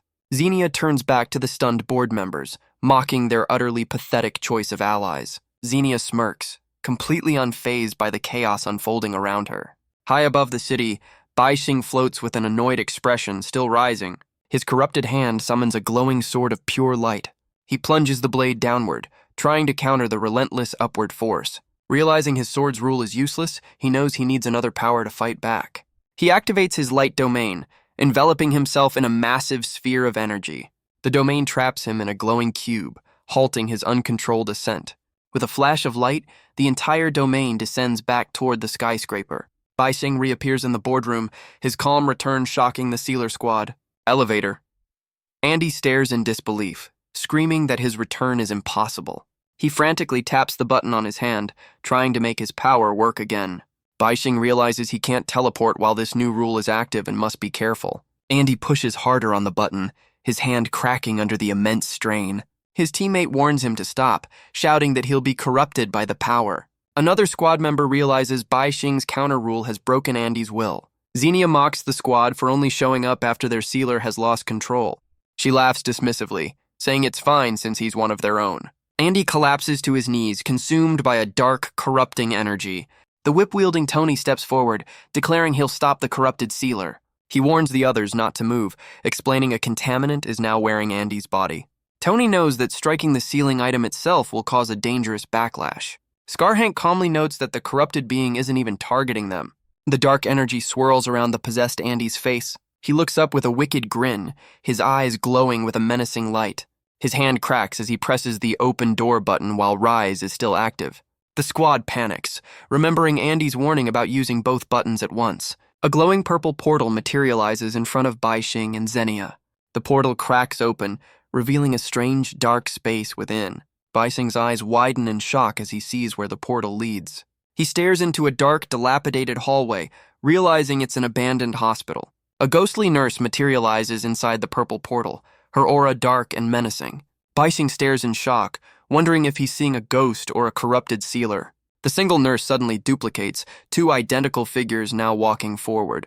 He recoils, completely baffled by the impossible sight before him. With another flicker, the figures multiply again, now standing three abreast. Betrayal rubs his eyes, questioning if his vision is playing tricks on him. The nurses continue to multiply, forming a small, silent crowd in the hallway.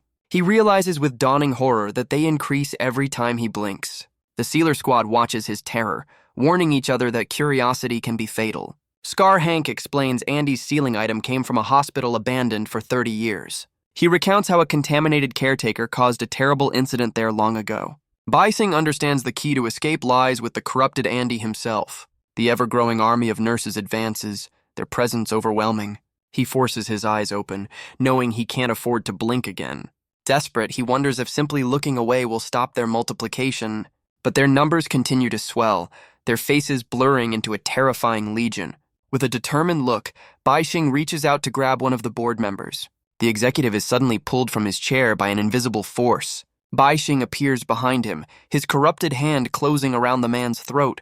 The executive screams in terror, demanding to be released. Betrayal accuses him of framing Vivian, asking for any last words. The man struggles, boasting about his powerful connections to Jason. Betrayal summons a pair of glowing scissors, a familiar ceiling item. The executive recognizes Jason's deadly scissors and explains their dangerous rule. With a smirk, Betrayal thanks him for saving him the trouble of figuring it out.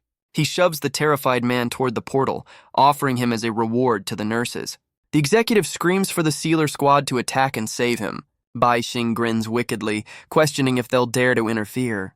The squad remains completely still, refusing to move a muscle. A nurse explains the portal connects to an S-level incident, far beyond their control. A sealer explains the corrupted man was an elevator operator who fused with a contaminant to escape. Bai Xing grins, revealing the contaminant has locked onto him, and only him. He taunts the squad, asking how they'll stop the nurses if he's gone. Bai Xing exposes the executive's disturbing thoughts, shocking him with his mind reading. With a sarcastic grin, he grabs the executive, saying leaders should get first dibs. He hurls the terrified man directly into the path of the advancing nurses.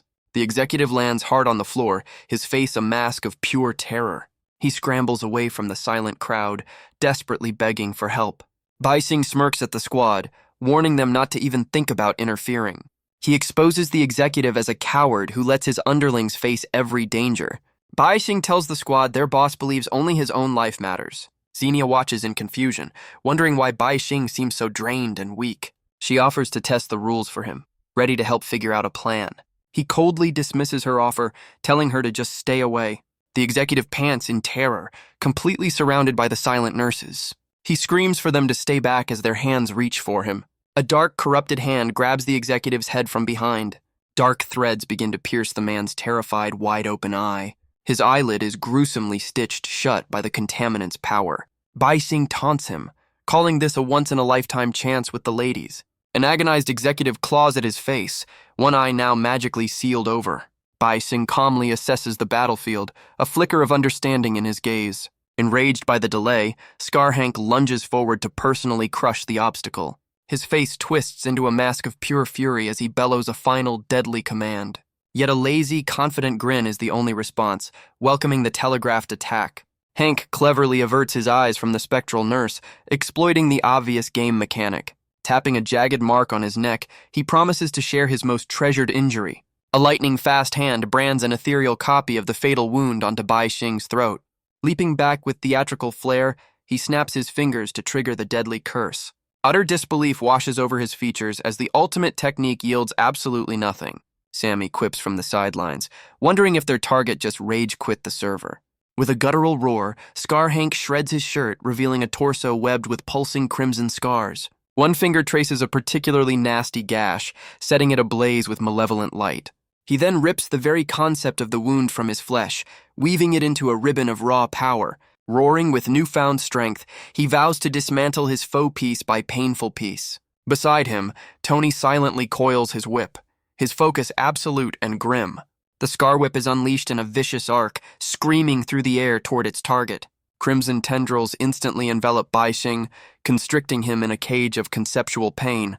Triumphant, Hank throws his head back and howls, detonating the accumulated damage in a glorious burst. Countless red marks erupt across Bai Xing's body, yet the man doesn't even flinch. Stunned into silence, Hank is shoved aside by a desperate Tony, sensing imminent danger. Stepping into the fray, Tony cracks his own whip in a terrifyingly fast blur of motion.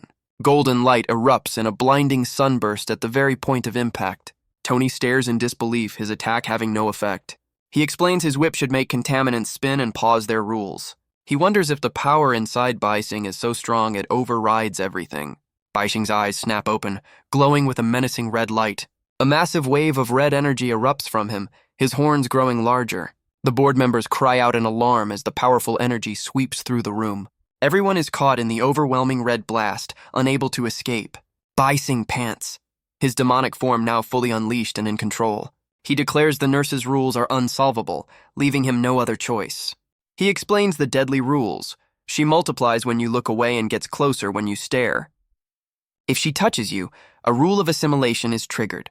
The executive is shown being consumed by a dark purple energy. Bai Xing rips his own shirt, questioning how the last principal managed this. He wonders if he can suppress her with a stronger rule to finally get his revenge.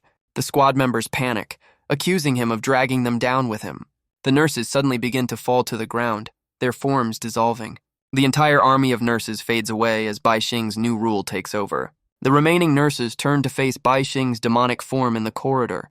The lead nurse reaches out, her hand extending toward his corrupted body. A shadowy red hand suddenly grabs her by the neck, stopping her advance. His demonic form holds her as she begins to dissolve into a dark shadow. The other nurses also start to fade, their bodies turning into purple smoke.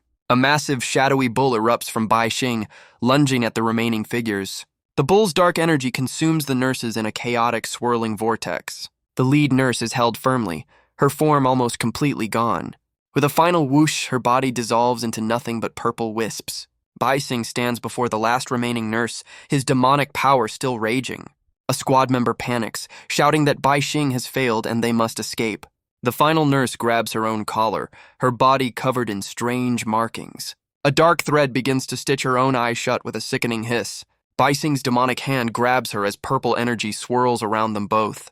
The dark energy of the bull begins to recede from Bai Xing's face. His eye glows as the demonic power is drawn back into his body. A clash of red and purple energy erupts as the two opposing rules collide. Vivian watches as Bai Xing and the nurse are trapped inside a glowing pink box. She worries about the risk he's taking, questioning his dangerous plan. Bai Xing's eye glows with intensity, believing his gamble is working. He realizes the nurse's threat is just as powerful as the golden bull. The bull's corruption contains the nurse, but her power corrodes its own host. He realizes the real problem is his own eyes, which are now being stitched shut. Bai Xing unleashes a beam of light from his eye, attempting to sever the thread. His light domain rule clashes with the nurse's power, creating a brilliant flash. The nurse is caught in the struggle between the two powerful abilities. The threads are severed from his eye as he successfully breaks free. He desperately tries to cut the remaining threads with his light power. The two opposing forces reach a critical turning point, a perfect deadlock. The scene cuts to a peaceful blue sky with text declaring that everyone is gone. A disembodied eye flies through the city, lamenting that everyone from the past era has failed. It despairs, declaring that humanity has no future and the gods are a joke. The eye's pupil glows with power as it decides to grant everyone a painless end. It struggles to remain rational, remembering it cannot harm its own daughter. With renewed focus, it realizes that hope for this new era lies with him. The eye sees a vision of Bai Xing, recognizing his hand but keeping the secret to itself. Activating its rain domain, the eyeball zips across the city at incredible speed. It phases through a wall, continuing its urgent journey. The eye watches the glowing box, wondering what Bai Xing is planning. It realizes he's deliberately provoking a conflict between the two opposing rules. The eye sees a chance for success if he can just maintain his human will. It urges him to stay alive and not end up like Jason, whose mind was devoured. The clash of red and purple energy continues to rage within the box. The two powerful forces remain locked in a desperate struggle. The eyeball declares that this is the final decisive showdown.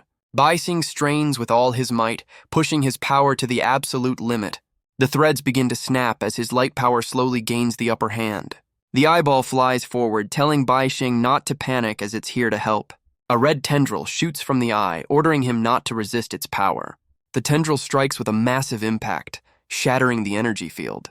Vivian and the squad look on in shock as the box disappears. A terrified board member scrambles on the floor, asking when they can escape.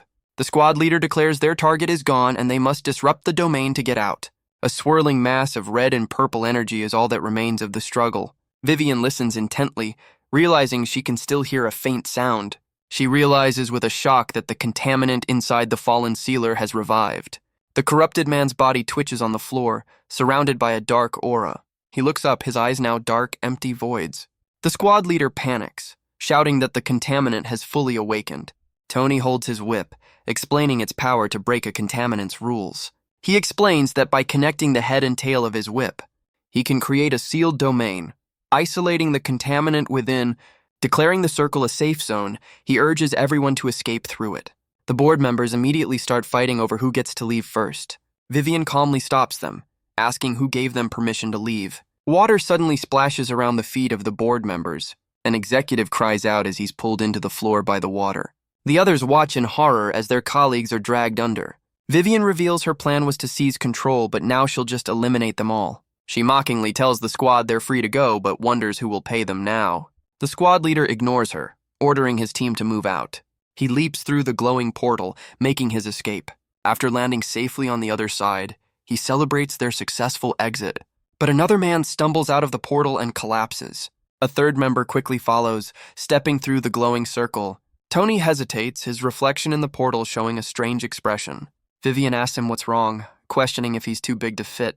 He remembers her warning that using a contaminant's rules always has a price. A new figure appears, explaining the whip's previous owner met a grim fate using the circle. He tells Tony to follow him, promising safety on the other side. Tony steps through the portal into a dark, abandoned alley. The man asks him what's next, but Tony just looks at him strangely. The man's face twists into a maniacal grin as he begins to laugh. He dances around the alley, his laughter echoing ominously. The man reveals the portal's true nature. It's a gamble with an unknown destination. Back in the boardroom, Tony strains, vowing to give it his all. He dives headfirst into the glowing portal with a determined cry. The squad watches as he stretched and pulled through the energy field. He lands safely on the other side, relieved the escape went smoothly. With a smile, he turns to the portal, ready to close it behind him. A hand suddenly grabs the glowing whip, stopping the portal from closing. Tony screams in terror, realizing he's being pulled back. He vanishes from the alley, dragged back into the boardroom. Vivian stands calmly, her whip now in hand. She approaches the corrupted sealer, offering to help now that Bai Xing is gone.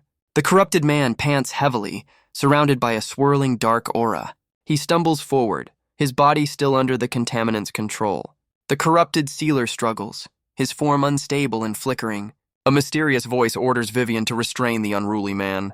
The voice urgently tells her that Bai Xing needs help. Vivian realizes the voice is coming from the corrupted man and agrees to act. She cracks her whip, lashing it toward the struggling figure. With a pained cry, she pulls on the whip, trying to restrain him. She struggles against his immense strength, realizing she can't hold him for long. The corrupted man's eye glows with a menacing red light. The scene fades into a dark, swirling purple void. Inside the void, two powerful energies, red and purple, clash violently. The scientist's eyeball watches the spectacular collision of rules. Bai Xing appears, his body caught in the storm, admitting he's trapped himself. The eyeball explains his body has become the battlefield for the two rules. Bai Xing screams in agony, demanding the eyeball help him regain control. The eyeball tells him he needs to make the two opposing powers relax. He realizes he can counter the nurse, but the bull's power is another problem. The eyeball corrects him, revealing there is a way to handle the bull. Bai Xing looks on in disbelief, questioning if it's really possible. The eyeball shoots forward like a red comet through the energy storm. It transforms into a massive, shadowy, wolf-like creature. The creature's red eyes glow, resembling the bull's own power. The eyeball explains it has blocked the bull's sight, buying them a few minutes. Bai Xing roars, ready to cancel his old commands and reselect his target. The four-eyed wolf asks its new master for the target's 4 traits. Bai Xing roars his first command. The target is right in front of you. The wolf's eye flashes with purple light, locking onto the nurse. The bull's power and the nurse's rule both react to the new command. Red and purple energies clash as Bai Xing's eye reflects the target's mark. He gives the second trait, declaring her rule is active to force a collision. The nurse stands calmly, 4 glowing dots now visible on her forehead. In the purple void, the wolf slowly approaches its designated target. Bai Xing gives the third trait as the nurse gets closer, confirming his plan is working. Dark purple threads suddenly emerge from the nurse's forehead. The threads fly toward the wolf as Bai Xing realizes her target has shifted. The wolf's eyes glow as the dark threads begin to wrap around its face. A beam of energy connects the wolf's eyes as the threads tighten their grip. The nurse's head is suddenly obliterated in a massive burst of energy. Bai Xing watches as the headless nurse remains standing, threads still active. He smirks, noting the wolf's weaker power allowed the nurse to easily stitch its eyes. With its snout sewn shut, the wolf's conditions were met, triggering the attack. The headless nurse is enveloped in a swirling vortex of purple threads. Her body begins to regenerate, the threads forming a new face. The wolf faces the restored nurse, whose attack focus has now changed. Dark threads now completely cover the wolf's head, stitching it shut. The massive Red Bull energy roars, warning they can't let the wolf be fully sealed. In his demonic form, Bai Xing realizes the dire situation. A diagram explains the wolf's rule requires 4 traits for a precise kill. But with fewer traits, its aim becomes less accurate, but its range widens. He wonders if removing all traits would cause the rule to collapse or become a global threat. The scientist's eye shouts that its power is at its limit and they must hurry. Bai Xing desperately orders the wolf to retreat from the nurse. The purple threads pull the wolf back, preventing its escape. The nurse stands calmly, her threads reeling the helpless wolf back in. In his demonic form, Bai Xing glares forward, surrounded by swirling purple threads. He hurls a dark energy orb, unleashing a powerful psychic assault. The scientist's eye explains the nurse's rules were redirected, and the bull can now be guided. Bai Xing holds the nurse, forcing the 2 opposing rules to cancel each other out. The eyeball marvels at his incredible feat of handling 2 overpowered rules at once. It laments not realizing sooner that he's qualified to explore the world beyond the ancient gate. The eyeball urgently calls out to Star, trying to wake him from the struggle. Back in the boardroom, the corrupted sealer is enveloped in a dark purple aura. Vivian desperately tries to restrain him with her whip, calling out his name. She grits her teeth, realizing her whip's power is too weak to stop the rampaging contaminant. The corrupted man's hand reaches out from the swirling purple energy. He grabs onto the energy, trying to pull himself free from the restraint. The sealer pulls the energy down, revealing his corrupted form. His eyes are now dark, empty voids, the contaminant fully in control. The elevator buttons behind him begin to glitch and flicker ominously. The screen distorts as the buttons continue to malfunction wildly. A skull and crossbones symbol flashes on the screen, signaling imminent danger. Vivian lashes out with her whip, trying to contain the spreading darkness. A powerful force throws her back, pulling her into the chaotic energy. She's dragged into a swirling vortex of dark, ominous power. The vortex consumes her as she vanishes into the swirling darkness. The elevator doors crack under the immense pressure of the contained energy. The glowing pink box containing the battle suddenly disappears from the boardroom. The room is now eerily quiet, with only scattered papers left behind. Scar Hank cautiously peeks out from a side room into the empty office. He steps out, wondering if the corrupted threat has finally gone. Tony frantically asks the squad leader where his whip has gone. He looks at a pile of rubble, realizing his weapon has completely disappeared. The remaining squad members discuss their next move now that their guild is in crisis. Their leader looks on with a grim expression, contemplating their uncertain future. Inside a strange dark space, an elevator panel glitches ominously. Vivian cries out in alarm, realizing the corrupted elevator has started moving. A disembodied eye appears, confirming her fears and making her scream. The eyeball calmly explains it's the voice that was helping her, not a monster. It reveals its identity as Roger G., the head of a powerful family. Vivian stares in disbelief as he dismisses his form as a failed experiment. He warns that this elevator isn't meant for people, but for something far worse. She realizes with dawning horror that they're in an elevator for contaminants. The eyeball explains the elevator's history, starting at the infamous Shedland Hospital. He recounts the hospital's dark past, a scandal that tore it apart 30 years ago. A flashback reveals the hospital's doctors were corrupt, driven by greed. They took bribes and trafficked materials, their corruption running deep. A brave nurse decided to expose their crimes, ready to bring them to justice. But the next day, she was found in the morgue, her eyes sewn shut. The eyeball explains it was a cruel punishment for seeing too much. The nurse's rage turned her into a contaminant, forcing the hospital to be sealed. Vivian finally understands the true terrifying nature of their transport. The eyeball warns that traveling between S-level domains could be catastrophic. It zips over to the corrupted sealer, demanding he wake up and fix his mess. The elevator suddenly shudders to a halt, startling Vivian. A bright red 0 flashes on the panel, announcing their arrival. The doors slide open as Vivian braces herself for what lies beyond. She looks out onto a desolate landscape filled with ominous grave mounds. They've arrived in a new S-level domain, the deadly grave mound. The eyeball explains its rule. Touch the soil and you're buried forever. A strange rumbling sound catches Vivian's attention, putting her on edge. The eyeball spots a massive pit that has suddenly appeared out of nowhere. Vivian stares in shock, wondering how the pit formed in an instant. The eyeball decides to scout the area, confident it can escape if needed. Peering into the darkness, it's suddenly startled by what it sees below. The eyeball zips back in, frantically telling Vivian to hit the button. She desperately tries to close the doors, screaming that they have to leave immediately. Deep in the pit, a man with a long braid chips away at the wall trying to break free.